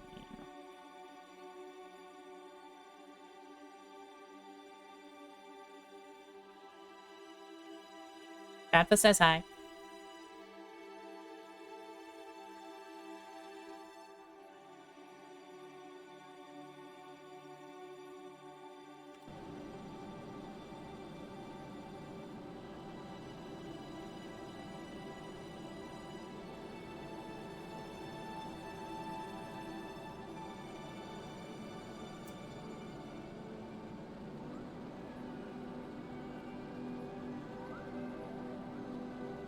Said hi back. I'm not sure how well the mic got it.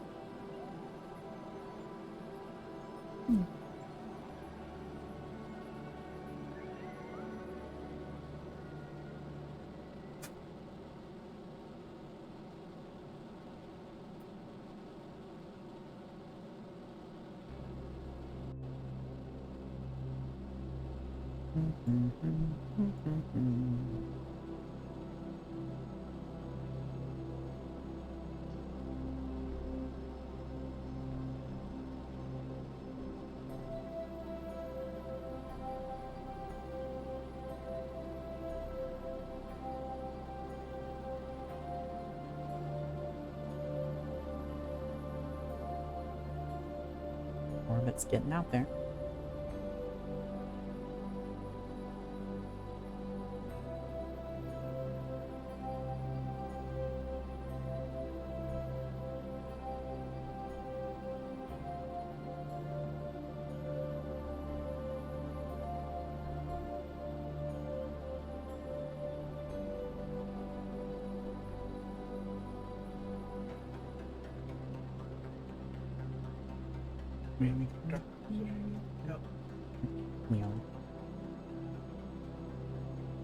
I should really pay attention to how much Delta V it says I'm gonna need for each maneuver at this before I start burning for them.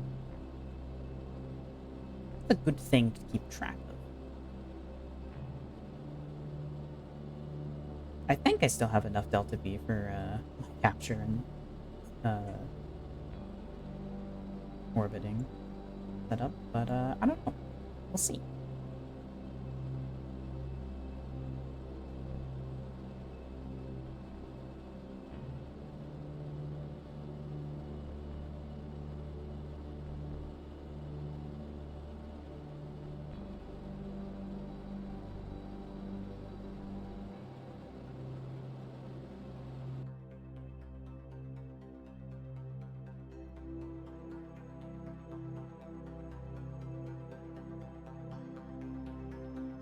There we go. We have our encounter set up.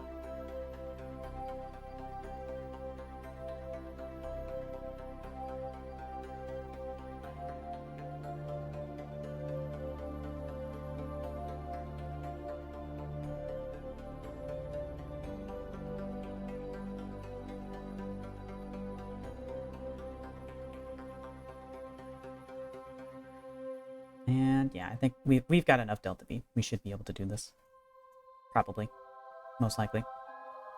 If we don't fulfill this contract, well, at the very least, we'll fulfill our personal goals.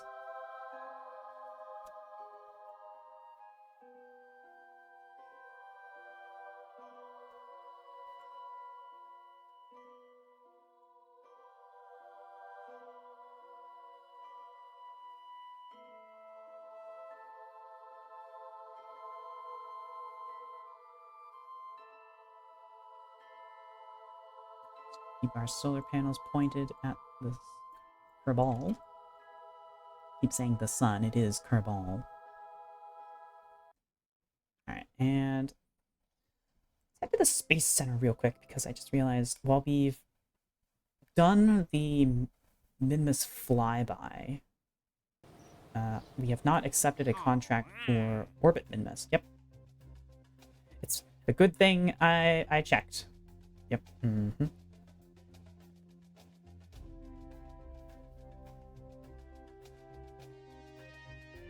Alright.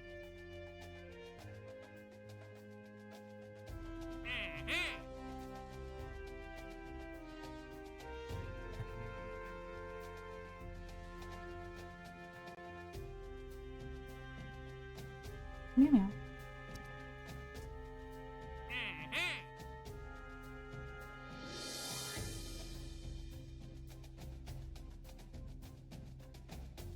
Interesting.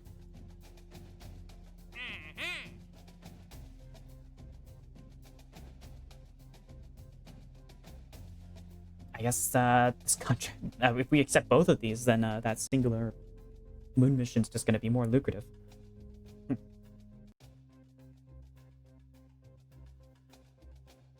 Hi, kitty. Meow meow meow. So sweet. One up here nuzzling against my arm. Position ATF. That's not my satellite, buddy. I can't control that one.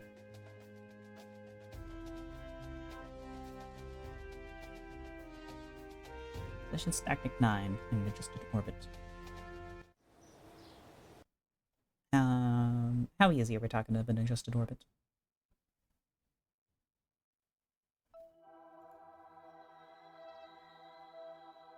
Stactic 9 is right there, and the orbit they want it in is right there.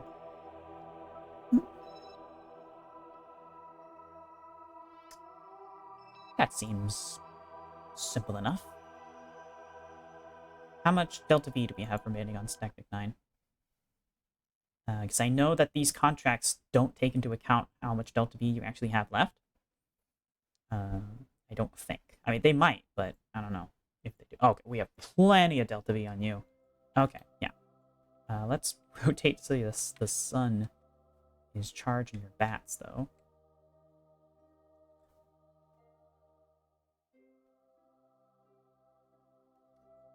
Mm-hmm. All right, let's go ahead and accept that contract.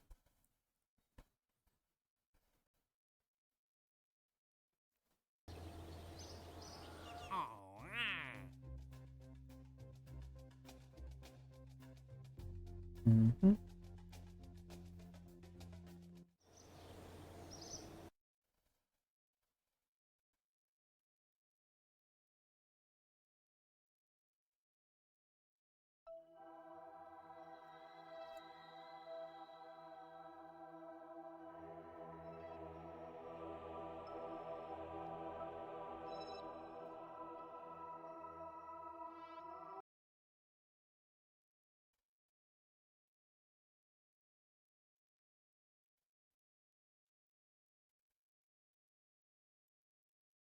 All right, Stactic 9. Let's see. Get into the orbit that we want. We're just gonna go right there. And do that. But oh. Oh shit, we don't have enough. God damn it. Right.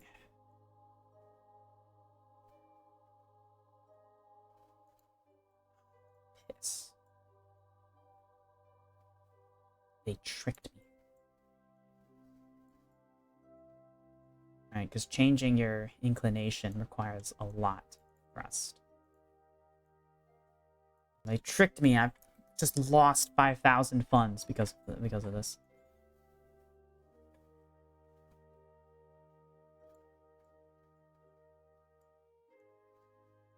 Yep.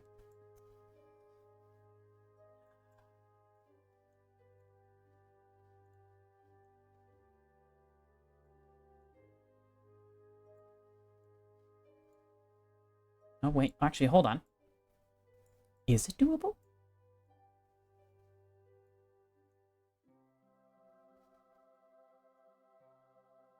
Oh, it is doable.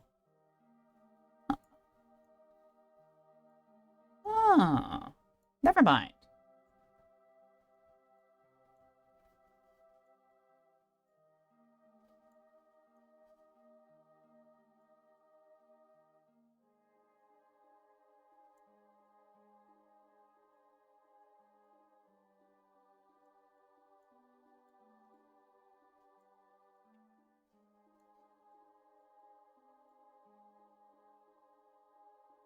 Just barely, but yeah, doable.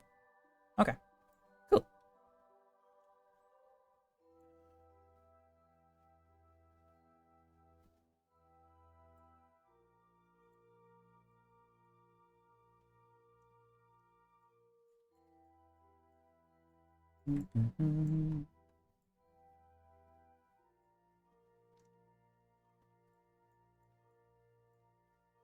Alright, so this is a 1 minute 46 second burn.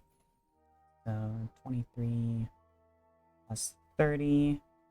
So 50 T minus 53 seconds, we begin burn. Hold on. Adjust that.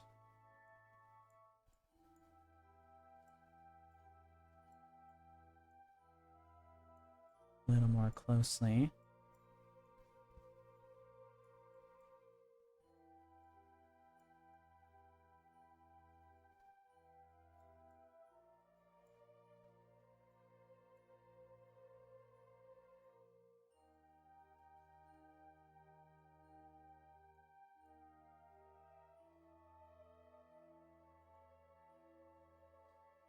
There we go. Alright, so a minute 48. So that's 24 plus 30.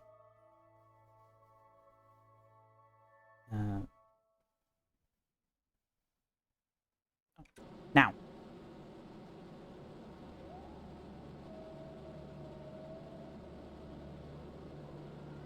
We'll be cutting it real close with our delta V margins. Yeah, I missed the ads? Nice. Look at that. Oh, don't let me distract you too much from work.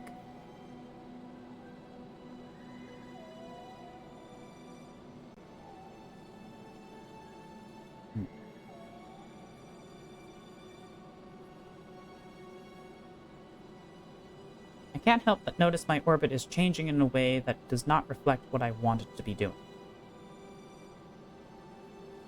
I'm just gonna trust the process, though.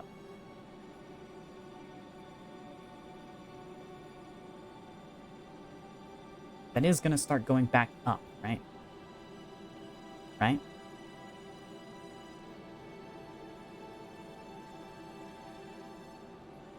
It is. Okay, I just had to trust the process. Inclination burns are weird. Cool, unless I get a dispatch call, I'm good until 1. Ah, nice. Nice to have a job where you can just chill.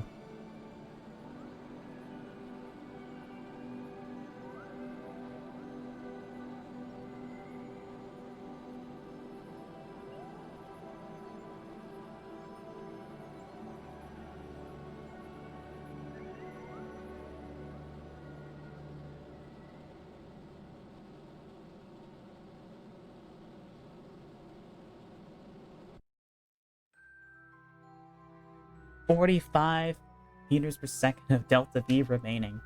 We have entered our new orbit. And we have completed the contract.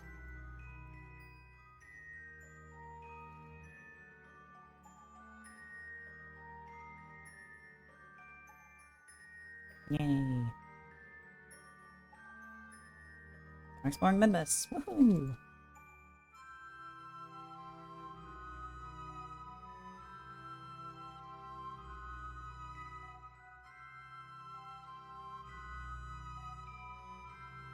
Let's clear up all of this.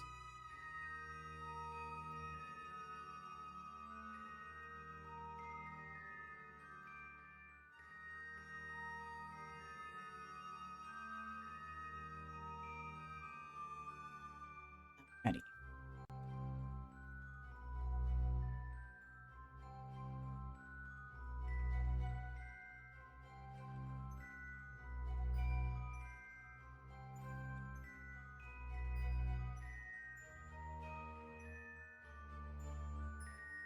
Panels to the sun. Brief moment of terrifying excitement amid a sea of monotony.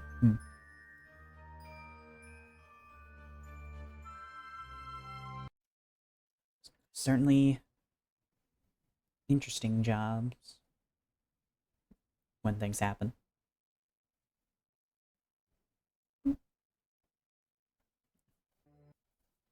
I don't know how cut out I'd be for that kind of work, though. I don't like going from chill to sudden action.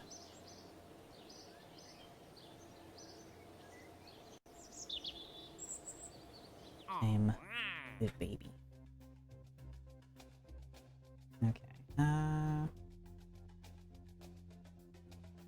know what? I don't think we'll accept anything else right now. I think we're just gonna keep chilling. Go to our tracking station. Alright, so nothing's gonna be done until after Minhart 2's flyby. Minhart 1 is a ways away from getting back into Kerbal orbit. Still, Minhart 2 is... I was looking at this orbit, like, how did it get in the there when its orbit's over here? No, this is the orbit.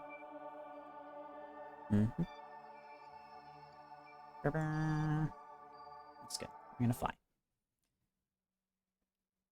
They get to drive a surplus police interceptor. Oh, neat. Got 8 pounds of Kevlar and ceramic in each door. And keep you safe.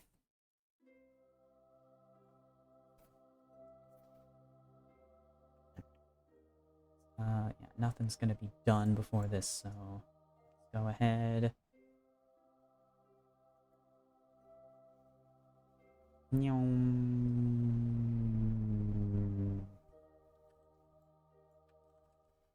Actually, hold on. We don't want to warp all the way to that, because we're gonna miss out on a cinematic approach.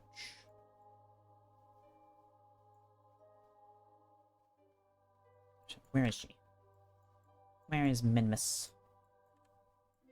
Left of the sun.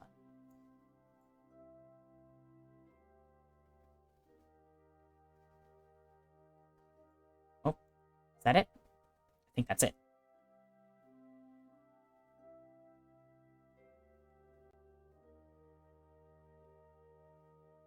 Yeah, that's Minmus.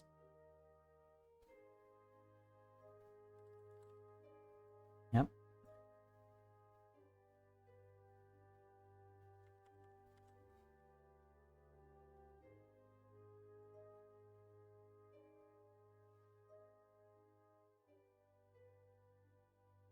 Oh.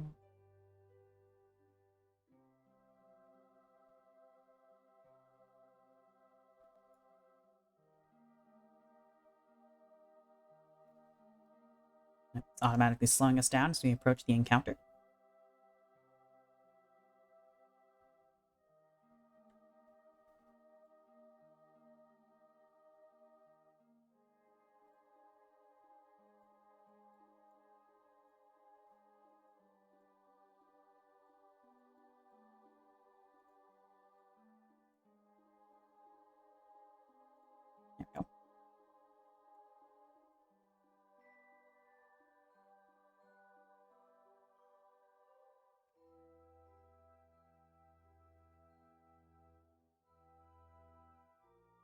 Boing.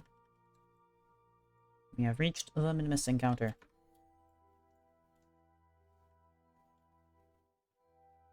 Let's go ahead and orientate to our burn location.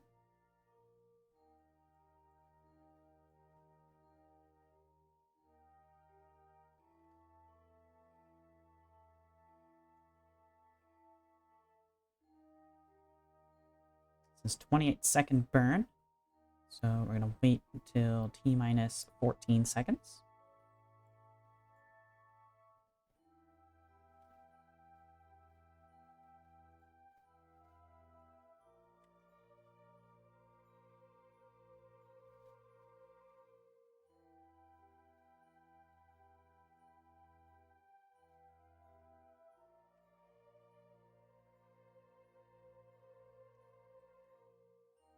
Alright.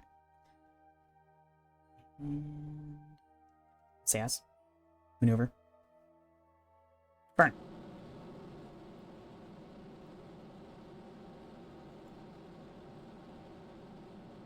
Hopefully we have enough to get into this target orbit.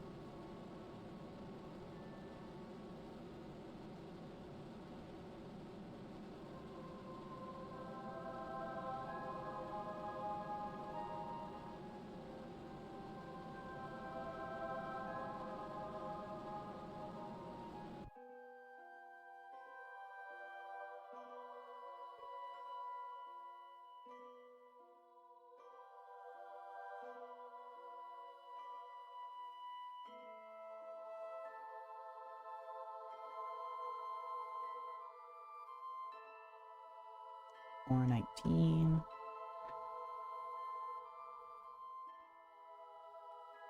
Okay. Went a little bit in, but oh well.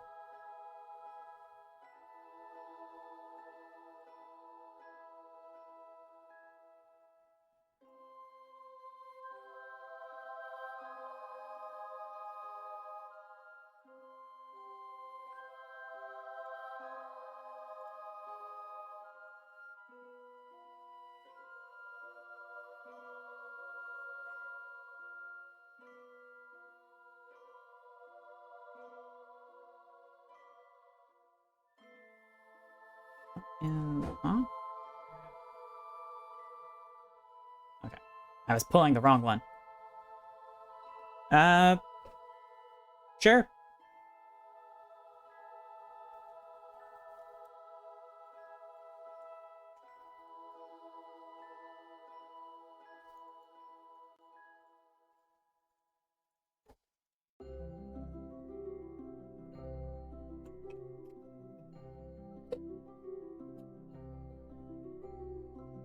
Well, it'll be. Thank you. Keeping gift of Sunkiss.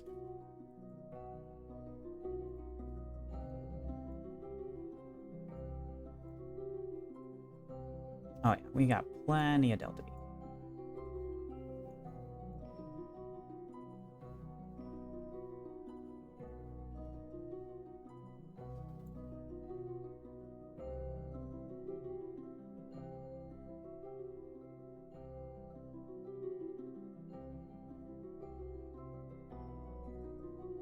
I'm gonna go ahead and reduce my thrust, be more precise.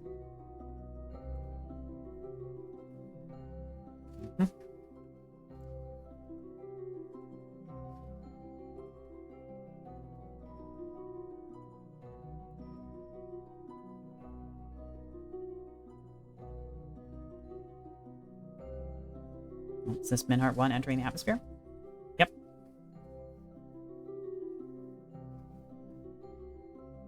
And we'll jump to the vessel, sure. We're not going to miss our maneuver node. It's still 3 days out.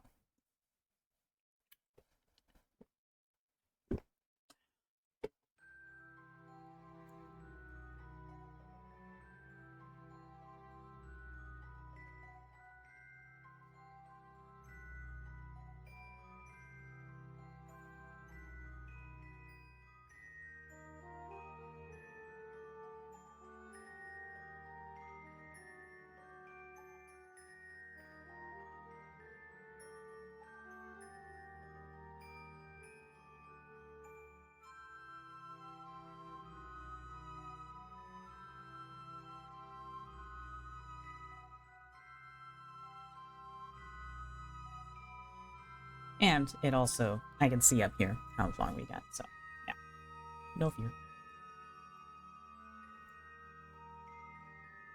Alright, so we're just going to be skimming along the atmosphere here.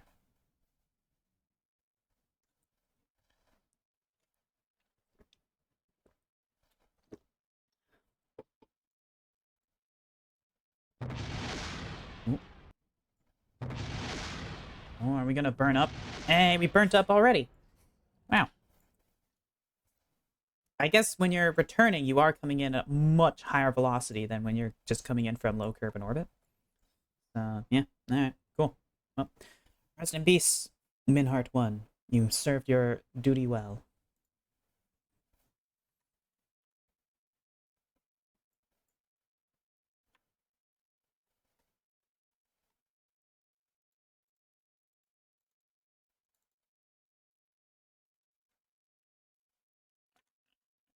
Hold on.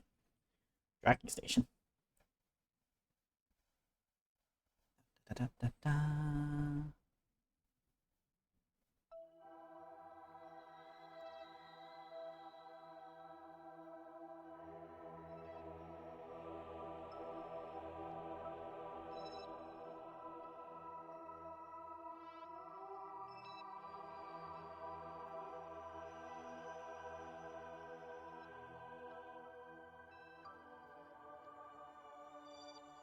Okay, work time. Oi. Good luck.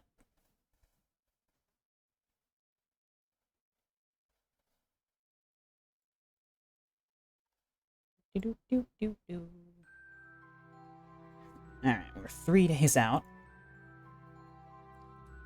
So let's go ahead and warp.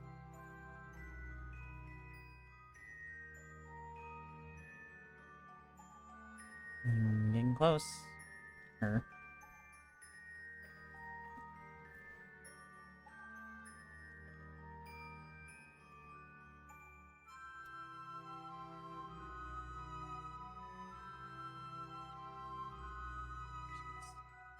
And grab a mystery goo.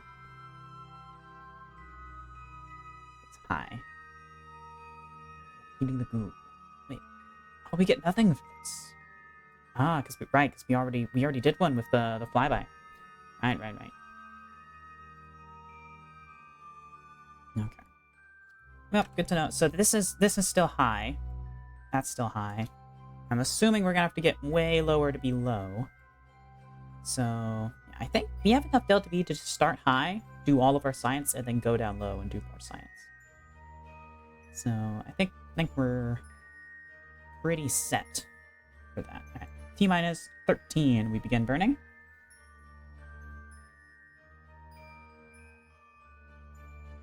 Now approaching. And...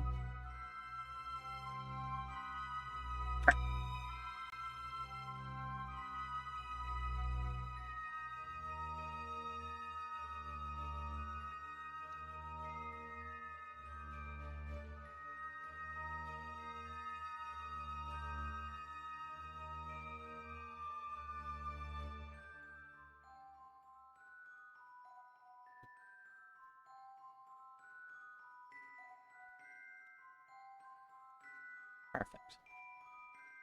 All right, so now...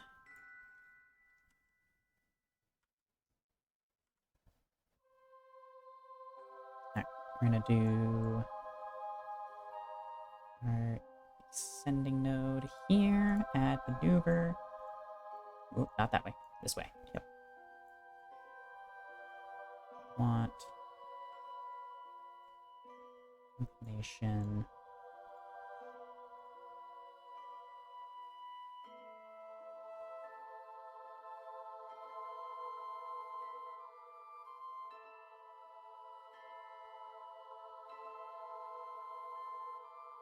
Go.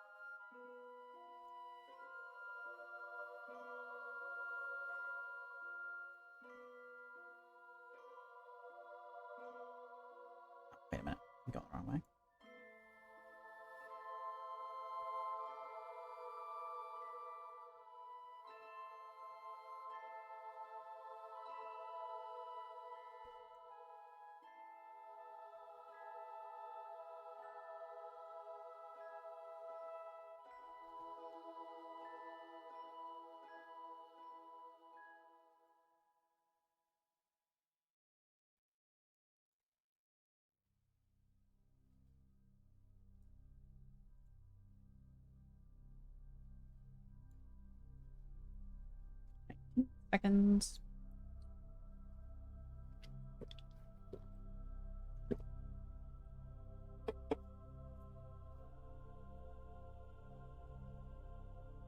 Begin burning at 10 seconds.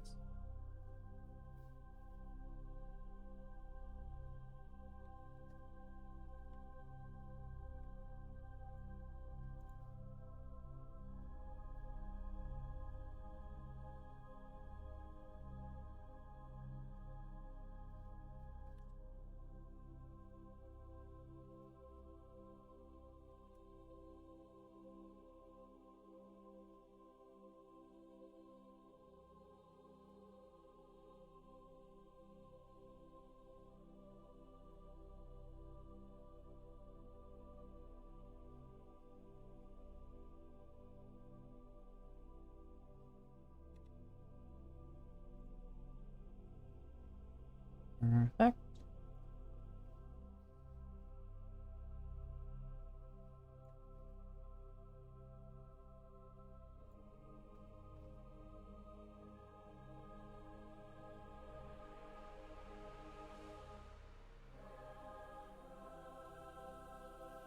Alright, that's a really low thrust, so it's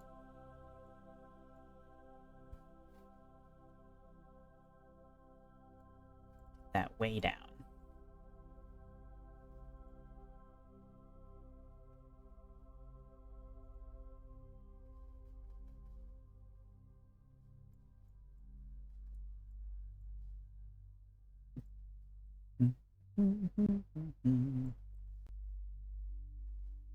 Menace, little ice ball.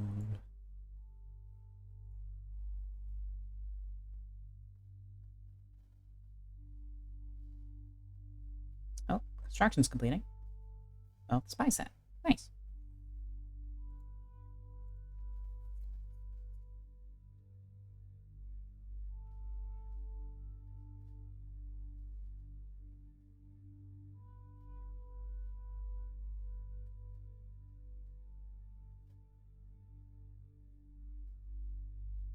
T minus 5 seconds, we begin burning.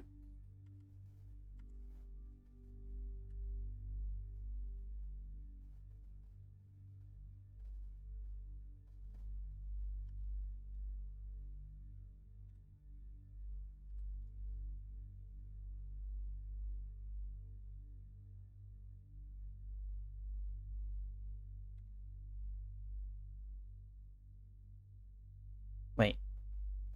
No.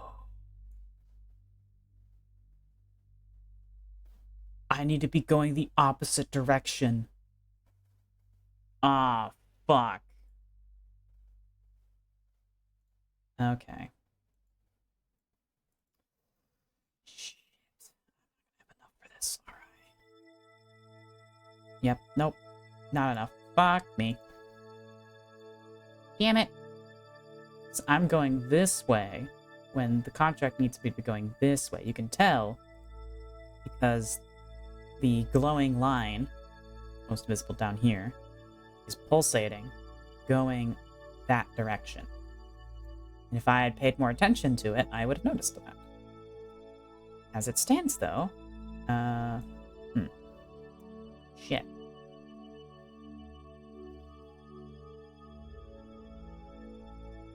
Oh well. Let's do our science. Log visible data. Beam that back. Micrometeoroids. Beam that back. Charged particles. Yeah, beam it back. Gravimeter. Sadly, the readings indicate that the mist is far too dense to be comprised of mint ice cream. Damn. Beam it back. That one's a heavy one. Should still be fine.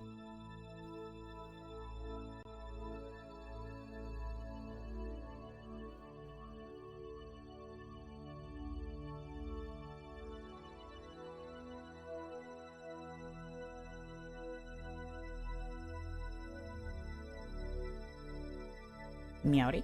Howdy, dog. Welcome to the stream. Hope you're having a good one.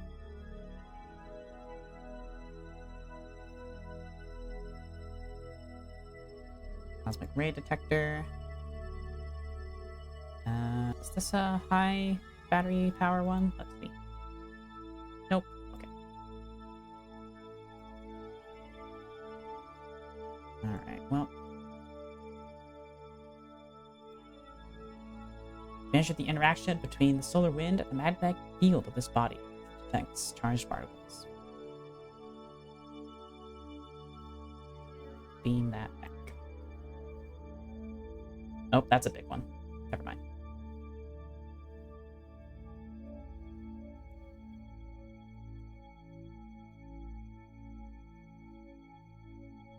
Wait for the batteries to fill back up.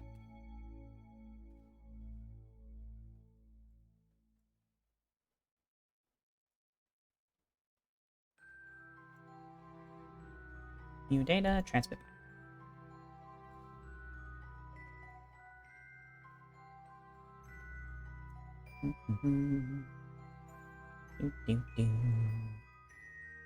Science. Overmanus. Alright. Well, we have the Delta V. And since this orbit is not... we're not able to actually get into this orbit, we might as well just lower ourselves down more.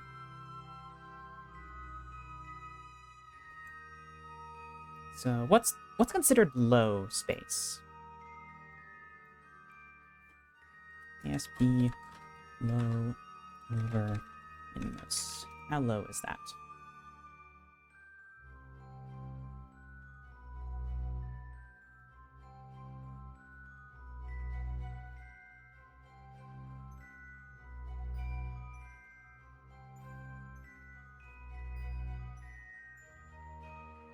Mm-hmm.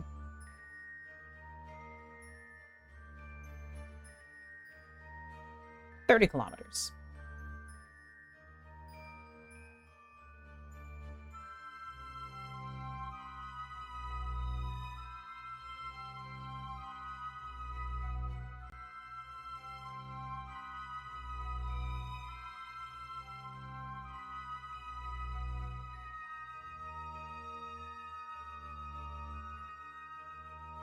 Mm-hmm.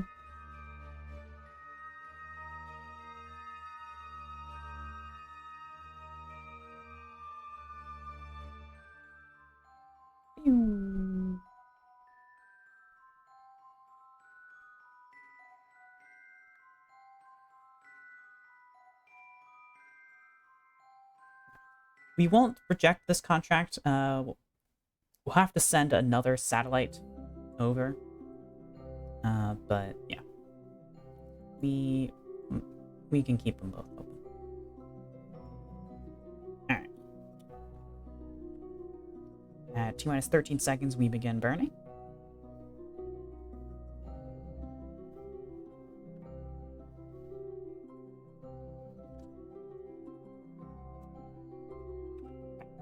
Wrong button.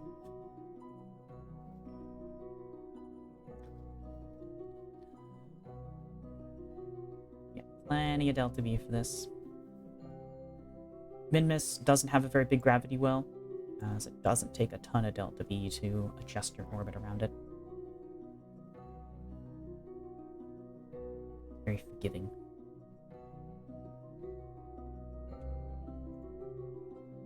Alright, there we go. That'll get us into low. And then let's bring this side down to low orbit as well.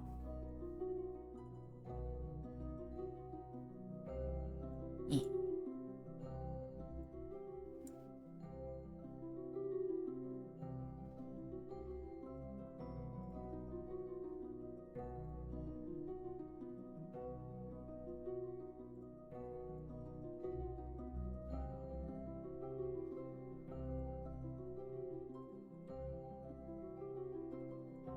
Mm-hmm.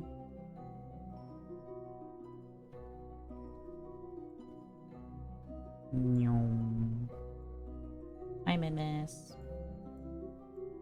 Hello.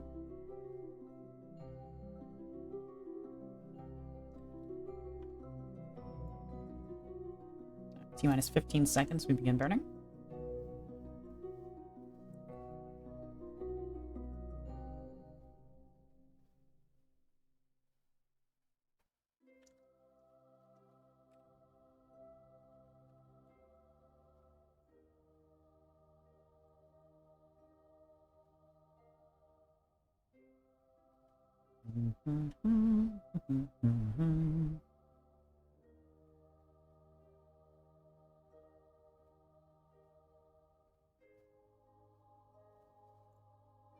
We'll just watch this until it goes under.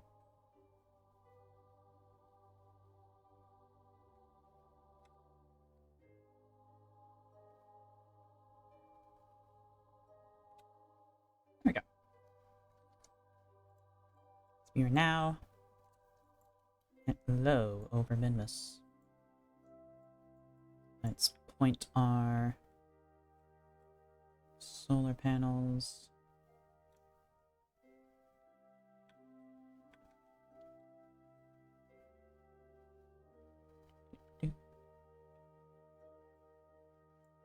Yeah. Alright, let's run our science again. One space near Minmus.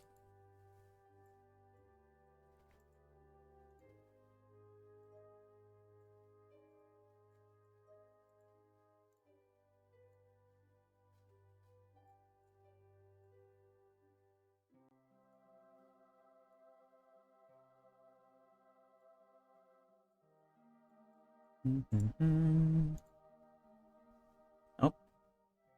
Ah, right. Seismic data requires you to be landed. I need to remember that. It's not much use putting it on a satellite. Gravity data passing over the surface. Sensor sweeps across the gravitational field of Venus. This is a heavy transmission.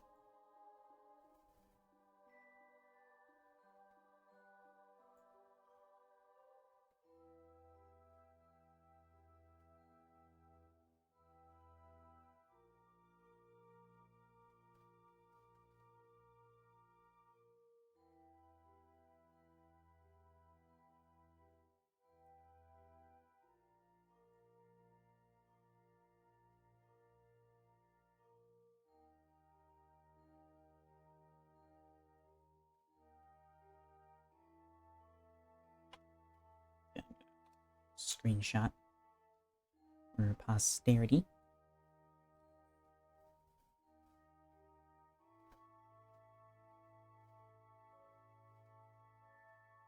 Yeah. Mystery Goo. He feels right at home here.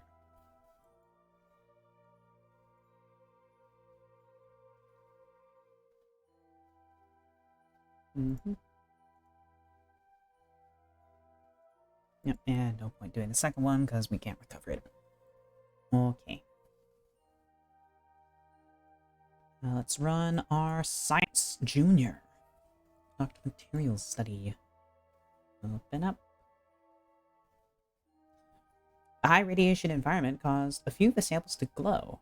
It looks like it would be fun to paint a rocket with this. Alright, well, let's transmit that back. Oh, that one's another heavy. We might be able to get this one through. Maybe? Maybe? Nah, just barely not. Okay. Let's wait till the batteries recharge. New data, transmit back.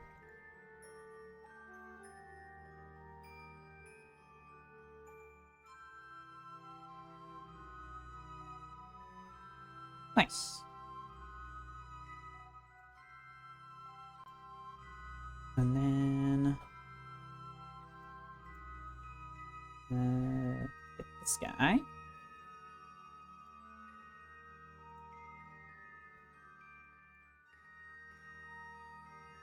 And transmit that. gravity data takes the most electric charge to transmit.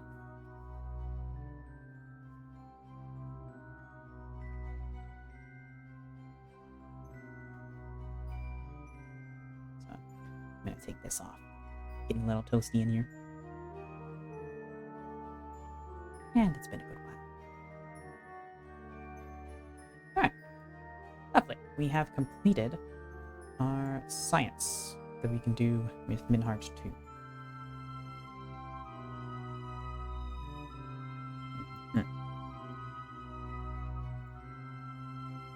The next Minmus mission will be to put a satellite into this orbit.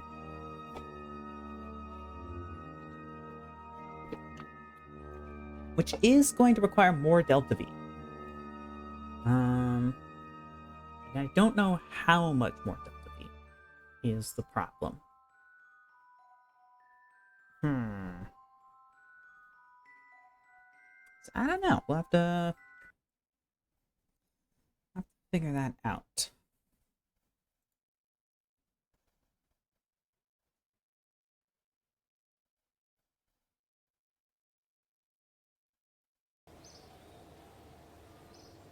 For now, though, we've got another rocket to launch. Yes, Rakmos 1, with the Antlers 1, is not done. But Munhart 5 is done. So, let's give her another shot at landing on the moon. Now with more Delta V.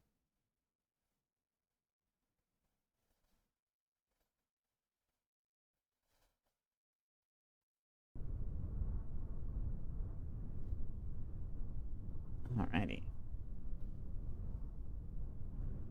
Have a go at it. CS on. Throttle up.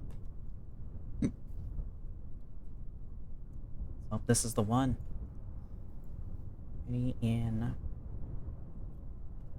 3, 2, 1. Wrong button. 3, 2, 1.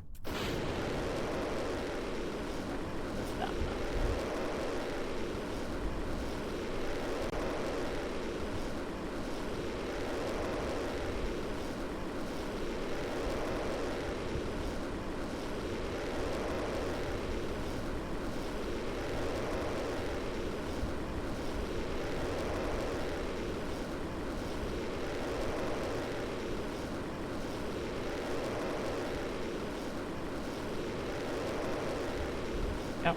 We'll slide her to a natural gravity turn. At this point. That tends to be most stable.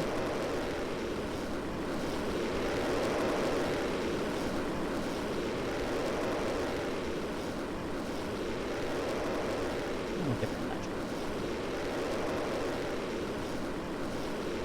Not turning over quite fast enough.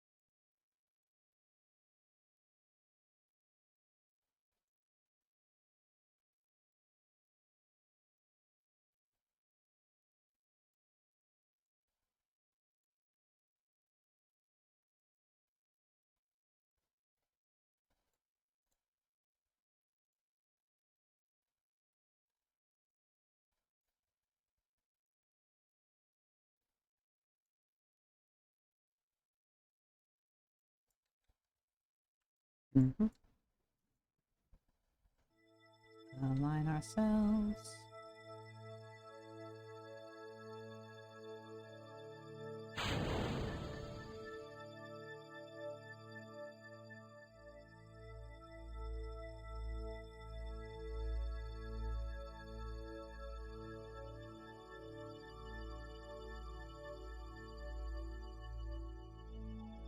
45-second burn time.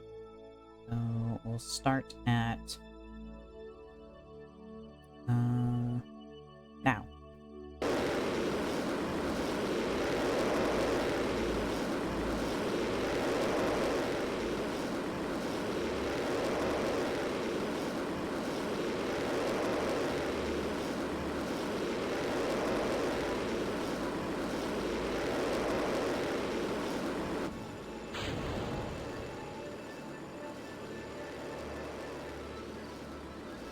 Separation.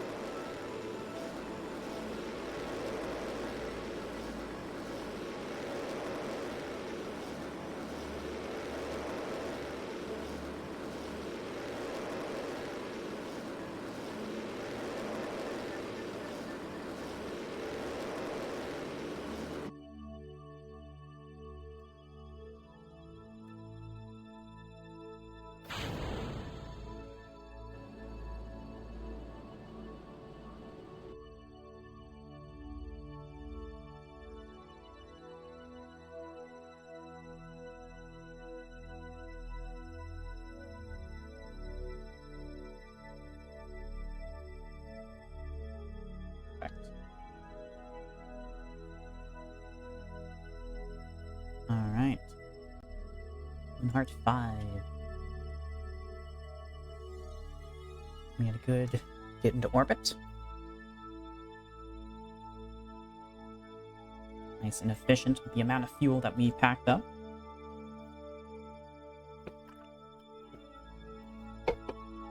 Alright. We have a 3-second burn ahead of us. So we're gonna lower our thrust. That a little bit better.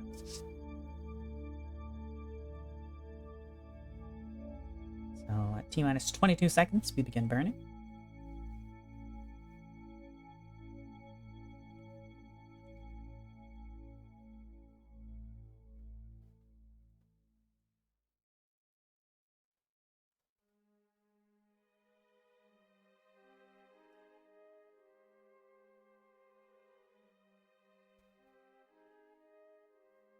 And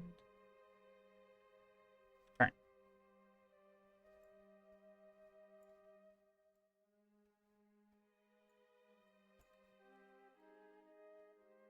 This thrust level, it really doesn't make much sound. Wait till those numbers are about the same.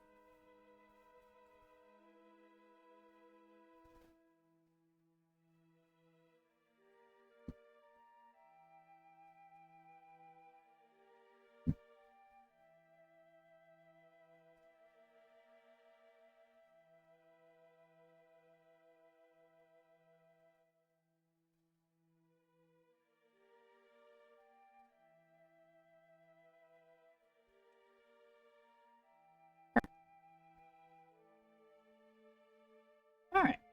So now, rename vessel. You are a lander. Yep. Yeah. Alright. Moon. We shall land on thee. Alright, so... Doot, doot. Shut up.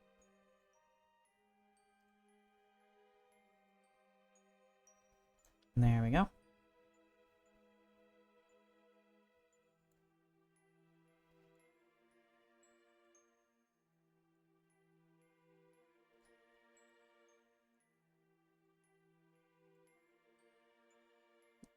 Alright. We got our moon encounter.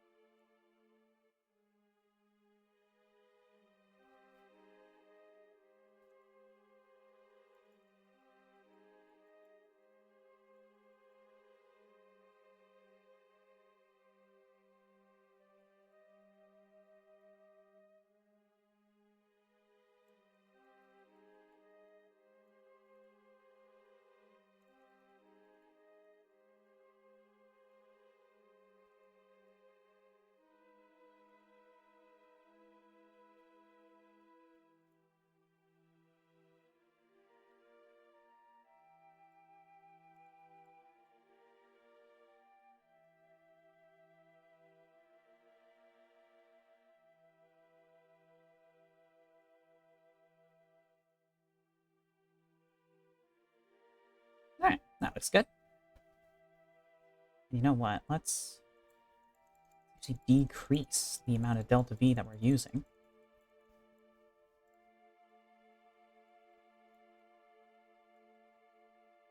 And just adjust the position.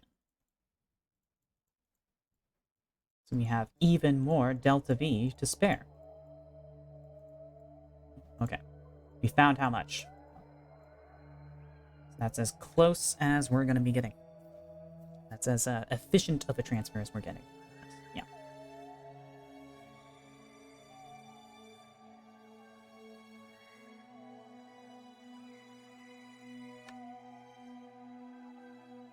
All right. And T-minus 1 day to get there.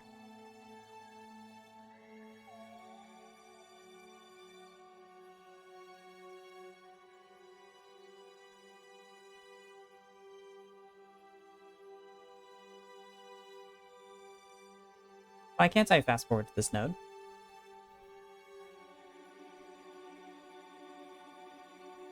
Oh, that's why. Hold on. Let's thrust limiter. There we go. Okay. Yeah. And okay, no. I saw the 2 there. I thought there was a separation. No, it's not. Wait, no. 800. Oh yeah, we got plenty of delta V. We've got this. Okay. So, that's a 4-minute 20-second burn. The 2 minutes 10 seconds is when we need to start burning.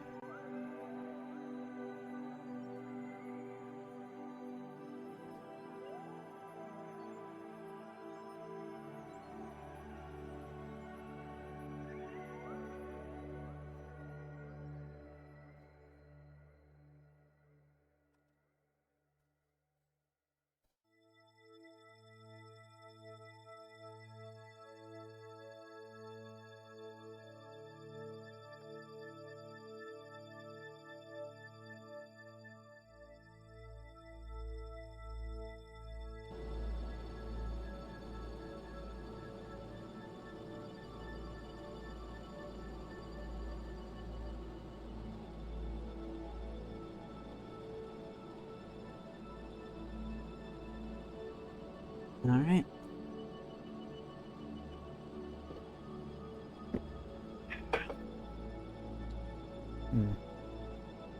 Yeah, maybe I should have used a different engine with more thrust, just to make this go by faster. 4-minute burn is quite a while. And I knew that this was already going to be a thing because we already had a very long burn with the last attempt.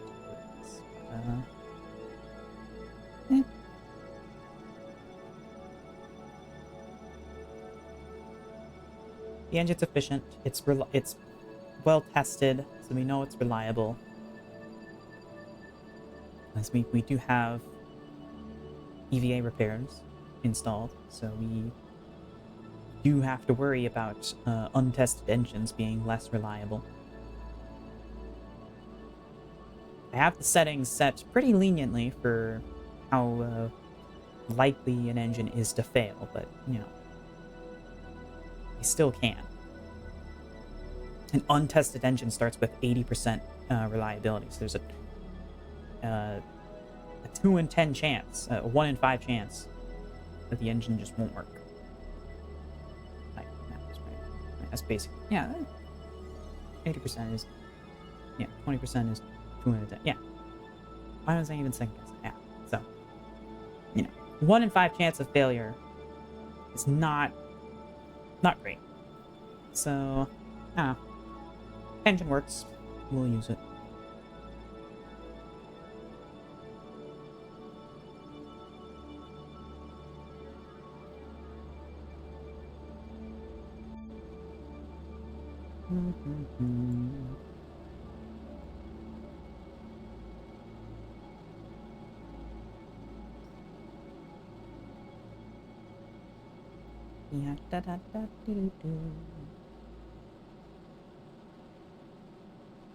We've passed the halfway point on this burn.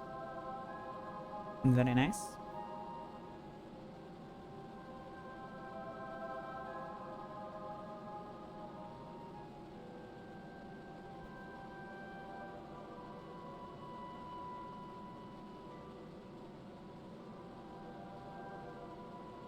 Yeah, I'm gonna put that in there. Just to be safe.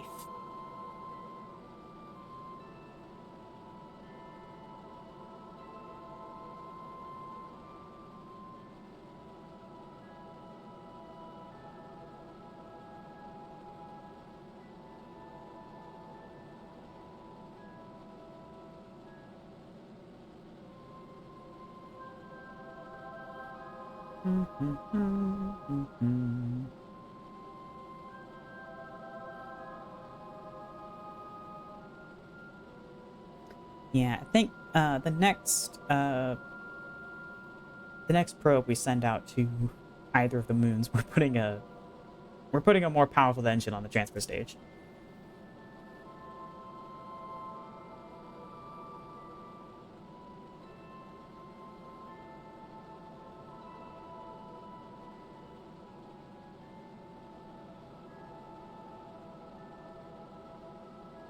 Thirty seconds left.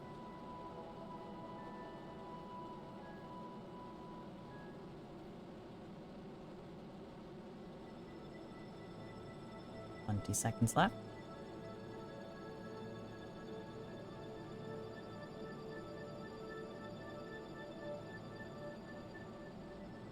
10 remaining. I'm gonna go ahead, close out this.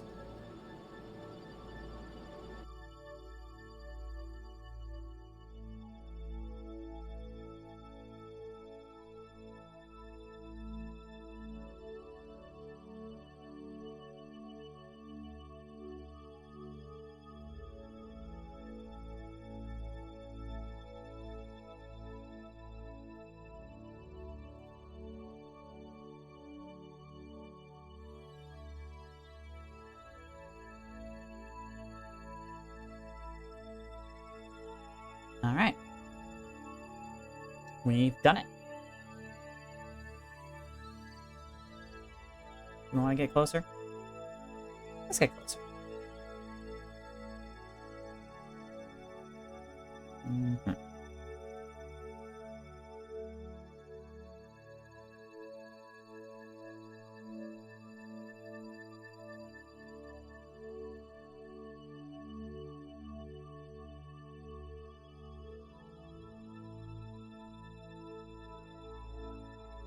Alrighty. Now I need to add a maneuver here.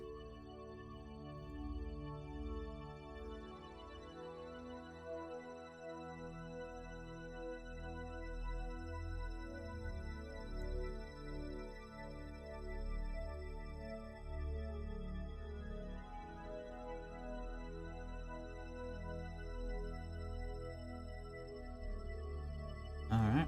That'll put us into an orbit.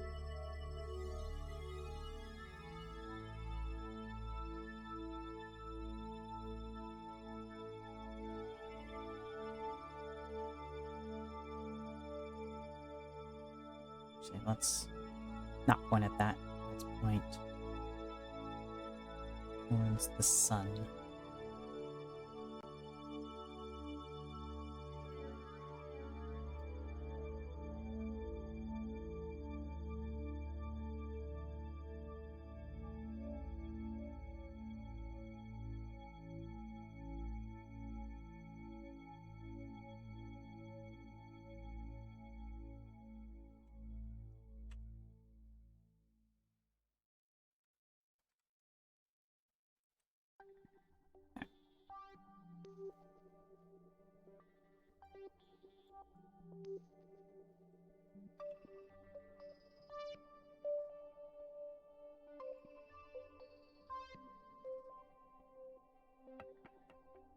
Here be the moon.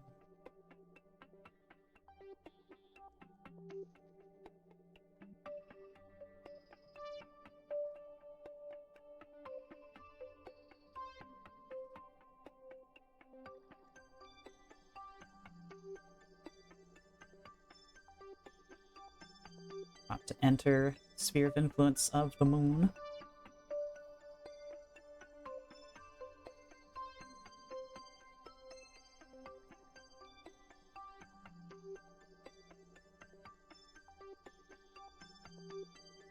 That's really the connection line we're going with, instead of just connecting back directly ourselves. Is that really better?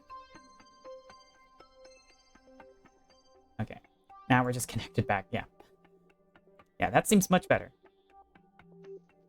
Oh yeah, direct connection to the KSC. Yeah, that's good. Yep, we like that.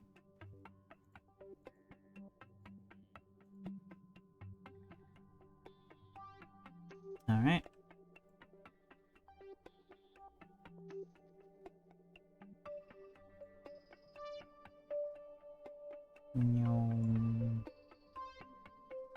That moon rise.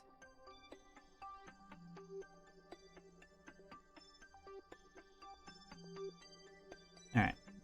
At this point, we should probably turn towards our maneuver marker.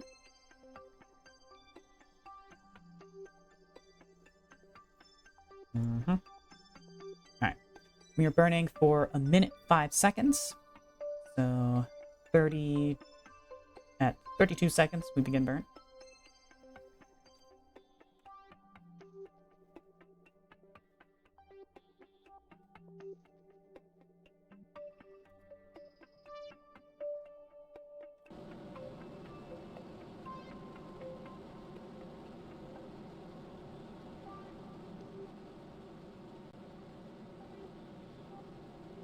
Ooh, funky stuff going on.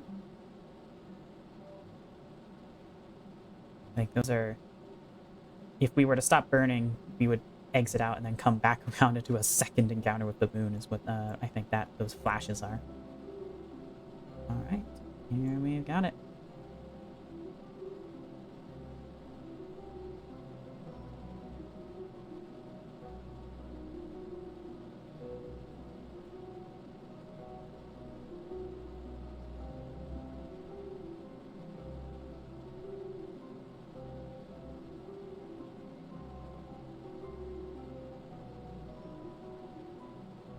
Now we get just how the orbit gets closer and closer. It takes more and more delta V to change it because of the, you know, gravity and stuff. I think that's how it works. I don't know.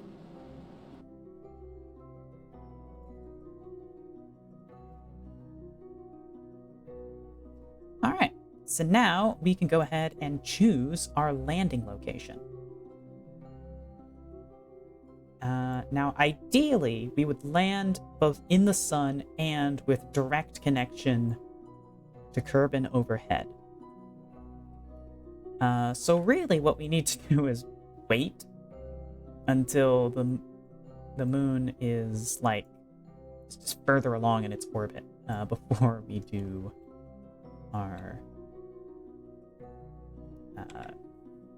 landing. We want good connection.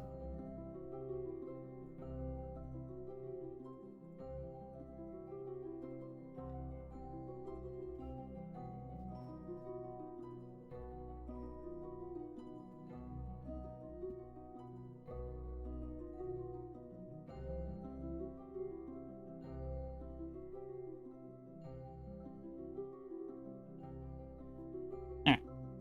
So we're gonna leave her like this. Put her into hibernate.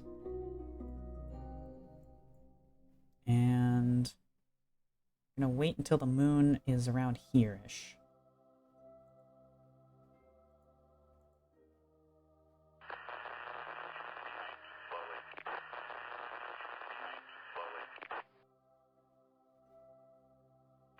Or here-ish.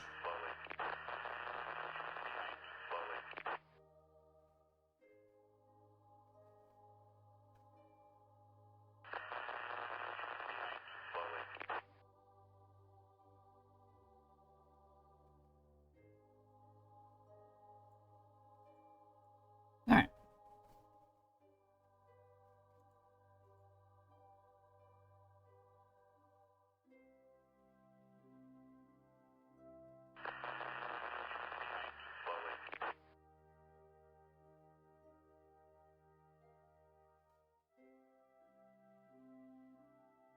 Full probe control.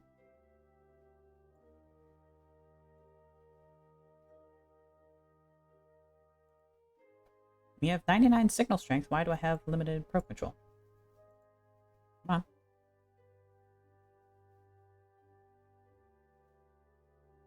Give me full. I want to make maneuver nodes.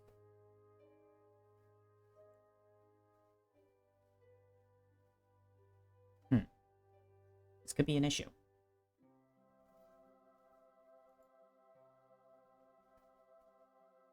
Why don't we have full probe control? Oh, because I'm in hibernate. I'm a fool. Okay, right. Hibernation off. Yeah. Yeah. Okay. Let's add a maneuver here.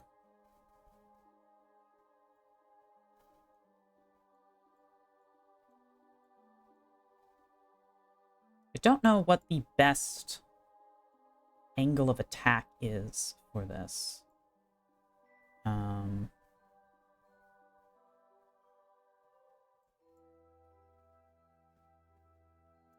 Let's aim for this big crater.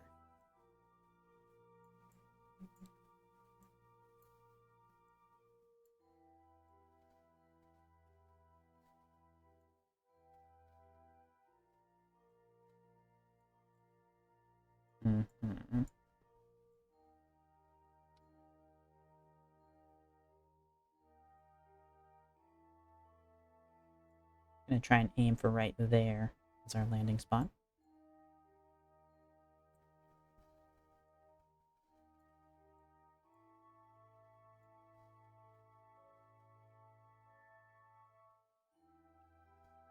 Okay.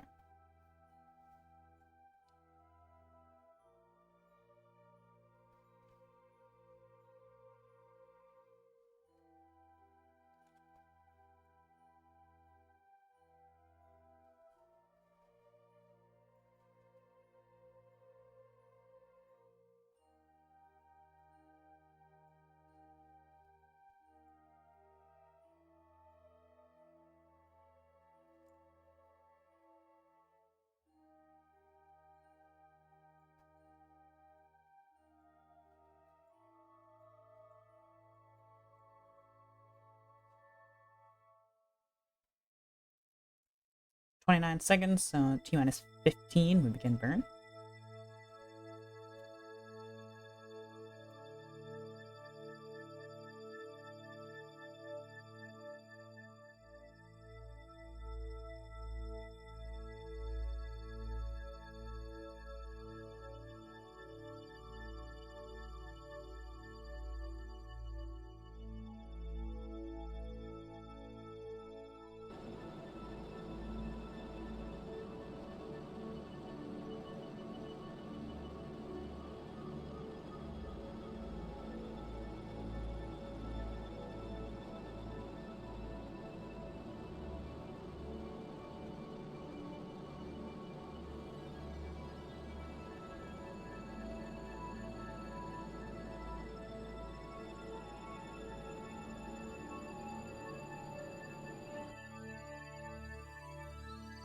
Alright.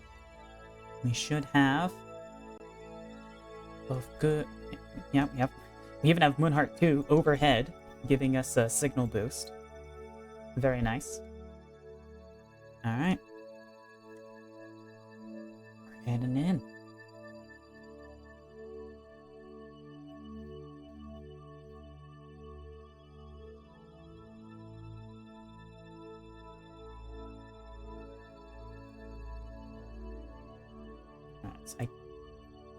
I didn't do the moon landing tutorial. I probably should have.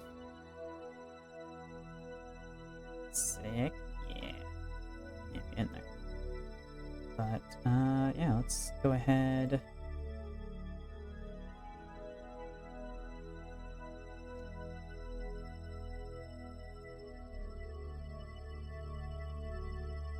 Let's, I mean, we got plenty of Delta V, so, you know what? Let's just start burning early.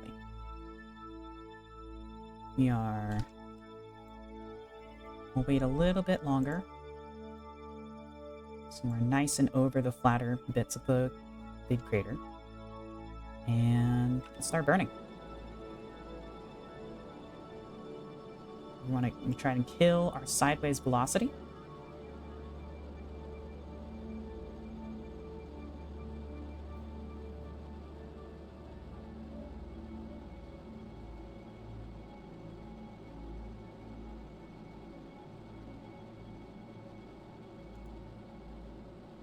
See how high up we are.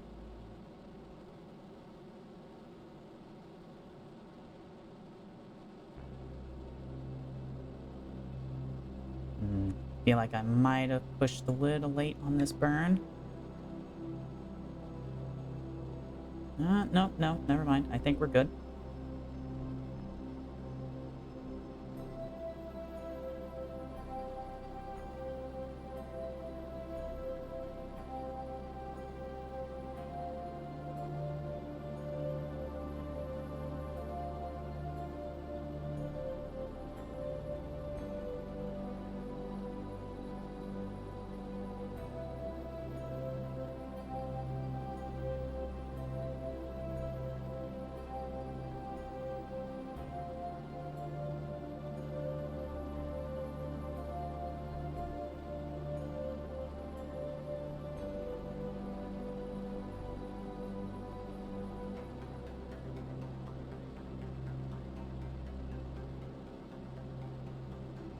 Surface velocity is steadily decreasing.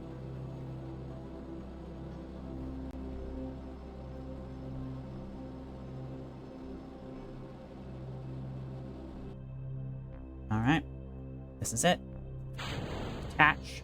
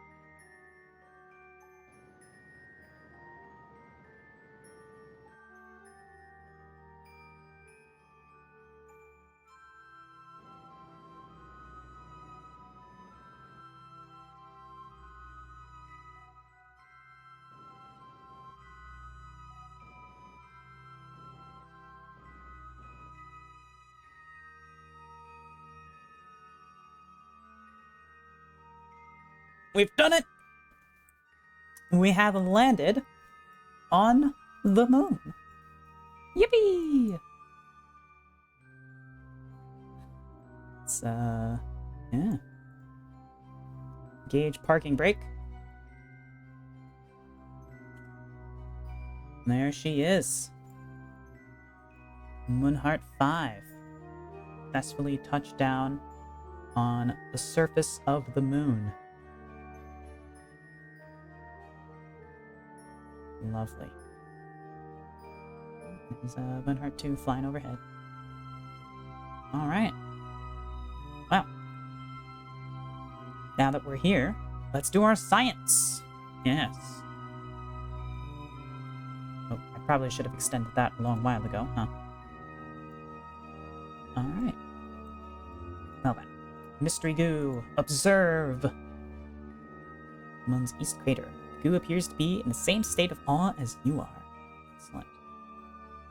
Let's transmit that back.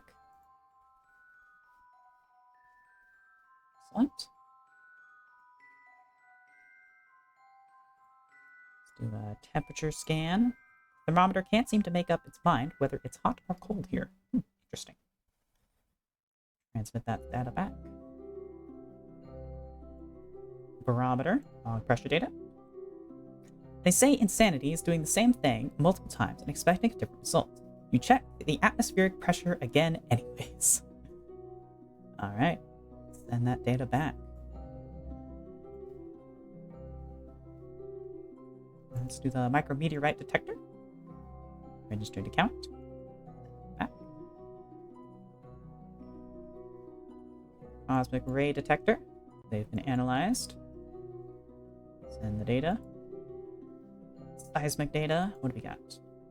Just detected an impact somewhere on the moon. Neat.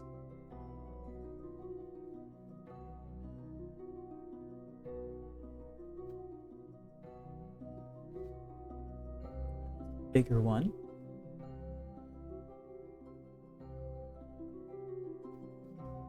Alright.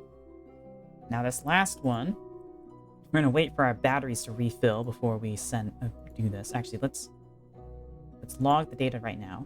Ship slides a few inches down into the crater as the graviolis swarm around you. We'll keep that. And actually, hold on. Isn't there a thing we can do with this?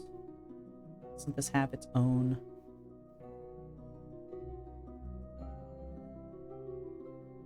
No, so this doesn't. So it has a camera, but the camera does not count as a science experiment on this one. I see.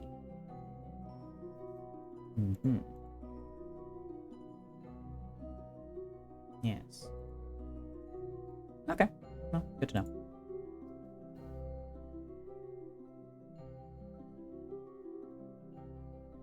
Solar panel's not very efficient, but it does work.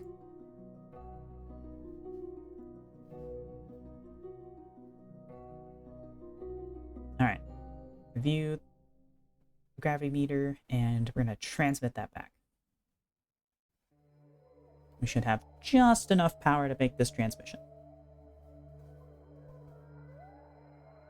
Oh, actually, it's taking significantly less. Huh. Usually it takes a lot more than that. Like, a lot more than that. That's weird. Huh. Oh, alright. Cool. We've done it. We've done all of our science experiments now. Yippee. Let's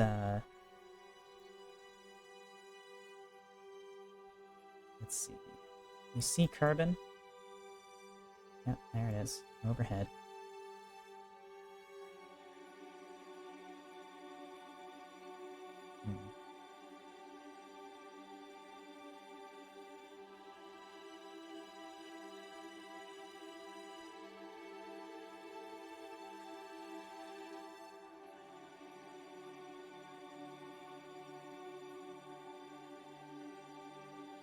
Wonderful.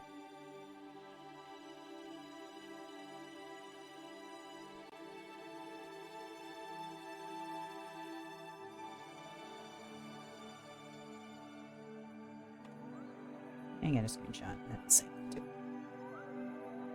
Alright. There we have it. Now we'll just have to do this on Minmus. Yeah.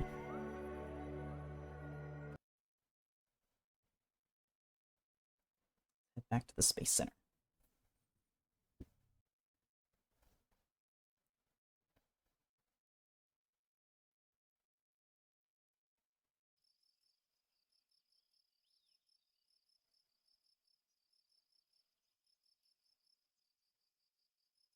All right. So, in the VAB, we need to start work on, unfortunately, another Minmus orbiter.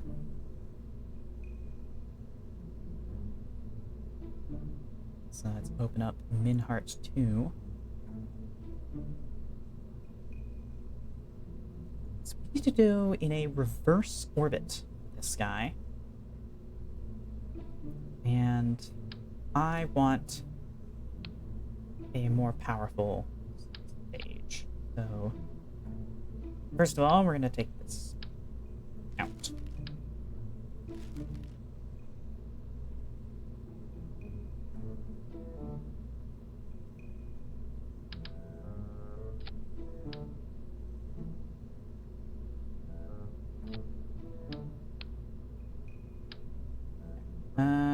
Get rid of you. Engines.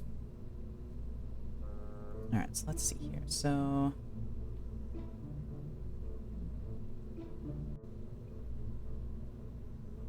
this guy.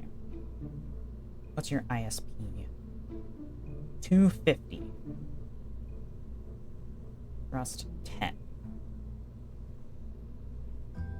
ISP 293. Thrust 45. Okay, so this is not only more efficient, it's significantly more powerful. What's your... what do you rate that for your reliability currently?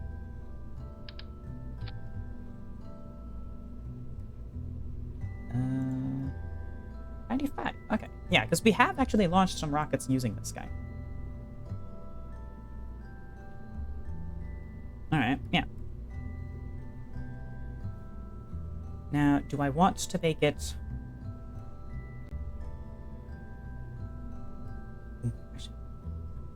you have the same thrust, but you have better efficiency. Okay.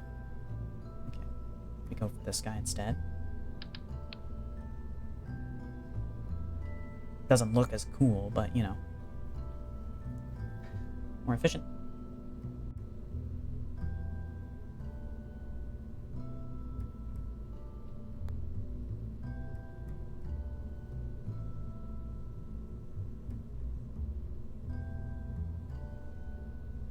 This guy's got even more of both.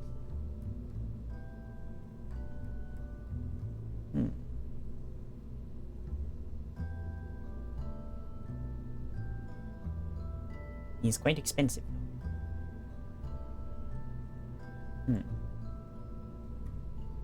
Oh, also it's too big. It's the wrong size of engine, so.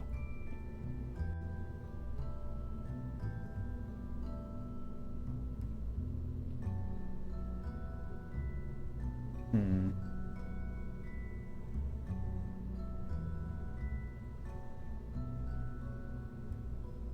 $95.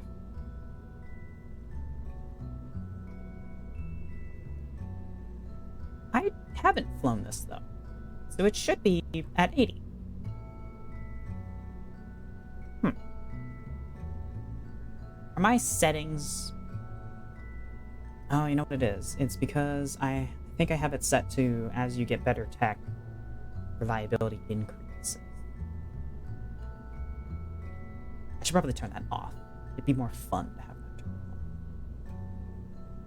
Because I do want engine failures to happen. You know? It adds to the emergent gameplay. You know?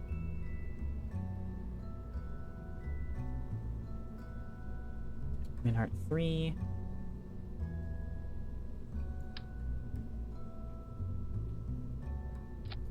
Slap that on.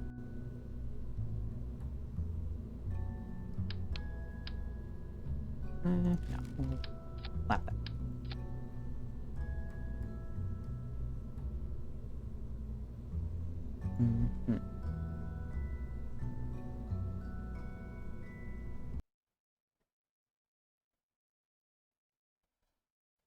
You know, let's go ahead and tweak that setting. Make things more interesting.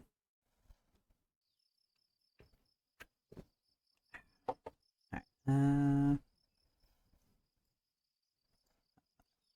it's in settings, difficulty options, VA repairs, yep.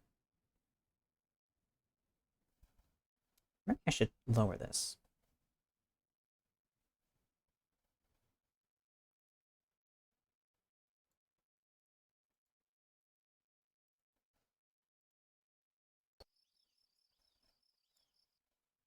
What does that put our values at?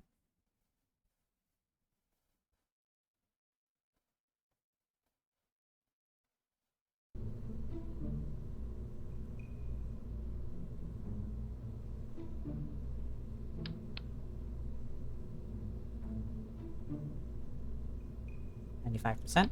That because I already had it attached.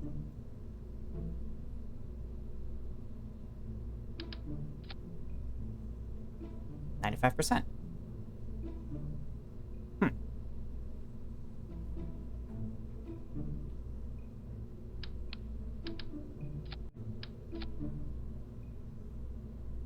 %.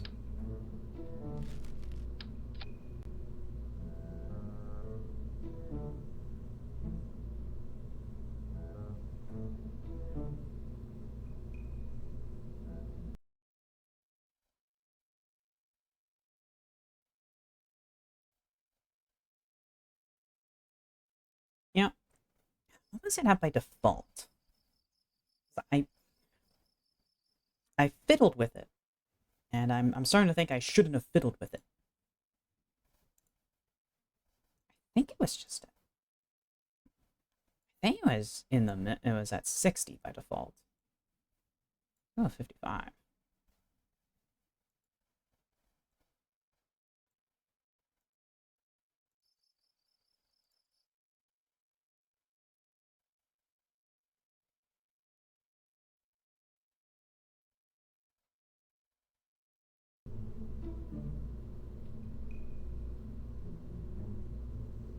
Engines.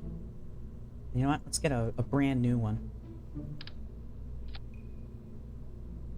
81%. Okay, yeah.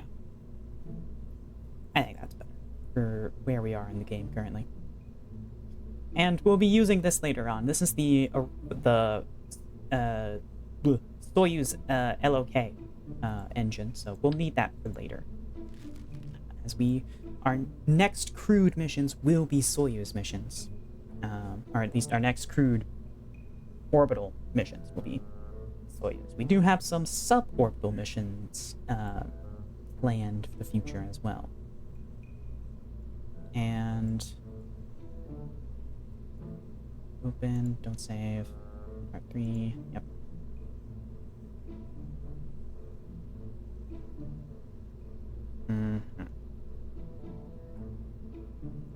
And we are going to strip all of these off, because we don't need them. We're going to strip those off, because we don't need them either. And replace this camera with the UV camera. I'm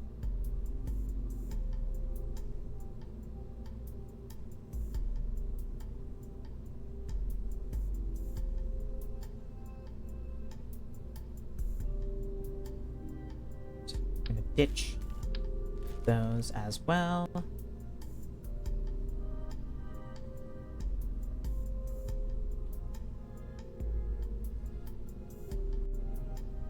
And we'll give it a whip.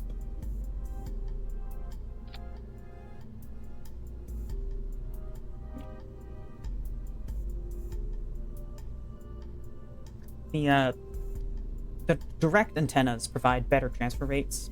And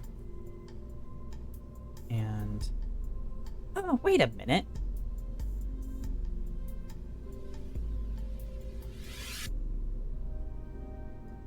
Oh, different antennas require different amounts of electricity. And this antenna just requires a shit ton of it. I see.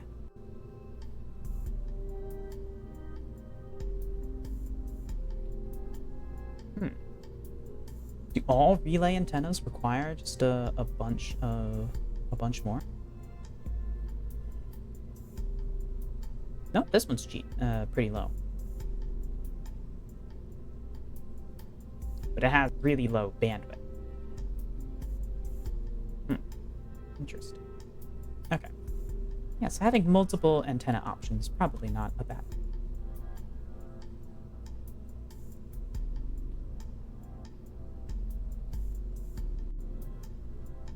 Alrighty. Then batteries should be good.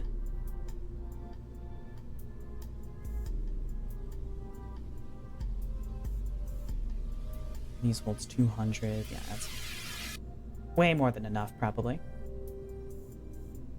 So, you know what? Let's actually just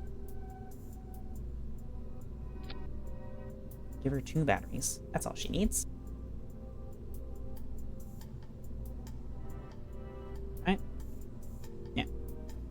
especially with this antenna. We don't need as much battery power. I wish I had noticed that sooner. I know, definitely be saving us quite a bit. Let's add some more fuel. Be safe.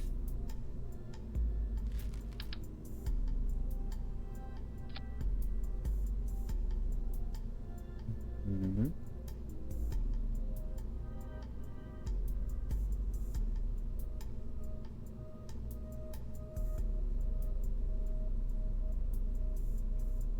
Make sure this says 3 instead of 2. Hmm.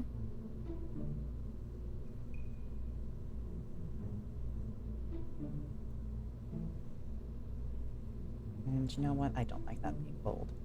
Yeah. There we go. That's better.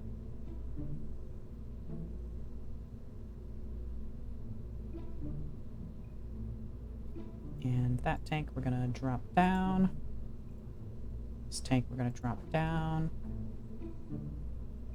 Mm-hmm.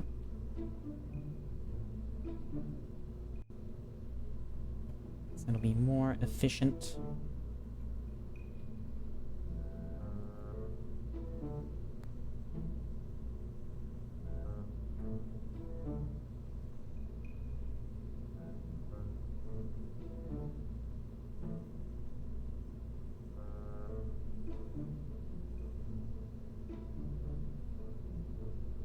Let's see, it's minus 300. So 6,000 Delta V is how much we've got. And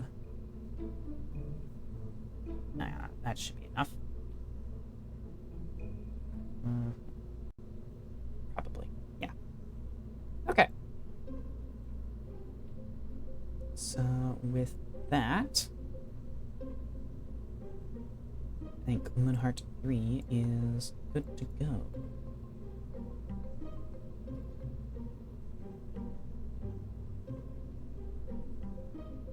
Yeah, you know what? Yeah, we'll do a color pairing. Why not? Have a little fun.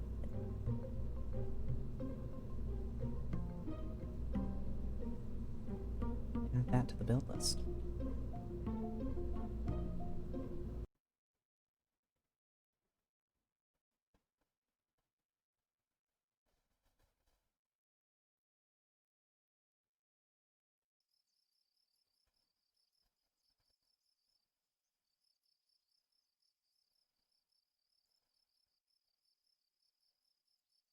No. Tech. No tech underway. We should fix that. We have plenty of science. Let's start researching and developing. Yes. Advanced tech. Better cameras and stuff. Yeah. That seems good.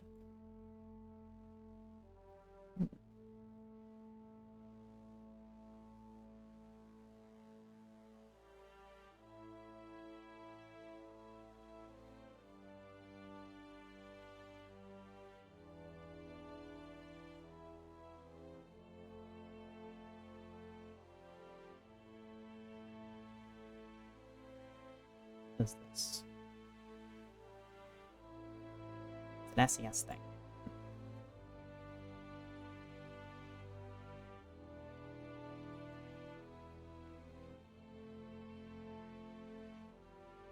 That sounds kind of neat.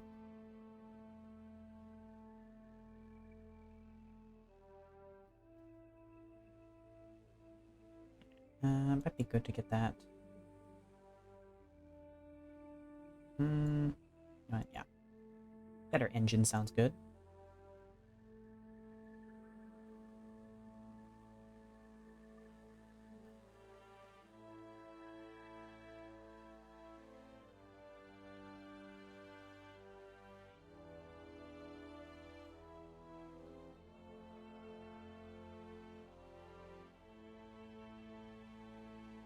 Oh, that's the Saturn V style service bay.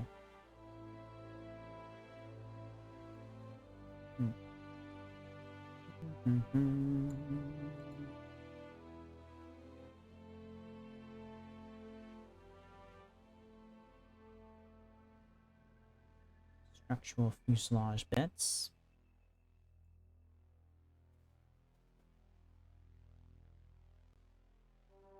Landing skis. I didn't know we had those.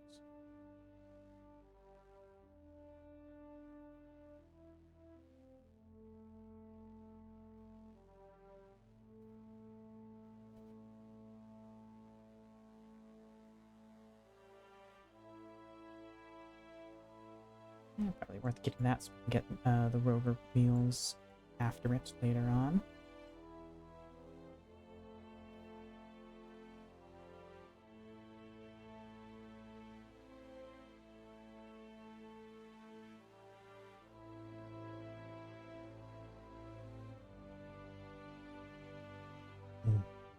Block D. Or the fuel tank. We will need that for our N1 rocket. As well as these motors themselves.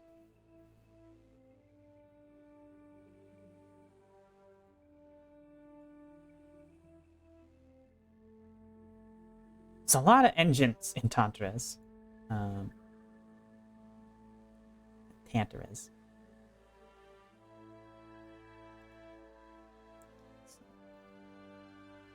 Yes. Here's where the N1 fuel tanks are located.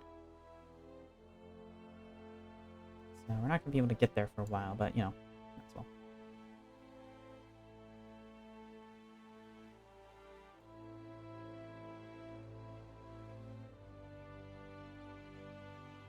Yeah, we should unlock these so we can make drop tanks.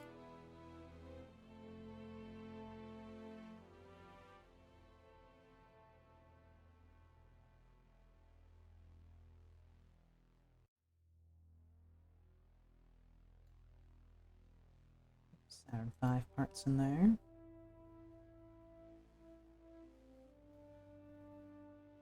Orbs and donuts.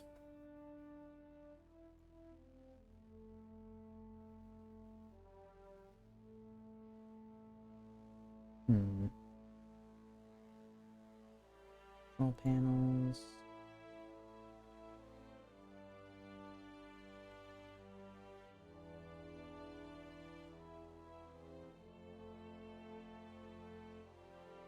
Saturn 5 service module.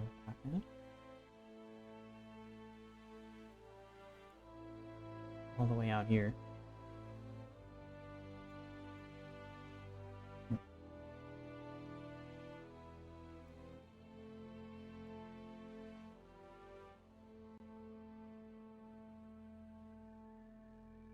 Interesting, you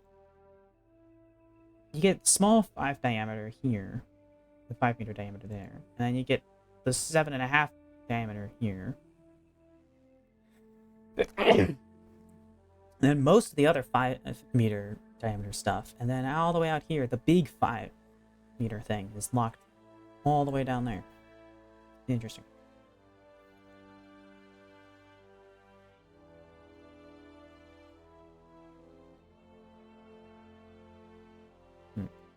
Well, we don't really need to go down this path because this is all like American style tanks, which we're not interested in.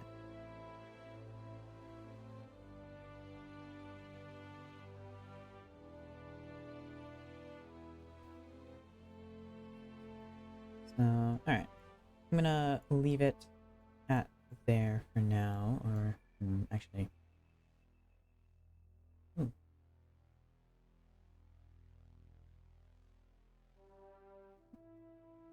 Interesting thing. I know that's a Soviet thing. I don't know exactly what it's from.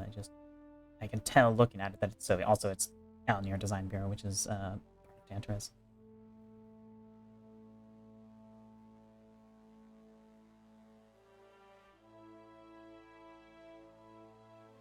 Yeah.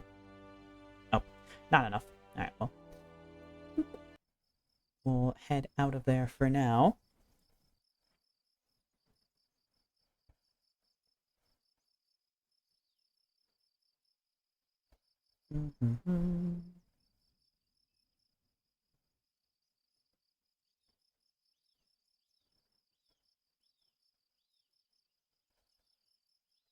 Okay.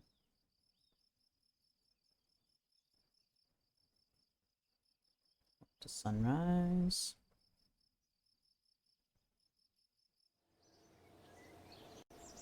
As we can see again.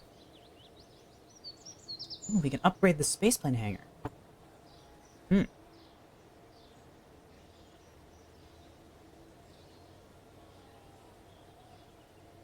fact that we can afford to do that kind of makes one of the rocket spaceplane that I wanted to build a little bit superfluous. Because the whole point of the rocket spaceplane was that I couldn't build a plane big enough to go long distances because I didn't have this upgraded, but we have money now. So I guess we'll... God damn it, I meant to right click. I left clicked again. Alright, I guess we'll upgrade it. Yeah. And we'll see how big of a jet we can get. I'm still gonna do a vertical launch jet strapped on top of a rocket because that's cool. We'll start that.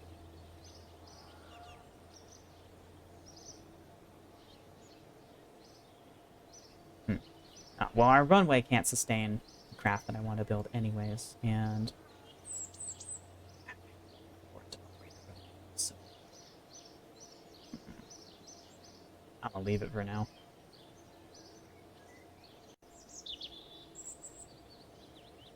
Check this.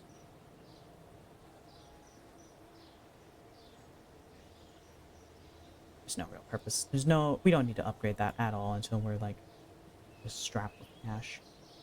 Upgrading this actually seems like a good idea. I should have done this first, actually. Having the ability to accept unlimited contracts is actually really nice. I should have done that before that. Yeah. Oh well. Is whatevs.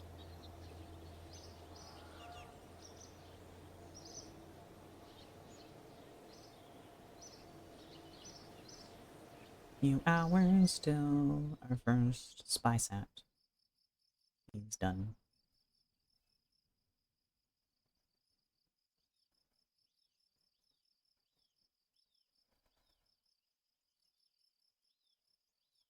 Right.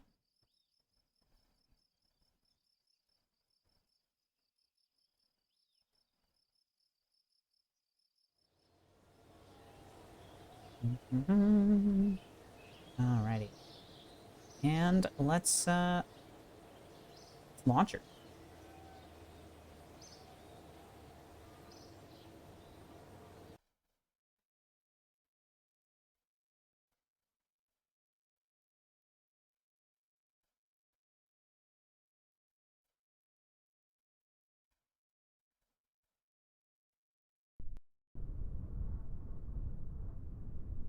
Alright. She is Antlers 1. Publicly known as Pracmus 1. Officially, this satellite will be conducting research of Kerbin from low Kerbin orbit.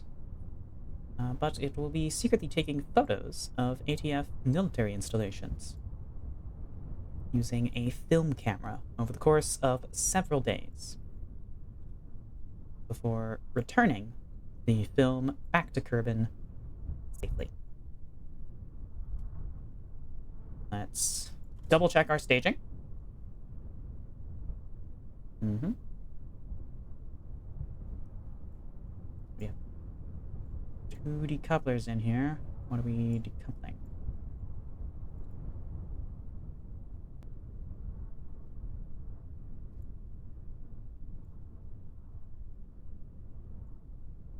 This decoupler. Yep, that's the right one. And that one. Yep, okay. All looks good. Alright.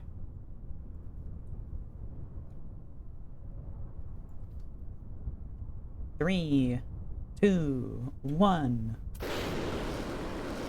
And freezes again as usually done.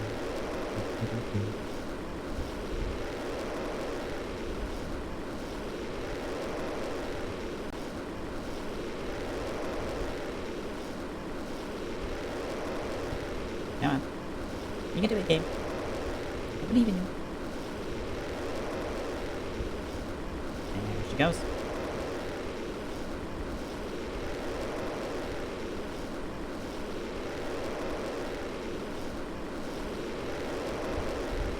And it be going up. Yeah. There it goes. The game freezes on launch for me. Pretty consistently. But it doesn't cause any real issues, so I'm just gonna ignore it. Oh wait, what am I doing? I'm going the wrong way. This is supposed to be a polar orbit.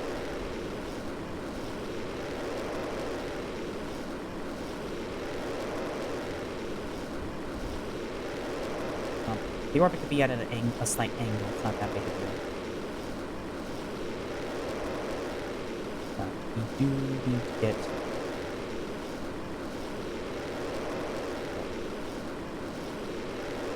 I'm turning opposite direction. I meant to be turning north, but you know what? I'll accept this.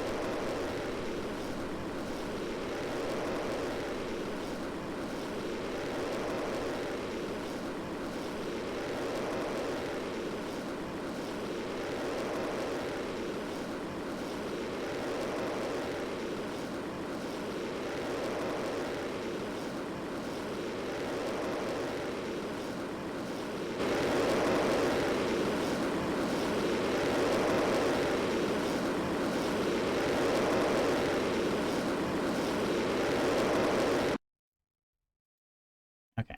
We're also meant to be lower down than this, but, you know, it's fine.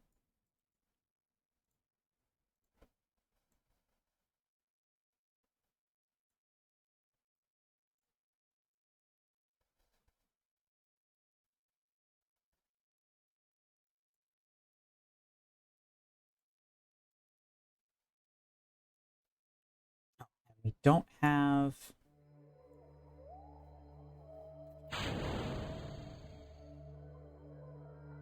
We don't have a target node hold available. That's fine. А ну, чики-брики в дамке! Megalum! Hello, howdy everyone. Welcome to the stream. My name is Maddie. Well, how are you? What were you up to? Raid. Howdy, Warlord. Howdy, Megalum. Hope you're having a good one. We are launching a spy satellite to spy on our enemies.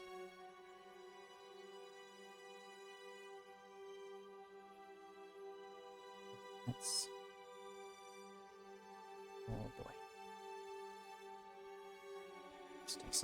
Well, you know what? Let's just ditch these. We don't need those right now. Just dead weight. We've got more than enough Delta V to complete our burn.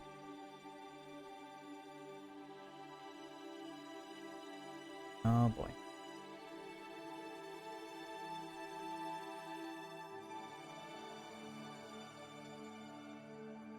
It's a good thing we've got plenty of time to get Good hunting! ourselves pointed on target. Thank you, Dingo Panic, for the follow. Welcome in.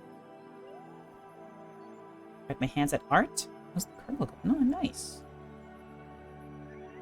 Art is always fun. And the Kerbal is going well.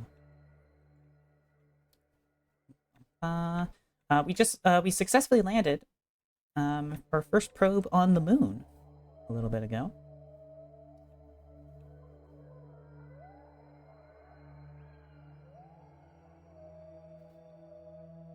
Alright. Almost lined up. Come on.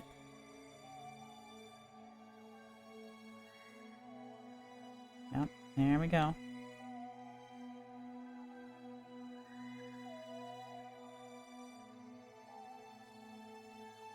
Perfect. Alright, so at T minus, let's see, 15 plus 4, T minus 19 seconds, we begin our burn.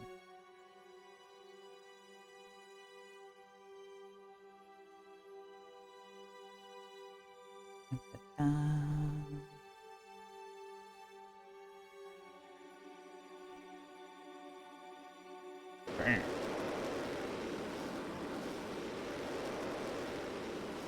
putting her into a polar orbit, so that will pass over all of our enemies' territories.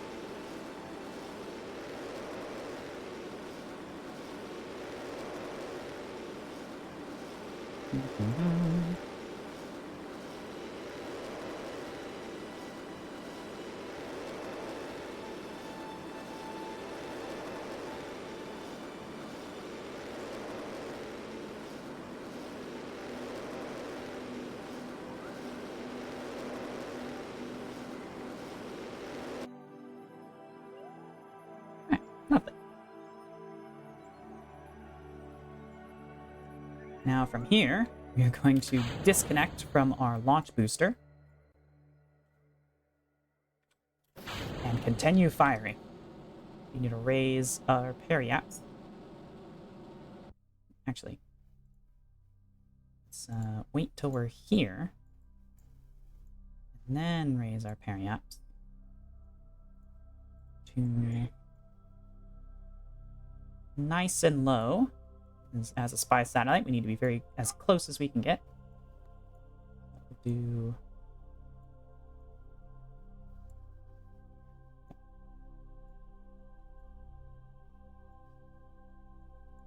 Doesn't have to be that exact.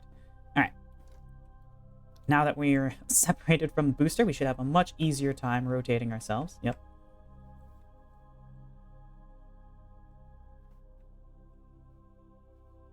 There we go.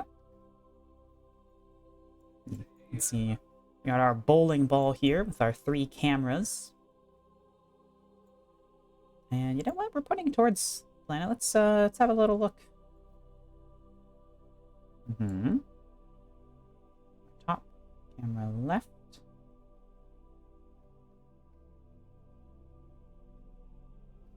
Oh, we have to turn off the top to see the left.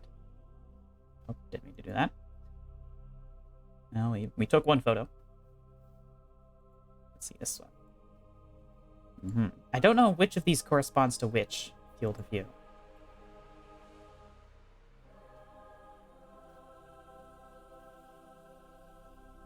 Okay. I think I figured it out. So, because it's top to bottom, it's top to bottom. Yeah. So we have a 60-degree camera, a 47-degree camera, and a 7-degree camera. Of course, that is unmagnified.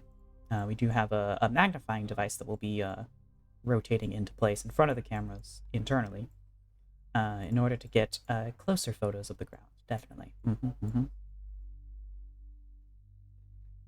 right. Now, amount of thrust that we're going to need for this. We're going to drop our thrust down as low as we can. Maybe not that low. Yep. Start burning.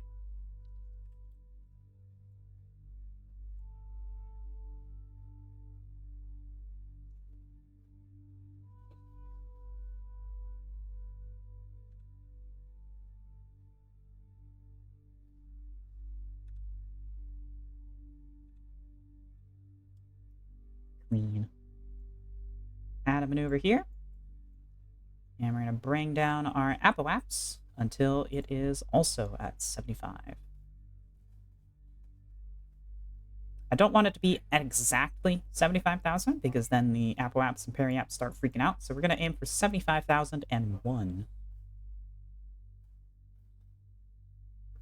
Or actually, oh wait, no, that's going to start slipping. So never mind. We'll just aim for 75,000.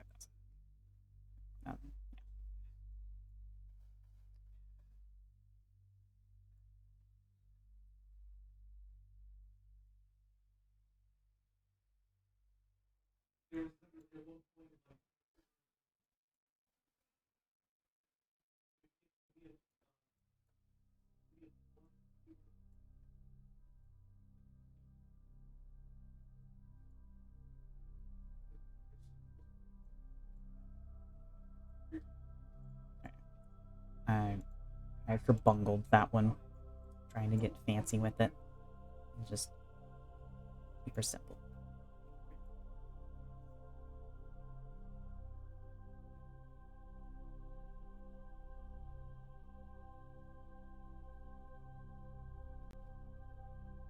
Alright. Yeah, well, whatever. Doesn't need to be that precise.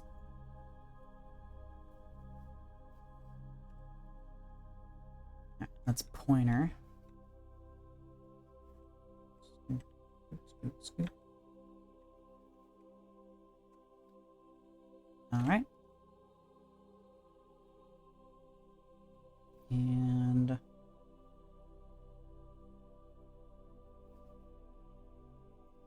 oh, wait. Oh, God damn it. I pressed the wrong button.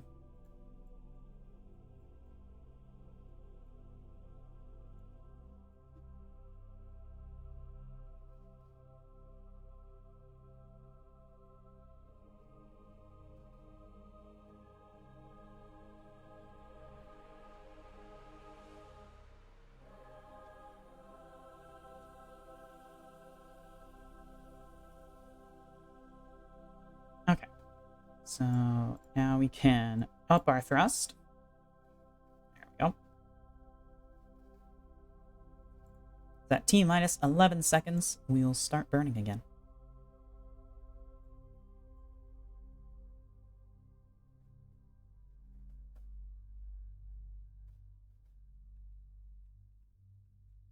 Get us back on our marker.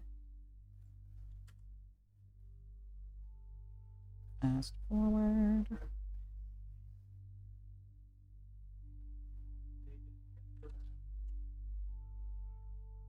Burn.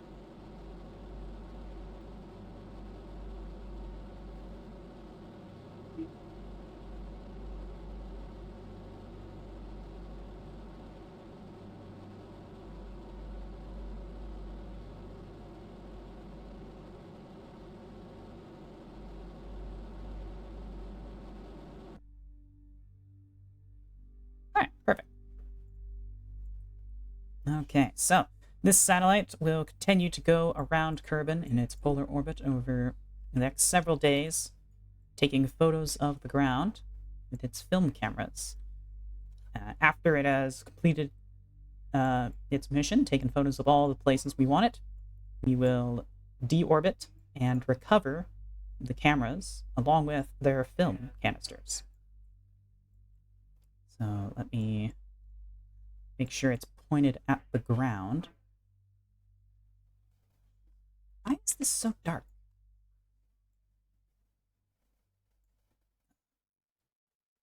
I know it's like it's in, we're in the darkness, but Planet Shine is supposed to make stuff visible.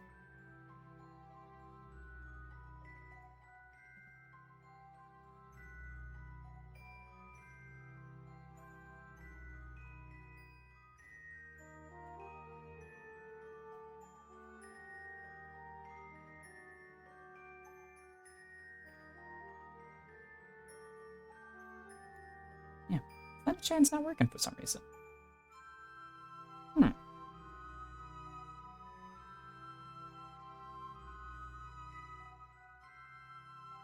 Wait, intensity. Tracking ambient lights, 0.075. Yeah, it's only working on that. It's only working on the text. Weird. Alright, well, I can tell by the antenna pointing upwards that she is pointed at the ground right now. So, alright. We'll hand this over to the Department of War fellas. They're gonna control it and make sure it takes all the right photos. It looks like it's already on this next pass, right? Yep, it's already going to be flying over ATF territory, taking photos of our near coastline. Of course, this is us over here. This is them over here. Now we do want to take more photos of the interior, where their space center is located, but after a few rotations around Kerbin, the orbit should line up over there as well. And of course, there's other nations we want to be photographing as well, such as Kurti over here, who are allied with the ATF, and as well as Koichland over here, and Krantz right there. Actually, no. Krantz is over here. Koichland is over here.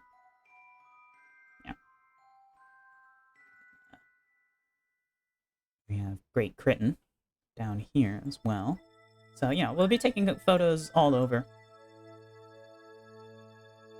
But that is where we will leave that satellite for now to do its work. Alright, let's head to the Space Center. Let's see if our next scientific mission is ready.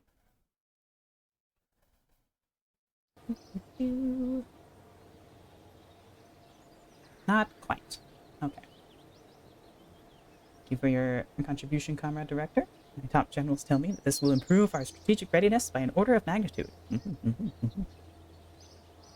Alright. I guess we could start work on the other military contract we've been given, which requires us to build a space plane.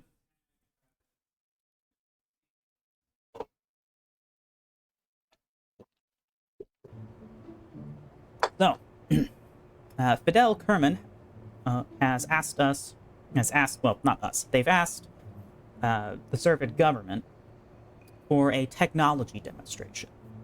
Now, of course, the nation is looking to improve relations with Cuba and set up some military exchanges.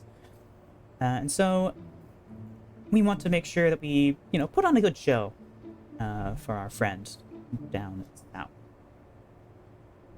So, we are going to be building a plane capable of carrying a delegate to Cuba very quickly. Fidel Kerman is going to be waiting at a Cuban military base, and our goal is to fly there faster than any plane currently in production to demonstrate our technological capabilities for him to observe, and after which, all going well with negotiations, we'll have access to that base as a potential additional launch site. So, let's start building her.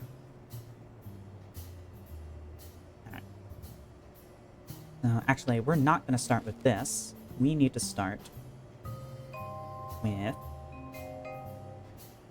Arcabay. Yeah. Alright. So we're going to be basing the overall, the shape of the plane part of this is going to be based on the MiG-105, which was a Soviet space plane. The MiG-105 was meant to be launched on... Oh, what was it called? It started with an S. It was a part of Pulse. It was a system. Spiral, yeah. So the MiG-105 was part of the Spiral program, which was a canceled program to have a reusable, space plane craft. That could put small satellites into orbit, as well as doing other things, ferrying crew and stuff up into orbit. It had both rocket engines and a jet engine, so it could use the rockets in orbit, and then when it came down into atmosphere, it could switch to the jet engine and fly itself to a runway for landing instead. That way, they could, send people up and down without having to, just land somewhere in the middle of the wilderness, which, was a problem with other Soviet rocket designs. So we're going to be sort of copying that, although the Spiral launched on the back of a large plane. So a plane would carry Spiral up to high altitude, and then the Spiral would disconnect and fly off.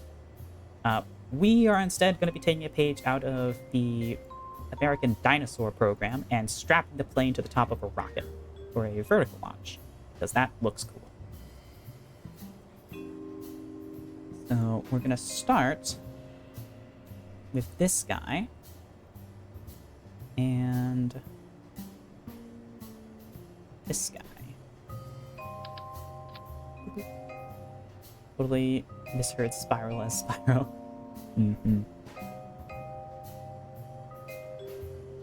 Feature. Alright. Do we want to do a circular intake? Nah, we're going to do a radial intake. Yeah. Let's go.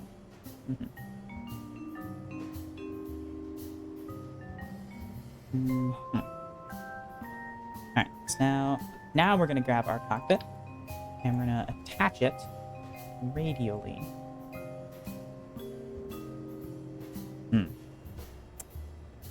Never mind.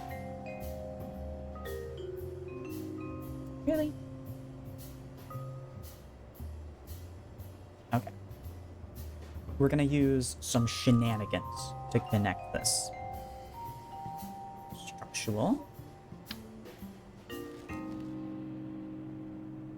What? Oh my god. Oh my god. Right click.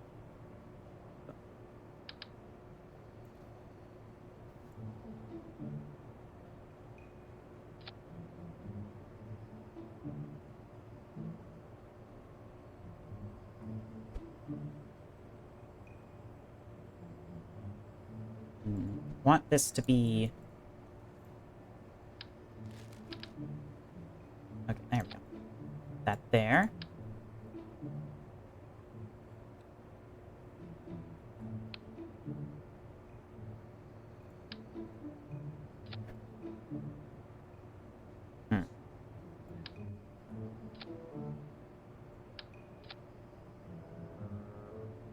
How am I gonna attach this? So I want to clip this into this this slopey fuel tank here, so that the canopy is sticking out. How am I gonna do that?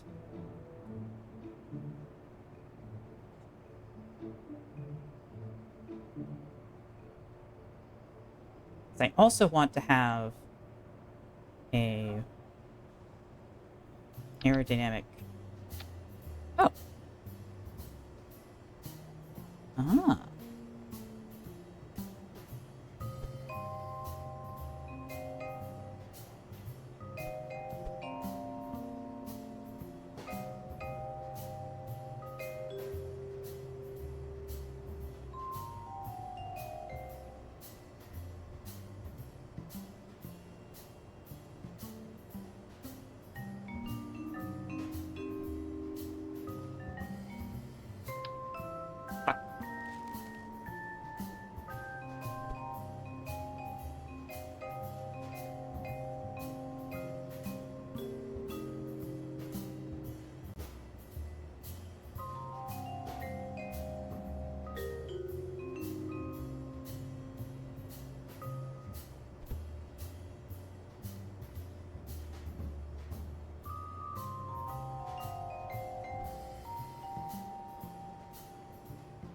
There we go. There's a little up there, but yeah, it's fine. Pretty good. Let's talk that flag off, because it's turning itself back on. Alright, so now we have our cockpit in bed here, and this door is going to be how our Kerbal gets in and out. Normally the Kerbal would get out here, but clipping into this part blocks that, so we need to leave this open as our new exit route, which means we're actually going to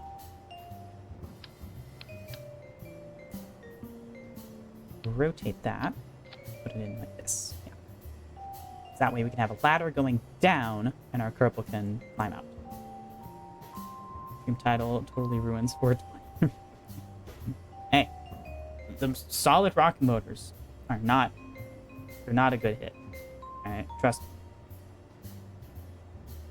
You don't want them. Happy 420. Alright. We're gonna switch back to fuel tanks. We want a...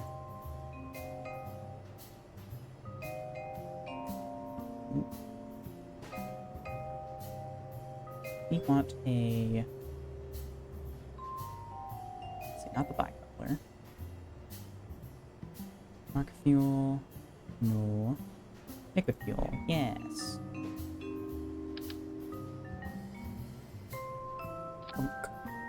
Stick that on there.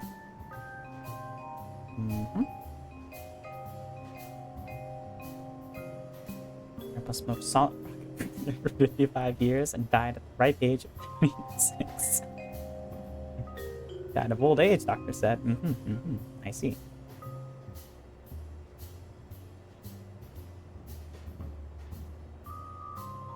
Alright, our center of mass is still pretty centered. So, even with our cockpit there offset. So that's pretty good. Alright, let's see.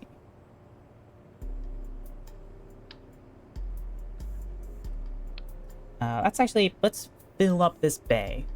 This is where our scientific instruments and stuff are going to be located. Of course, we need Science Junior in here. Let's see. The radial Science Junior will have to be what we go with.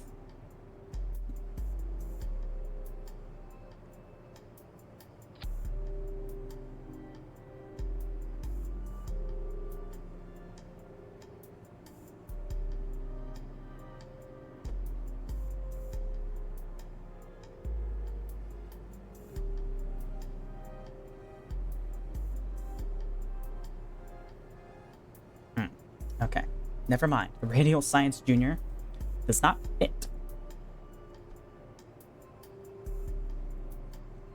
That kinda ruins my plans. Also, that's pretty tight space there. I mean, we can squeeze it in. Just, should I just tweak scale this down just a little bit?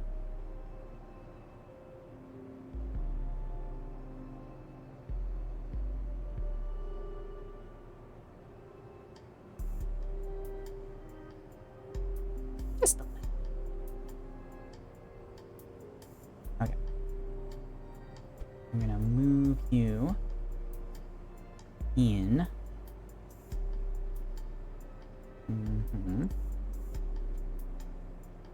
Okay. Fuel tanks. I feel like these triangle balls are built for right here.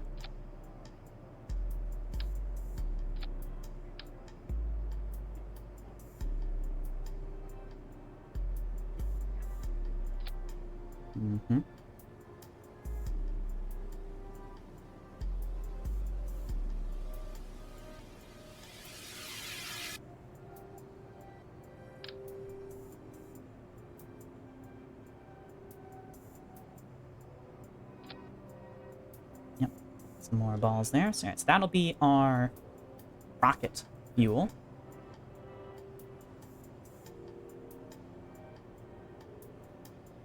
He was a great man. He wasn't throwing orphans into the orphan crushing machine, which was his daily job since he was 4 years old. He himself being an orphan. Inspiring blue-collar success story.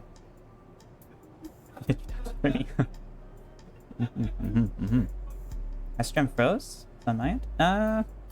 I hope it's on your end. Wow. Yep, seems to be on your end.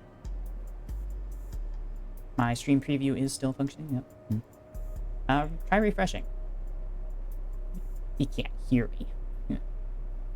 He doesn't know I'm giving him advice. Shift ends soon anyway. I'll have to drive. Always a good idea to not watch a stream and drive at the same time. Ooh, the way these two parts meet up right here actually kind of lines up with that panel line. That's nice. Wait a minute. Oh, I just noticed I just noticed I have this flipped over again.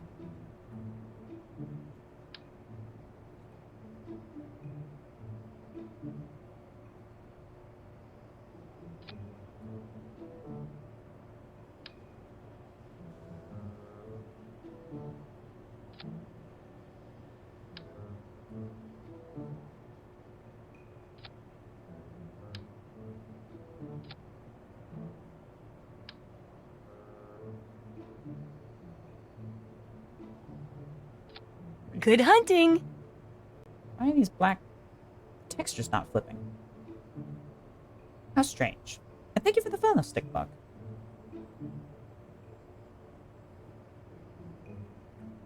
Streaming and driving is what killed my four-knuckle dice remove. Oh no. Having a police interceptor, Alex. That does give you style points. Does make you a safer driver. Everyone knows that.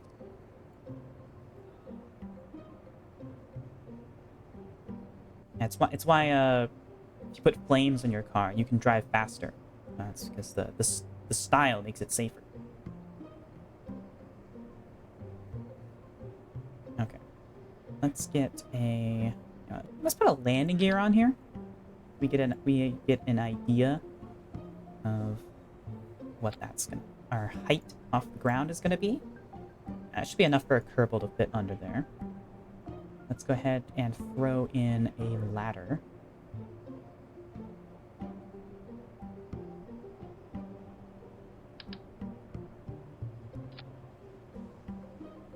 Oh, that ladder is tiny. I'm not sure that's gonna work. But it's, you know what? We'll test it. We'll test to see if that ladder works. Let's get 2 of these.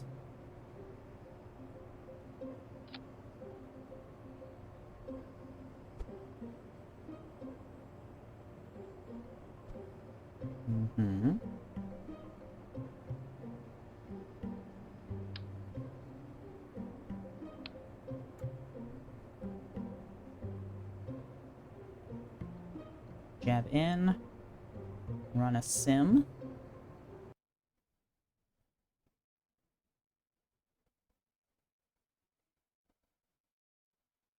Matter of fact, he was. No too many. I speak nothing but facts. Yes. Tiny to normal size. All right. It's on. Car is 30 pounds and full of Kevlar and ceramic. You can legally drink and drive. 30 pounds is a pretty light car. Alright. Crew hatch. EVA.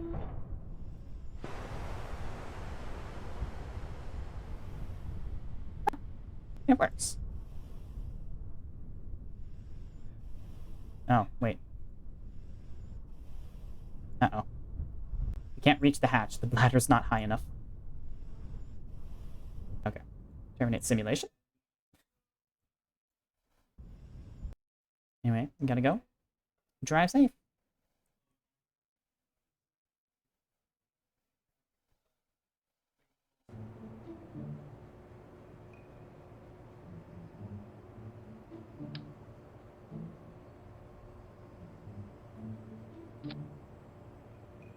I feel like that's too high off the ground now.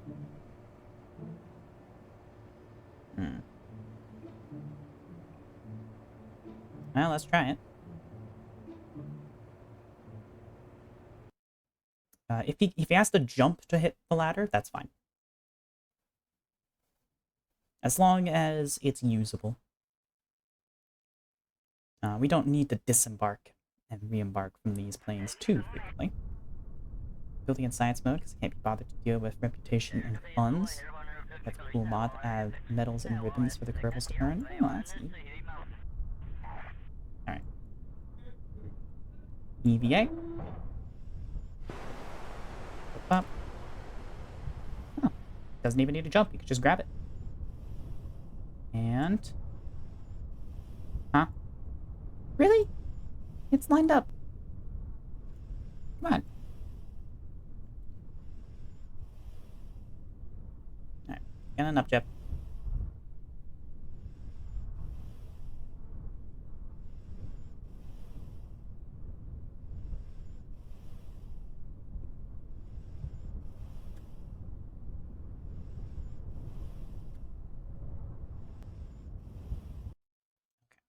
Let's move the ladder higher.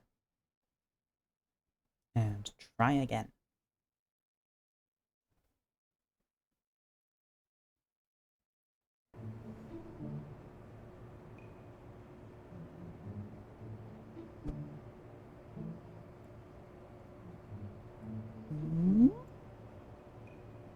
go. The rung goes right up to the door.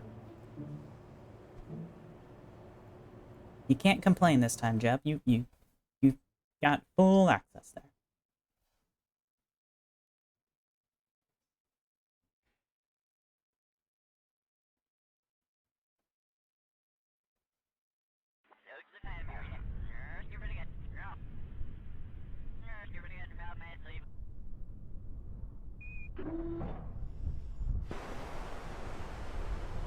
Interesting technique.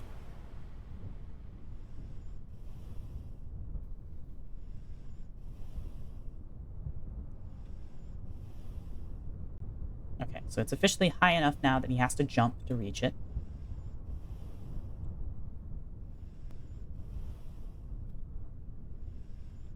Ah, damn it.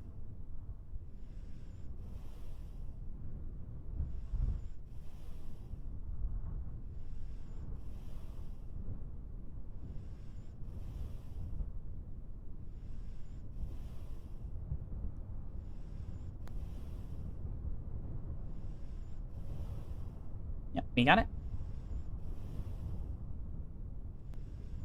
Really?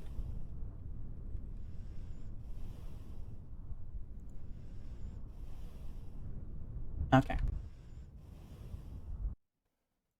Hmm.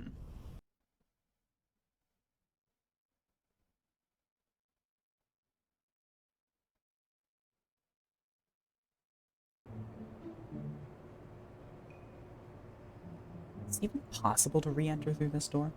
It should be possible.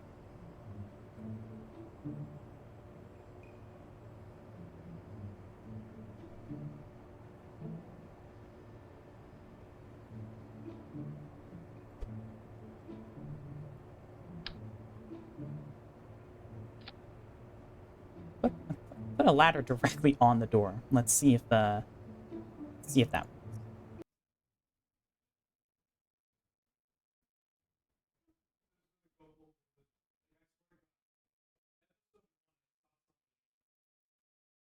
Mm-hmm.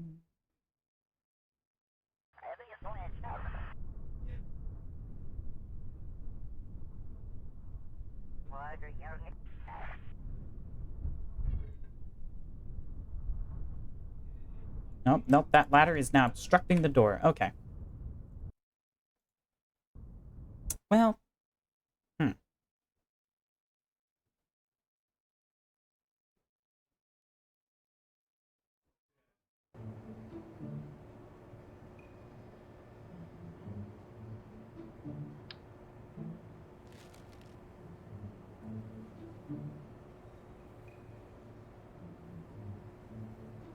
Huh.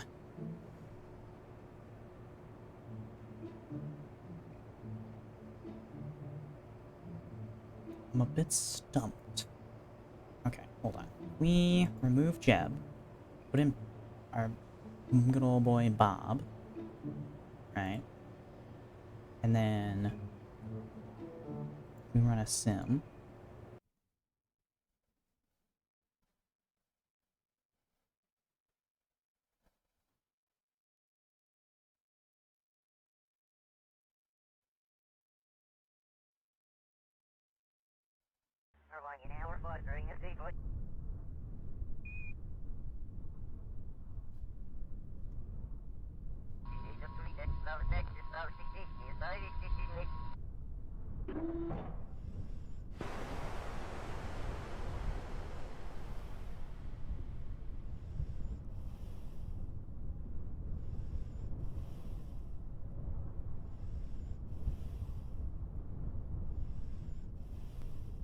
Mm-hmm.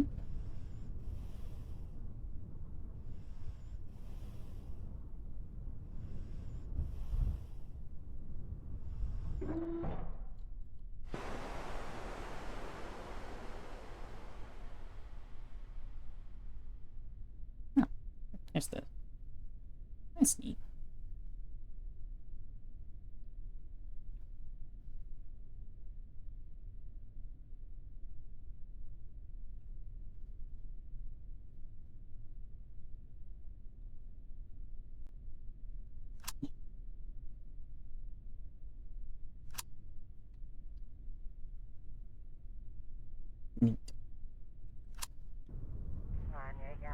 Well, as long as he can reset the science, it's fine.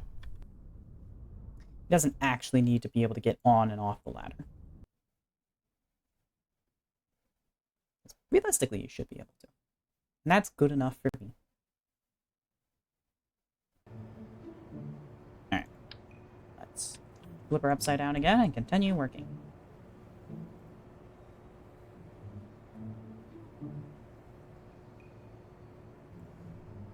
Alright. I have enough Delta V to get to orbit. I'm out. I think I fell short. Required 600 or so. Yeah, it's 3,400 for a low Kerbal orbit. This is a pretty handy mod. It just gives you a Delta V map in-game. You don't have to pull up one on your browser or anything. It shows you how much you need for everything. Even without the mod, just pulling up this image if you do want to, if you have a second monitor, leave it on or something. Very convenient. Know all the numbers you need to go everywhere. Okay, science. We want more science. Let's see. That tundra flight. We need... Oh. We need the ultraviolet and visible light.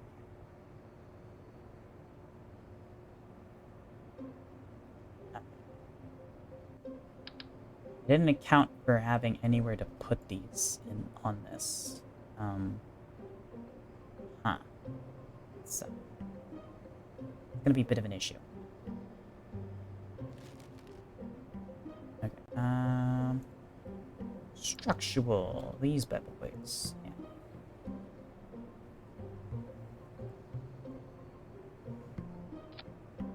There we go. Put those there. Science.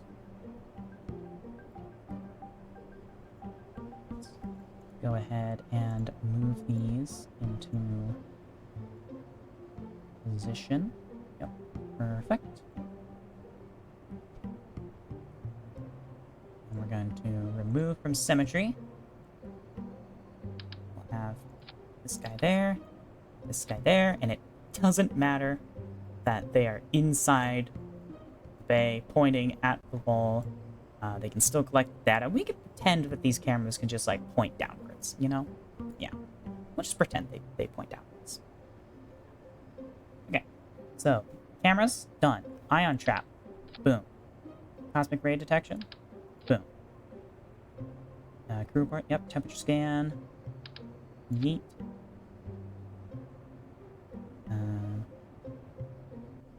Should I get one of these for out? Nah. This thermometer works just fine.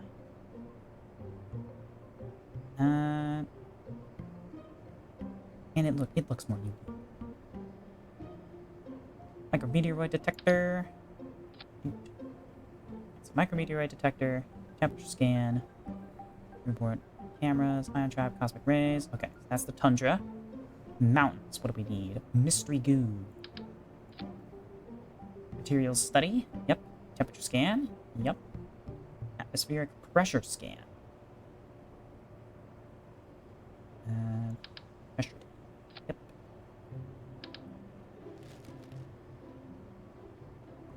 Seismic scan.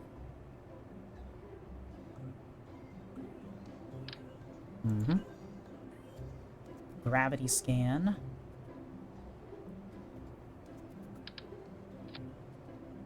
Ion trap, micrometeoroid detector, cosmic ray, visible, ultraviolet. Okay. That is all of the science bits that we need. Now let's just arrange them in a more aesthetically pleasing manner. So this little doodad, I quite like the look of. So we're just gonna as a little antenna sticking out there. I like the look of that. I think that's cute. We're gonna put it there. Actually, wait, no, because we need this to be... We do actually need everything in here so we can reset it if we want.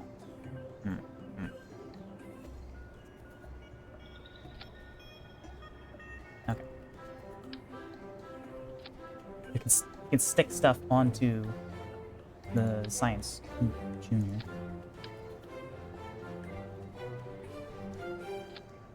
That's pretty nice.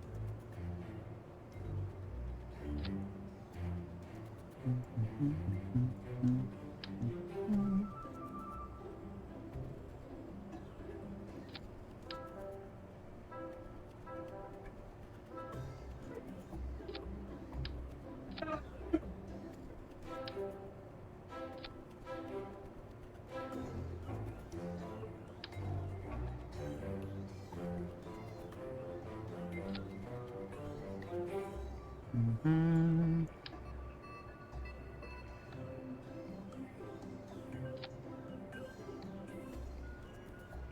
Alright, and now, where's the goo gonna go? Hmm.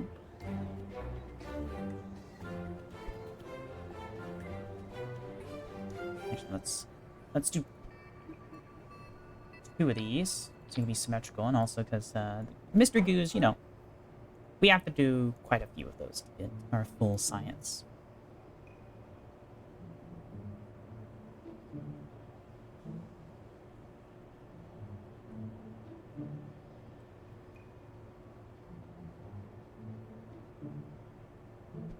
There we go. Alright. That is a nice and full science bay. Mm-hmm.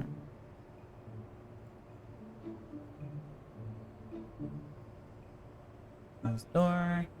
Nice. Perfect. I move this though. I feel like that's another odd spot. So let's. Oh.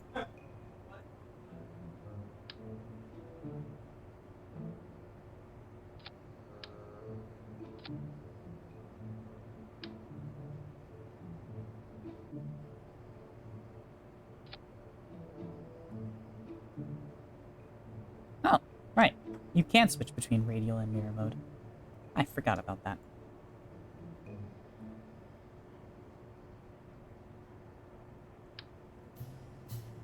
Alright. Got all of our science caboodles installed.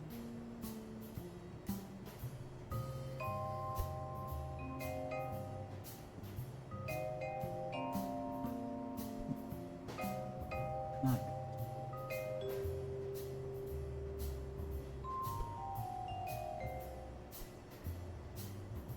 Let's see. Engines. We do need rocket engines.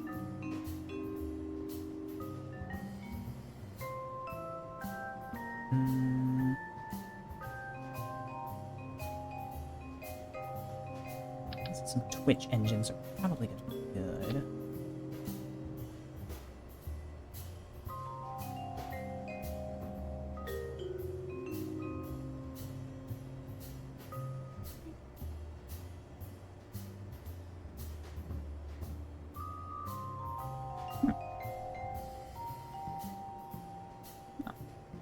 And set cubes. Neat. There's no option to change it to attach at the rear of a thing, though.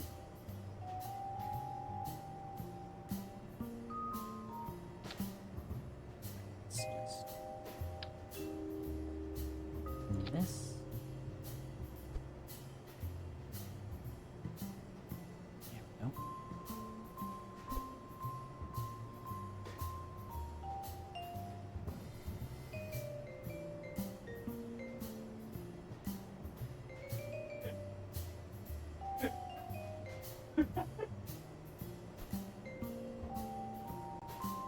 Alright. Now we need a jet engine. The better jet engine is not unlocked yet, because we're still researching it. So for now, we'll just throw one of these on there. Call that good. Or, you know what? Let's even need a big jet engine. Get a Juno do the job.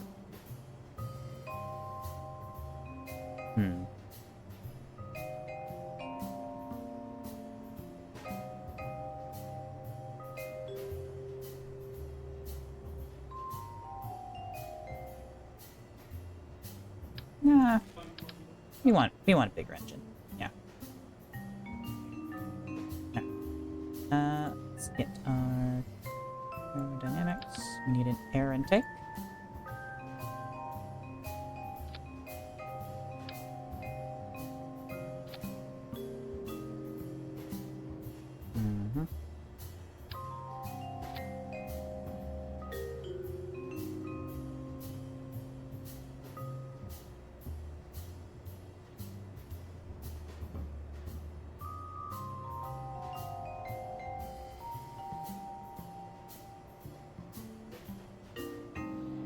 Make it a little smaller. It's a bit big. Alright. That's where the 105 had its air intake. Alright, for our tail. Let's see. This guy looks good.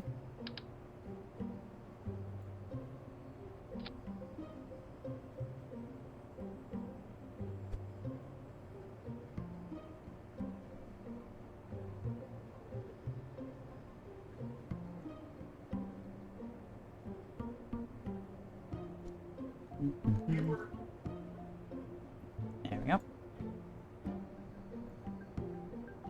Do we have servos unlocked yet? No, they're still being researched. So we can't do folding wings yet.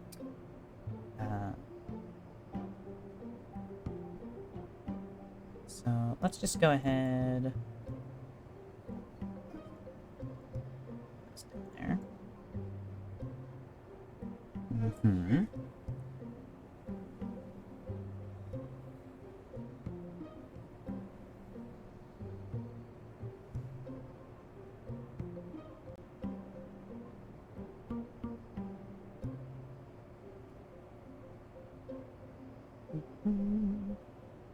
Need a drogue chute.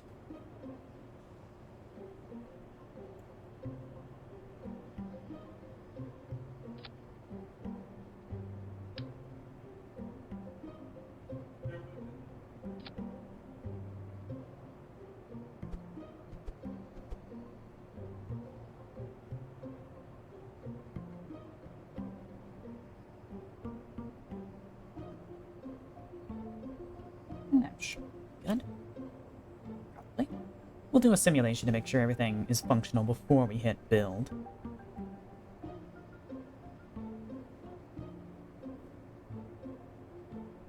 Alright, now let's get our other wings in.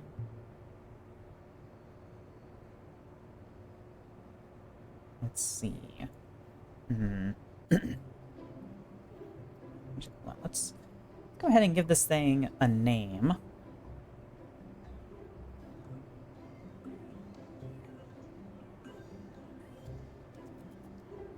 What did I have pre-set aside for this boy? My notes.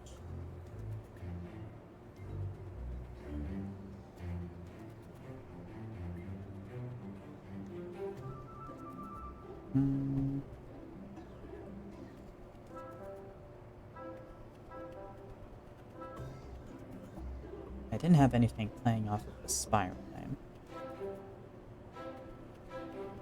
Alright,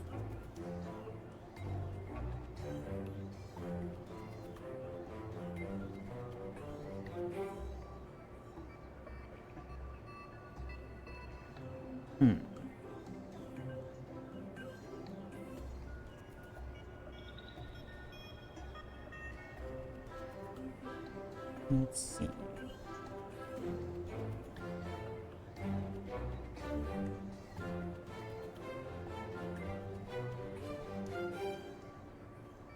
Let's just do la.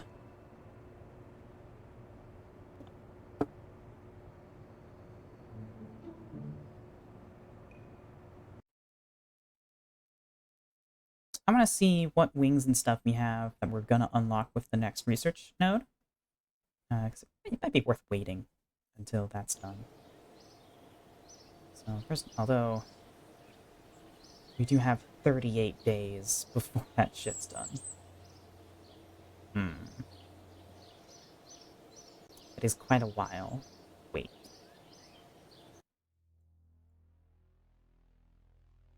Alright, yeah, this will give us the better engine.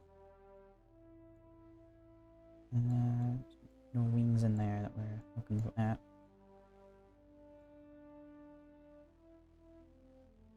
You have to go pretty far to get these wings, the space shuttle wings. Which is a shame, because these are a really nice shape.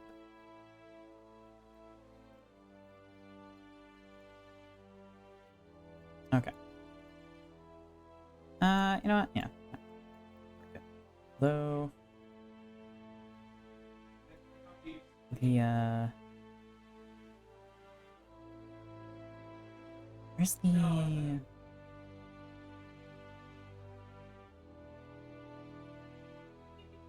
the hinges?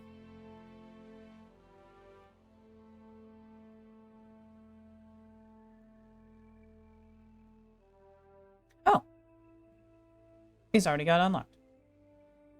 Excellent. Okay, so we can do folding wings. Nice.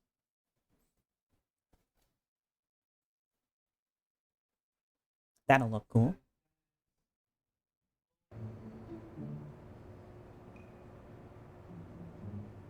Let's see, that'd be electrical? No. Utility?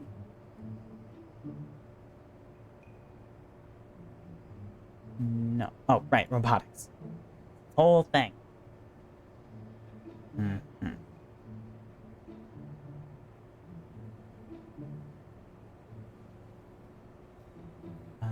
Lightweight one.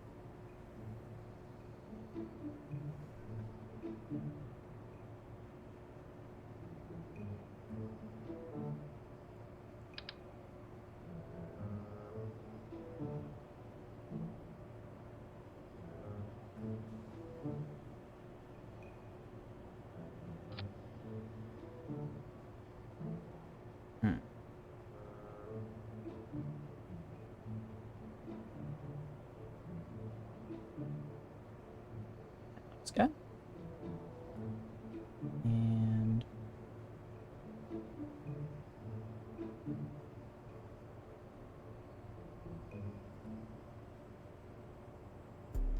let's see. So how do I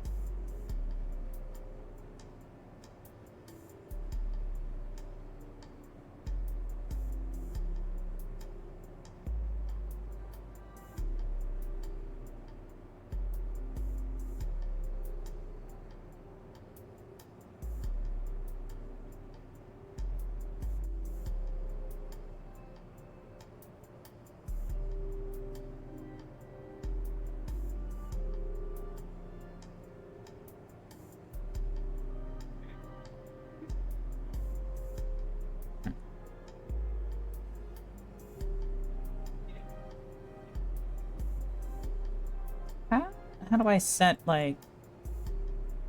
I don't know how to use these.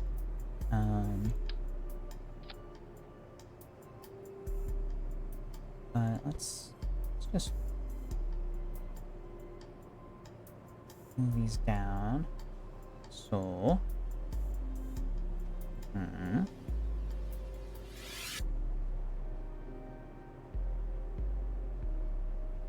we don't have action groups unlocked still. That means I'll have to manually click on these. You know what? Let's just not bother with this. Without action groups, I'm not going to be able to hide them fully. So there's gonna be a gap between the wing and fuselage. That'll look like so. Yeah, we'll just bolt the wings straight on. I don't think we get any benefit to having the wings fold up anyways. there's a benefit in real life, but I don't think the aerodynamics are not modeled accurately enough for that benefit to translate over into KSP. So let's just get our wings going.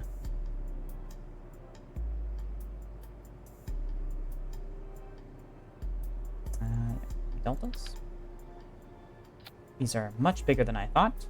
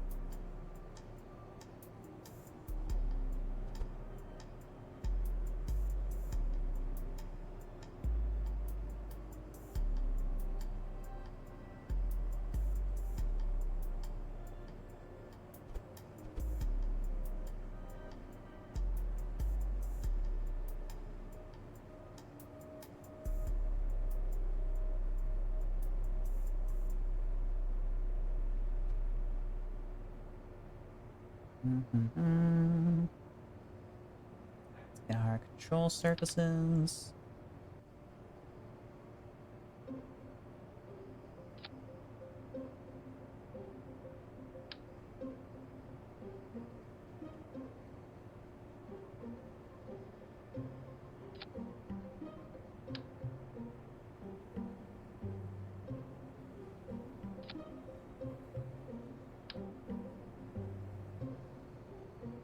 There we go.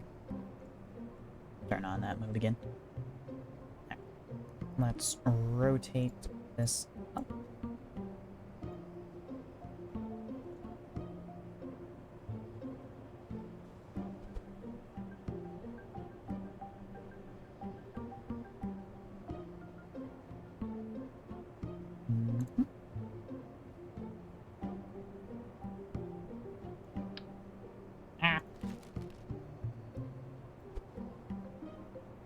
Local.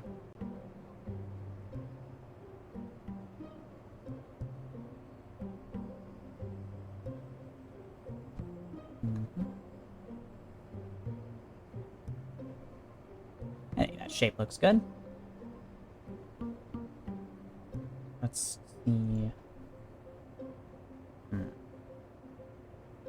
So close enough. With SAS, we should be fine.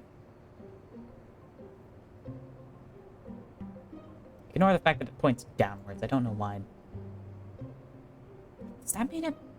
No, downwards is good. We want it to point downwards because that means it's giving us lift upwards. Is that how it works? Yeah.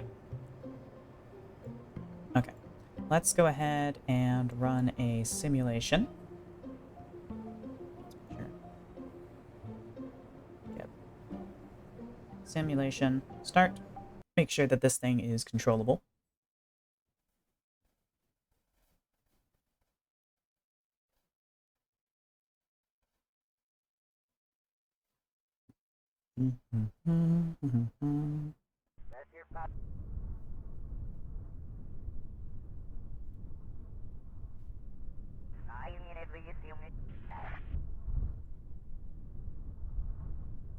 Okay. We're gonna test jet engines. So we are doing an in-atmosphere test right now.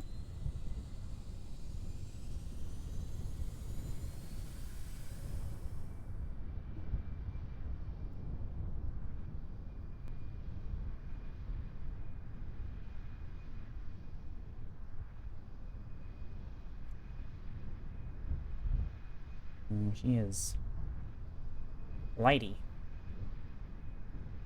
Oh. Game froze. Not a good sign. These have not exploded. Jeb's having a good time at least.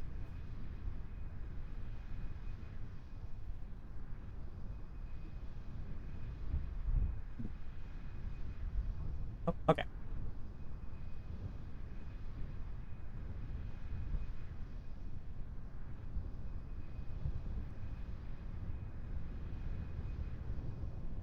Hey, we're up. Alright, she's much better when she's in the air.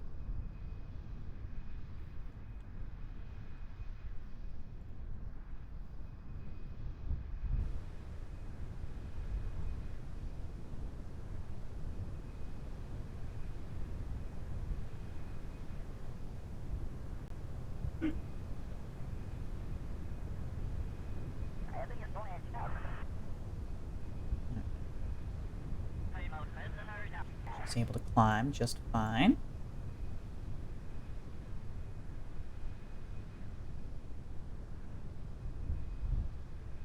But not that high. Hmm.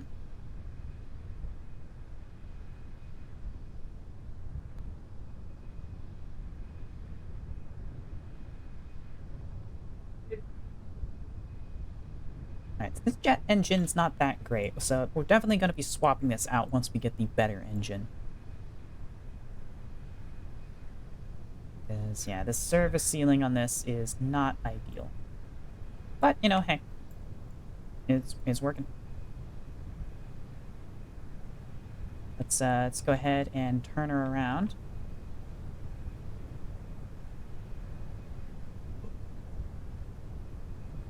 Whoa. Lift up.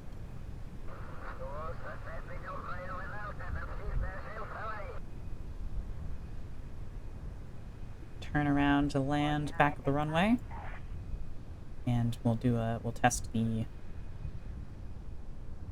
drogue chute to make sure it's not gonna break with it being clipped into the engine there.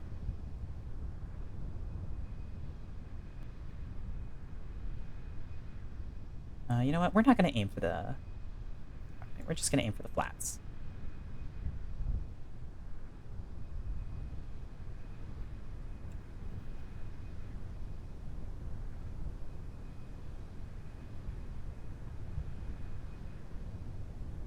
Hmm.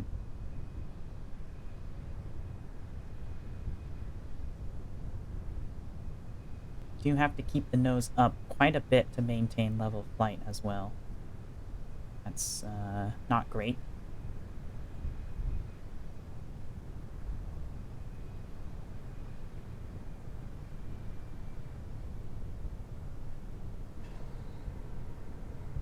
But, oh well.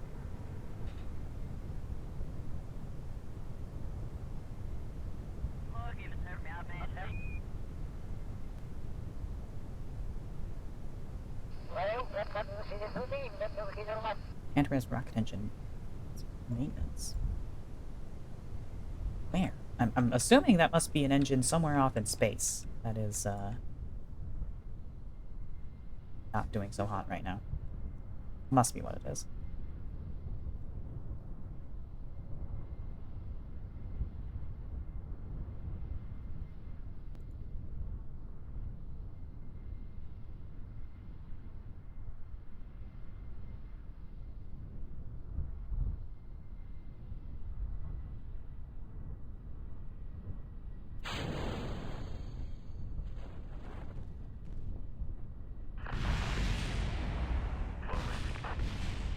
Okay. So she's very bouncy. The drogue chute does work. The landing gear are just way too bouncy.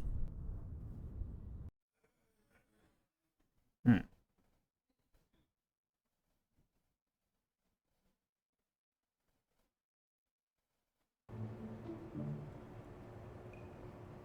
How can we reduce bounce? Let's...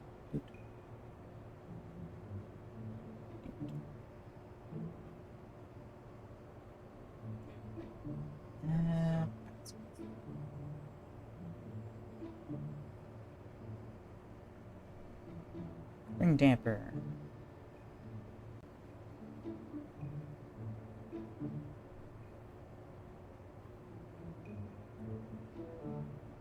Turn that down. Maybe.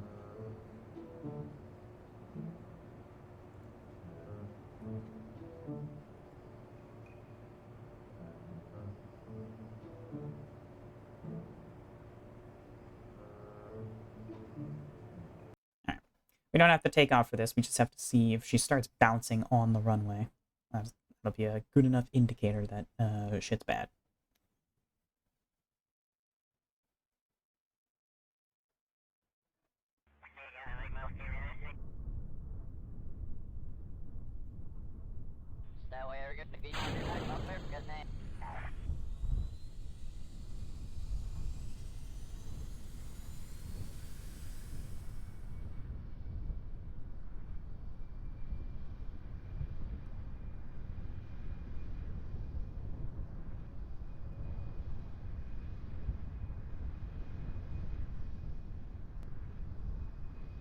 Still bouncy, but nowhere near as badly.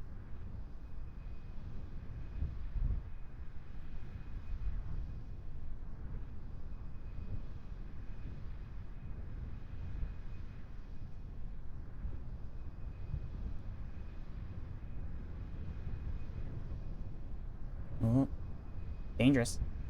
Danger bounces.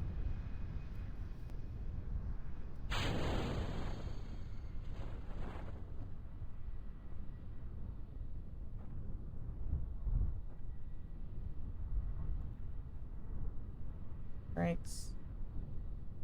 Okay. I think she's safe now. Good.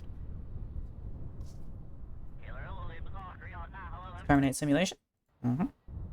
Now we will need a regular parachute as well, so we can do lazy safe landings. You know, just in case.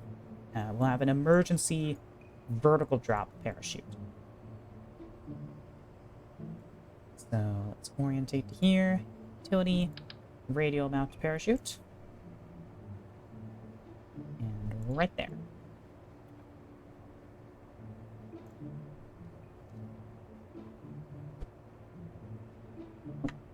Do not move it. I want to put it in a specific spot for a reason.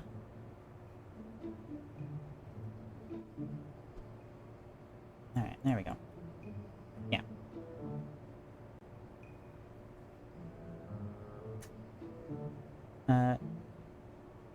Howdy, Sid Zimmerman. Welcome in. That's a fantastic emote there.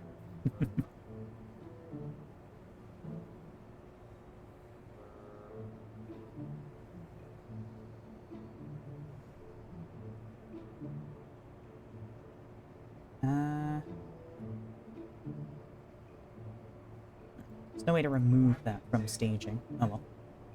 We'll just have to be mindful of it. I think that's good, and yeah, so she does not meet the requirements of the first spaceplane hangar, which is still in the process of being upgraded at the moment. That's alright. We are going to go ahead and move to the rocket editor, because this is how we're going to be launching this thing anyways. So, how are we going to attach our rocket?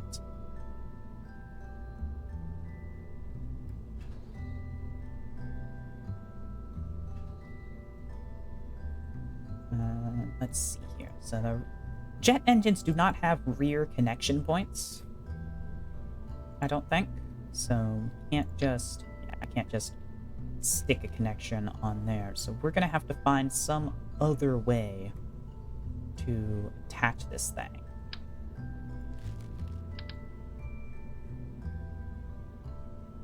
I'm thinking a stick coming out right there.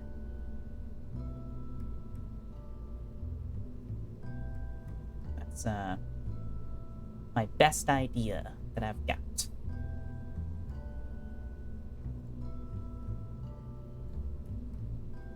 So we're gonna take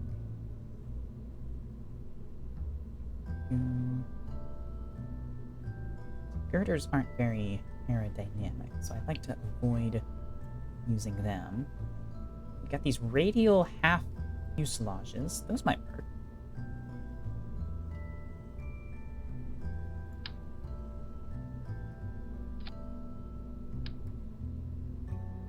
Yeah.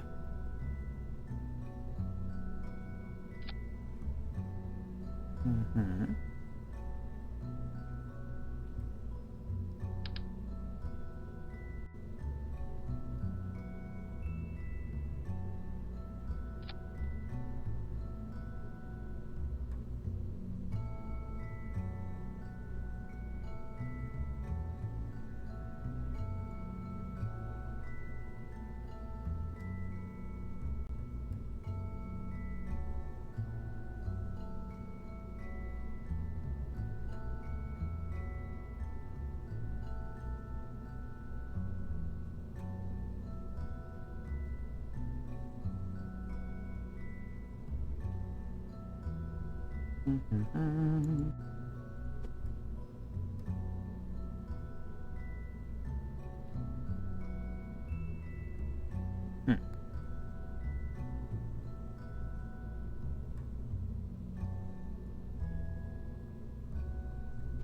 I think actually the short one might have been the better call here.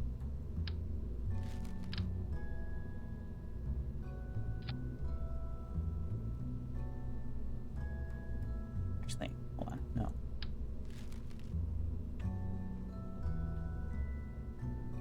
We went smaller.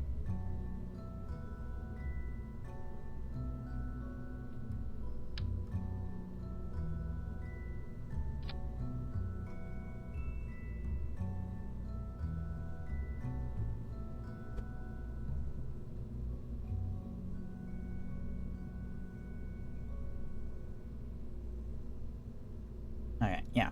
The smaller one, definitely want that.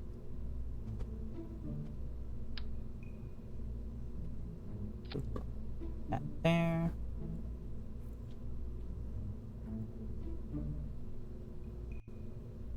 Alright. And now we're gonna get a payload, one of these. We can't radially attach this? Really? Why do I gotta make everything difficult? Okay.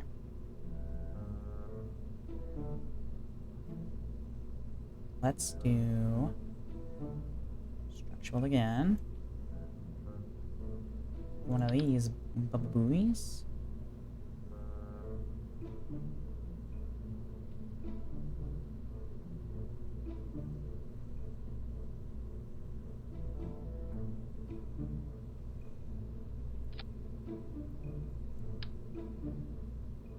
There we go.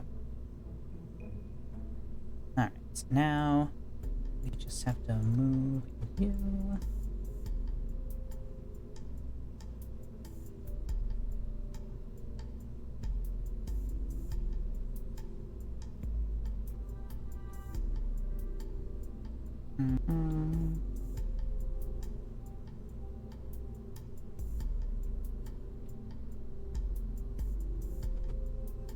Move you.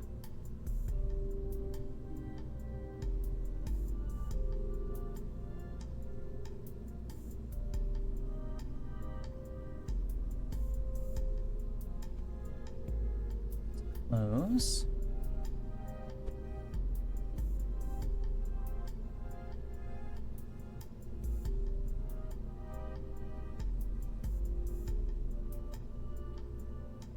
That's what we're gonna get. Move this down.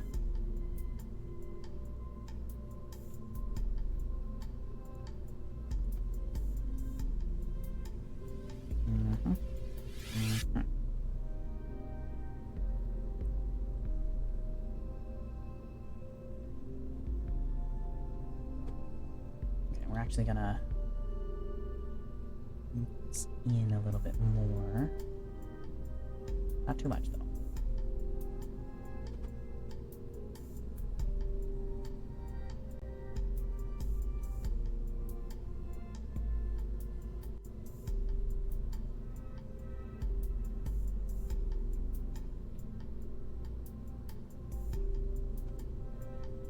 Alright, there we go.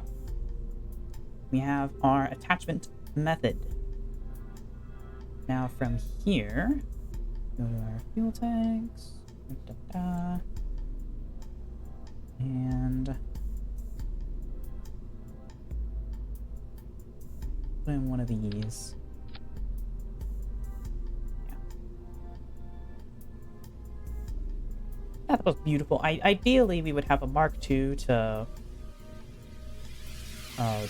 Mark 1.5, you know, from the Mark II to the 1.875 meter tanks, ideally.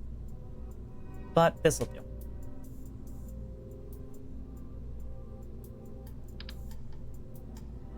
Oh, that's the wrong one. Damn it. Oh, do I even have the right one unlocked, actually? To go from the half to single. Not up there, I don't think. Got this one, then. No, that goes to single. Oh, I might not even have the right size fuselage unlocked. Uh-oh.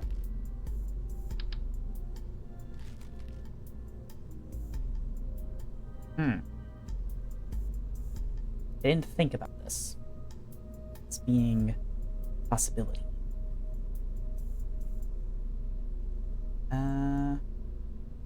You know what? Instead of that, we'll do this. We're spending quite a bit of money developing this plane and its launch system, but that's okay. We'll just do this guy. And then we'll grab a rock 5.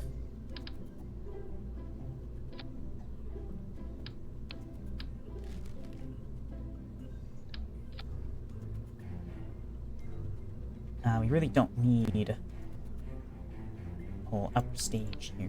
I'm gonna get rid of you. This is a suborbital flight only that this thing's gonna be doing.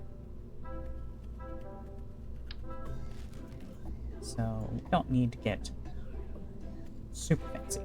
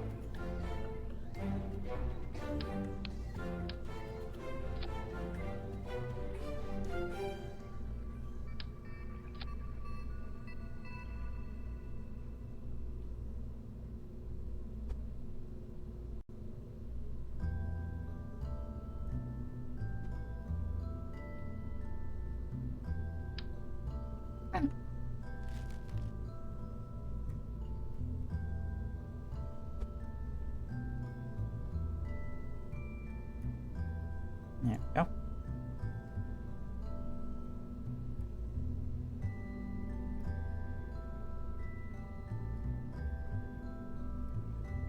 It's not quite perfect. Ideally, I would have this moved up just a little more. You know what? Let's try and line this up the bottom. See how well that goes. Okay, yeah, we can't do that. We can do that, kind of.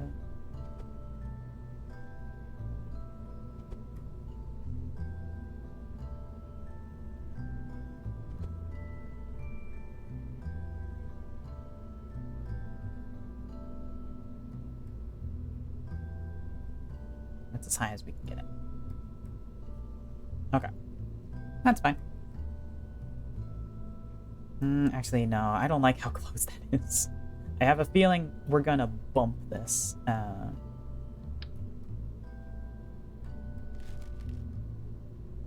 So let's move it down.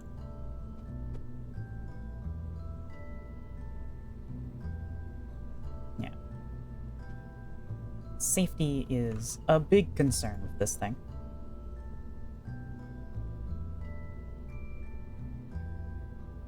Alright, we don't need nearly as much there, so we're gonna kill that thrust there to hide it from our delta V calculation.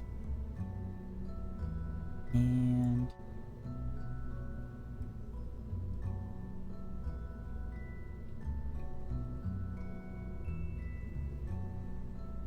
Yeah, I mean, that should be good.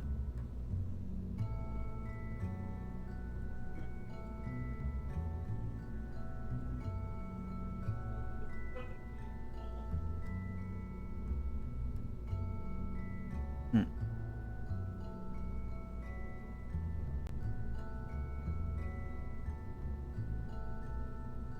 I mean, that should be enough thrust.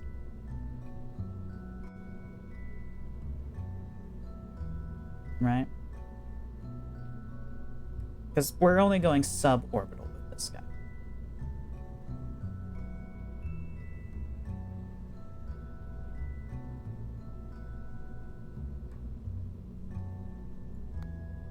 Alright. Detach those, detach this, we activate the little guys. Then after we soar in, we switch to the jet engine. And we have the drogue and the vertical parachute. Alright. I think that looks good. Oh, we have action groups unlocked now. Oh. Neat. Oh, are action groups locked to the VAB and spaceman hangar? So because my VAB is upgraded, I have action groups in here. I think it is, yeah. Currently in a 27-minute long sling to 300 kilometers from Kerbal just to get like 30 science right now. Bob is flying because scientists will be like that. Okay. For an abort action group, probably want to do this guy. Couple.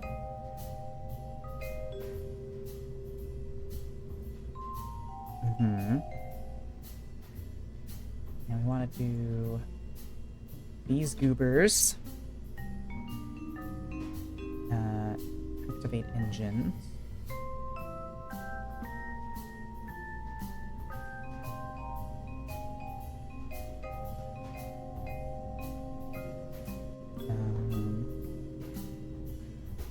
These we want to shut down. Shut down.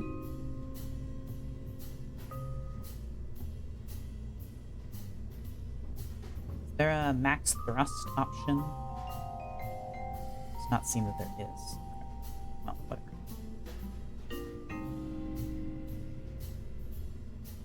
Oh, and also we want to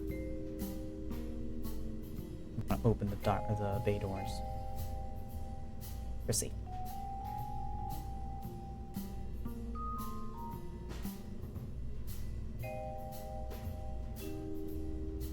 Okay. I think that's good there. Okay.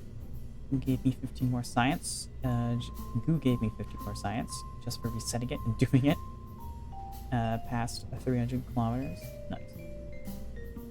Love to see it. Alright.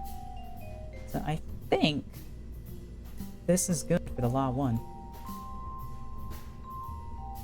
So let's go ahead and get her built.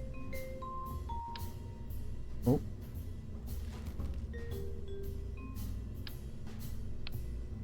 I grabbed the wrong one. Let's go ahead and get this bad boy built and ready for a test launch. Actually, you know what? Let's do a sim. I don't trust the detachment method between stages. I do not trust that in the slightest. So we're gonna do a little test real quick.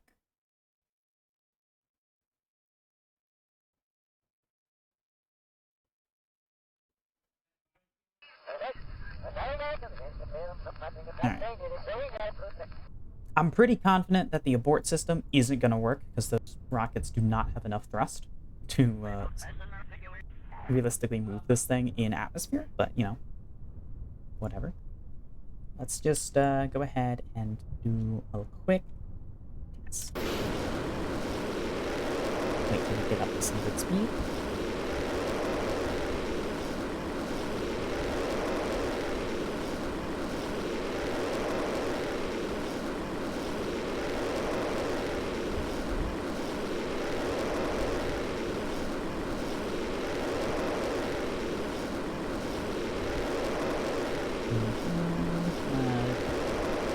test at 200 meters per second. Alright, let's fill throt, stage, back throt, and then we'll do the dangerous decouple. Alright. Kill throt. Actually, let's use the abort action group. Oh, that does work. Wow then. That's rather nice, actually. Oh, we had an engine failure. Well, you know, it's nice to see in a simulation environment.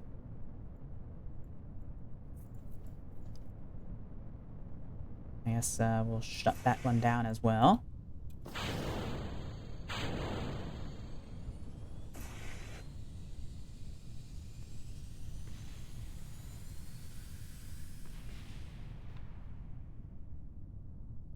You know, doing a full simulated test flight.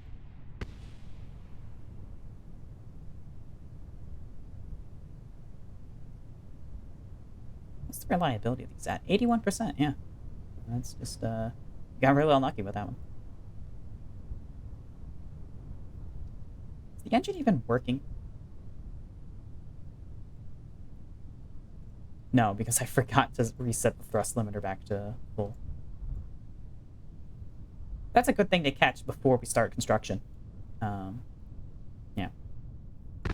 The ability to pull up on this thing is pretty abysmal, though, I will say. In fact, we can't pull up. Oh. No, no. Oh, wait. Hold on. What? Why is... Wait. Why isn't the engine activated?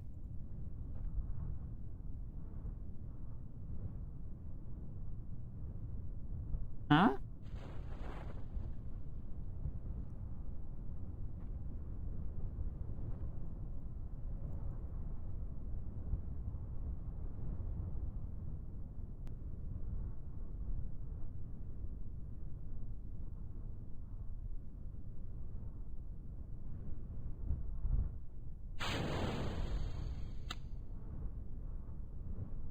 Can't deploy while stowed. It's not stowed.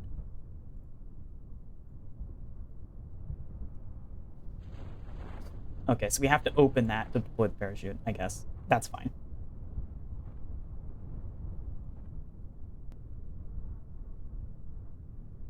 That's also good to know. Oh, and she's out of electric charge. So we didn't put batteries on board. That's a good thing to know about as well. Yeah, why are you not activated? You have fuel.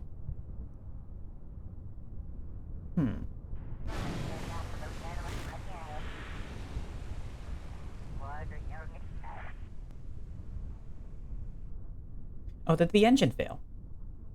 Needs me. Yeah, the engine failed. That's why. Okay. Well then. Let's restart the simulation because I do actually want to test that the engine will work deploying from inside of that cargo bay, because I'm not sure it will.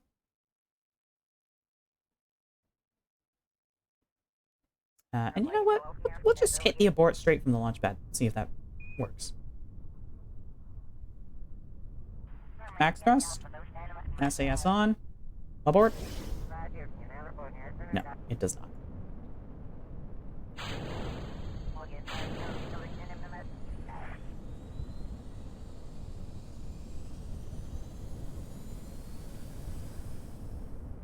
It just failed again.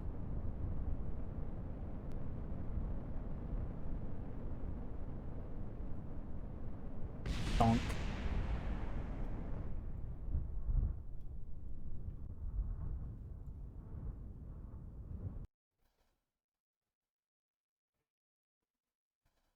Need to know, will it work?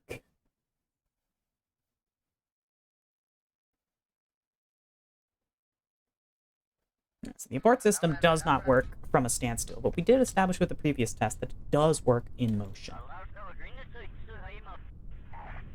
So at least there's that.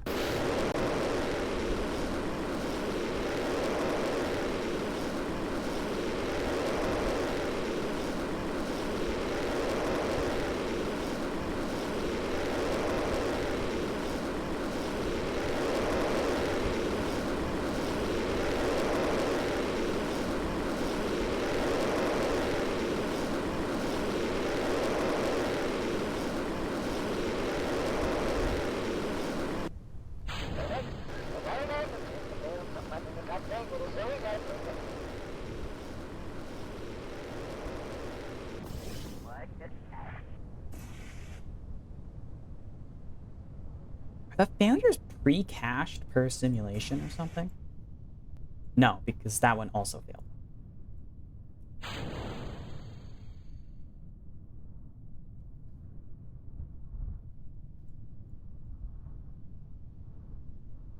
Okay, this one's not working.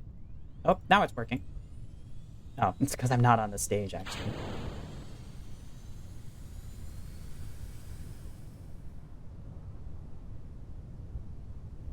Okay. Flamed out.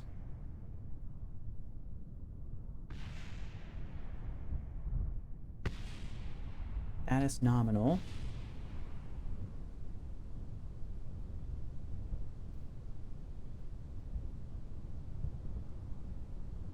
Oz needs maintenance. Huh.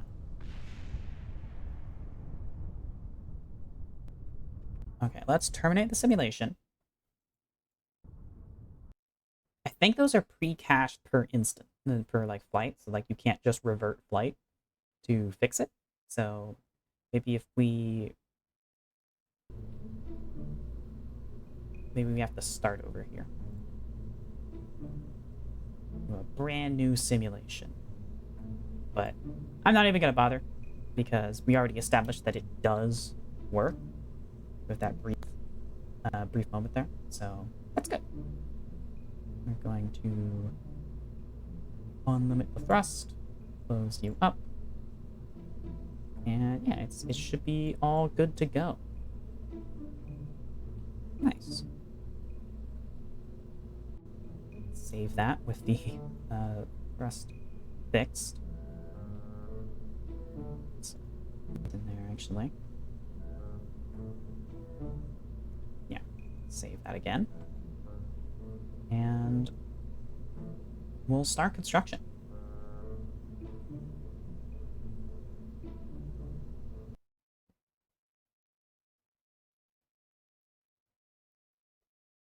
Oh wait, I forgot batteries. Shit.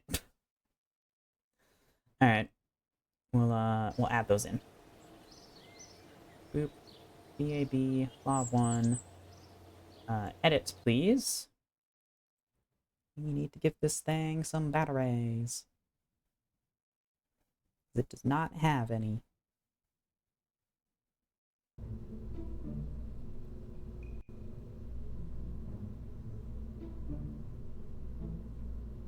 Okay, that roof is looking pretty empty. We'll go ahead and put them on there. And you know what? We're gonna move this out so it's not considered as stowed, perhaps, hopefully.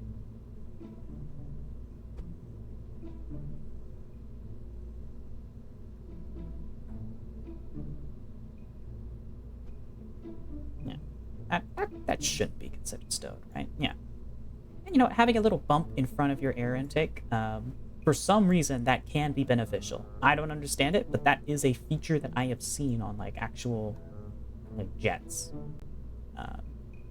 I don't know what its purpose is and how that helps, but it can, apparently. So, I don't know.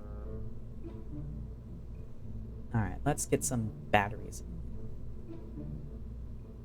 Let's do...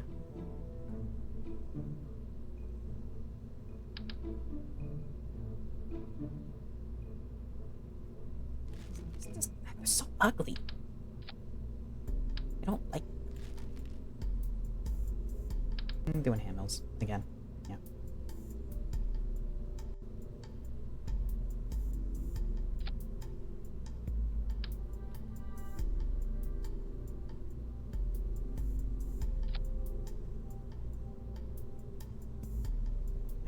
200. So that's 400 battery power. It's 50 in there. I don't know. I don't trust this thing. It flies like a brick without SAS, without the reaction wheels. So let's give her some extra power, just in case. You know, she'll probably need it.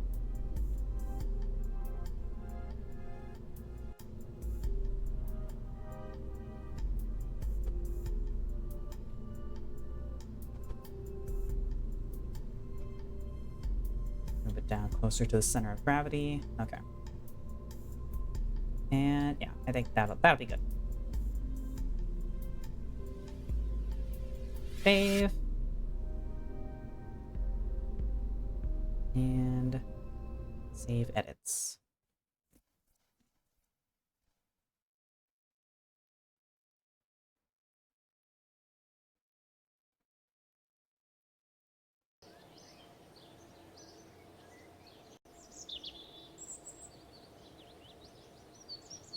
Alright.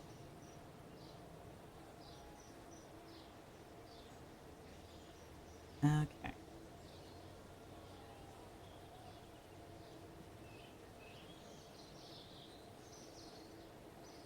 Yeesh. Alright, well.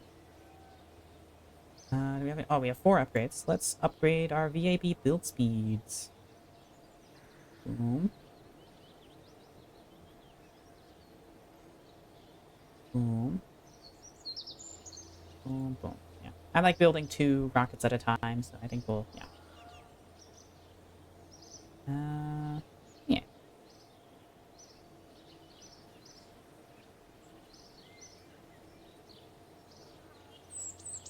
Oh, yeah. Yeah, that was worth it. Good investment. Alright. Well, I think that's going to be it for tonight. We've done some good progress. We got our first probe on the moon. Surface. And it's a big deal. Pretty good. So I think, all in all, pretty successful day. We weren't able to fly that, the space plane, the Law 1, today, but oh well. You know, some things fall through the cracks when you fail several, moon missions in a row. You know, some setbacks occur, but you know, it's fine. We got our first orbit around Minmus as well. So, you know, things are looking up for the program. We're gonna call it a night. I'm a bit tired and also a bit hungry. It's food. No. Here is the raid message. Let's see who we can raid. Let me see. Da-da.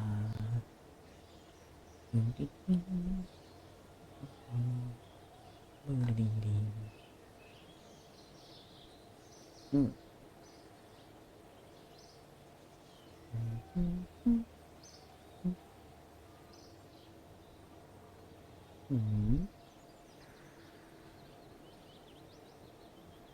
Charade.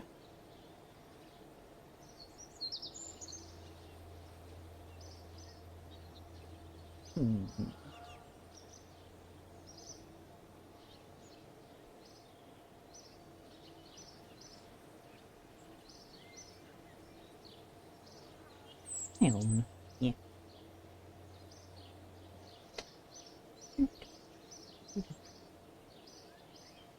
Goth Kitty. Playing Peglet. Which I think is related to Peggle. But I don't know. We'll check it out. We'll see what's up. So, thank you all, everyone, for tuning in. The next Kerbal Space Program stream will be next week on Monday, same as was this week. And Baldur's Gate will return on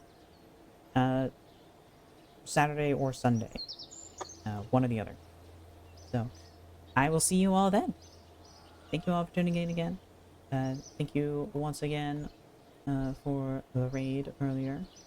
Well, raids. We've gotten multiple raids today, so thank you both Megalum and Mika. And I'll see you all in the next one. Bye. Good night. Bye bye bye. Bye bye bye. Good night. Bye bye. Good night. Bye bye. Bye bye. Bye bye. Good night. Bye bye.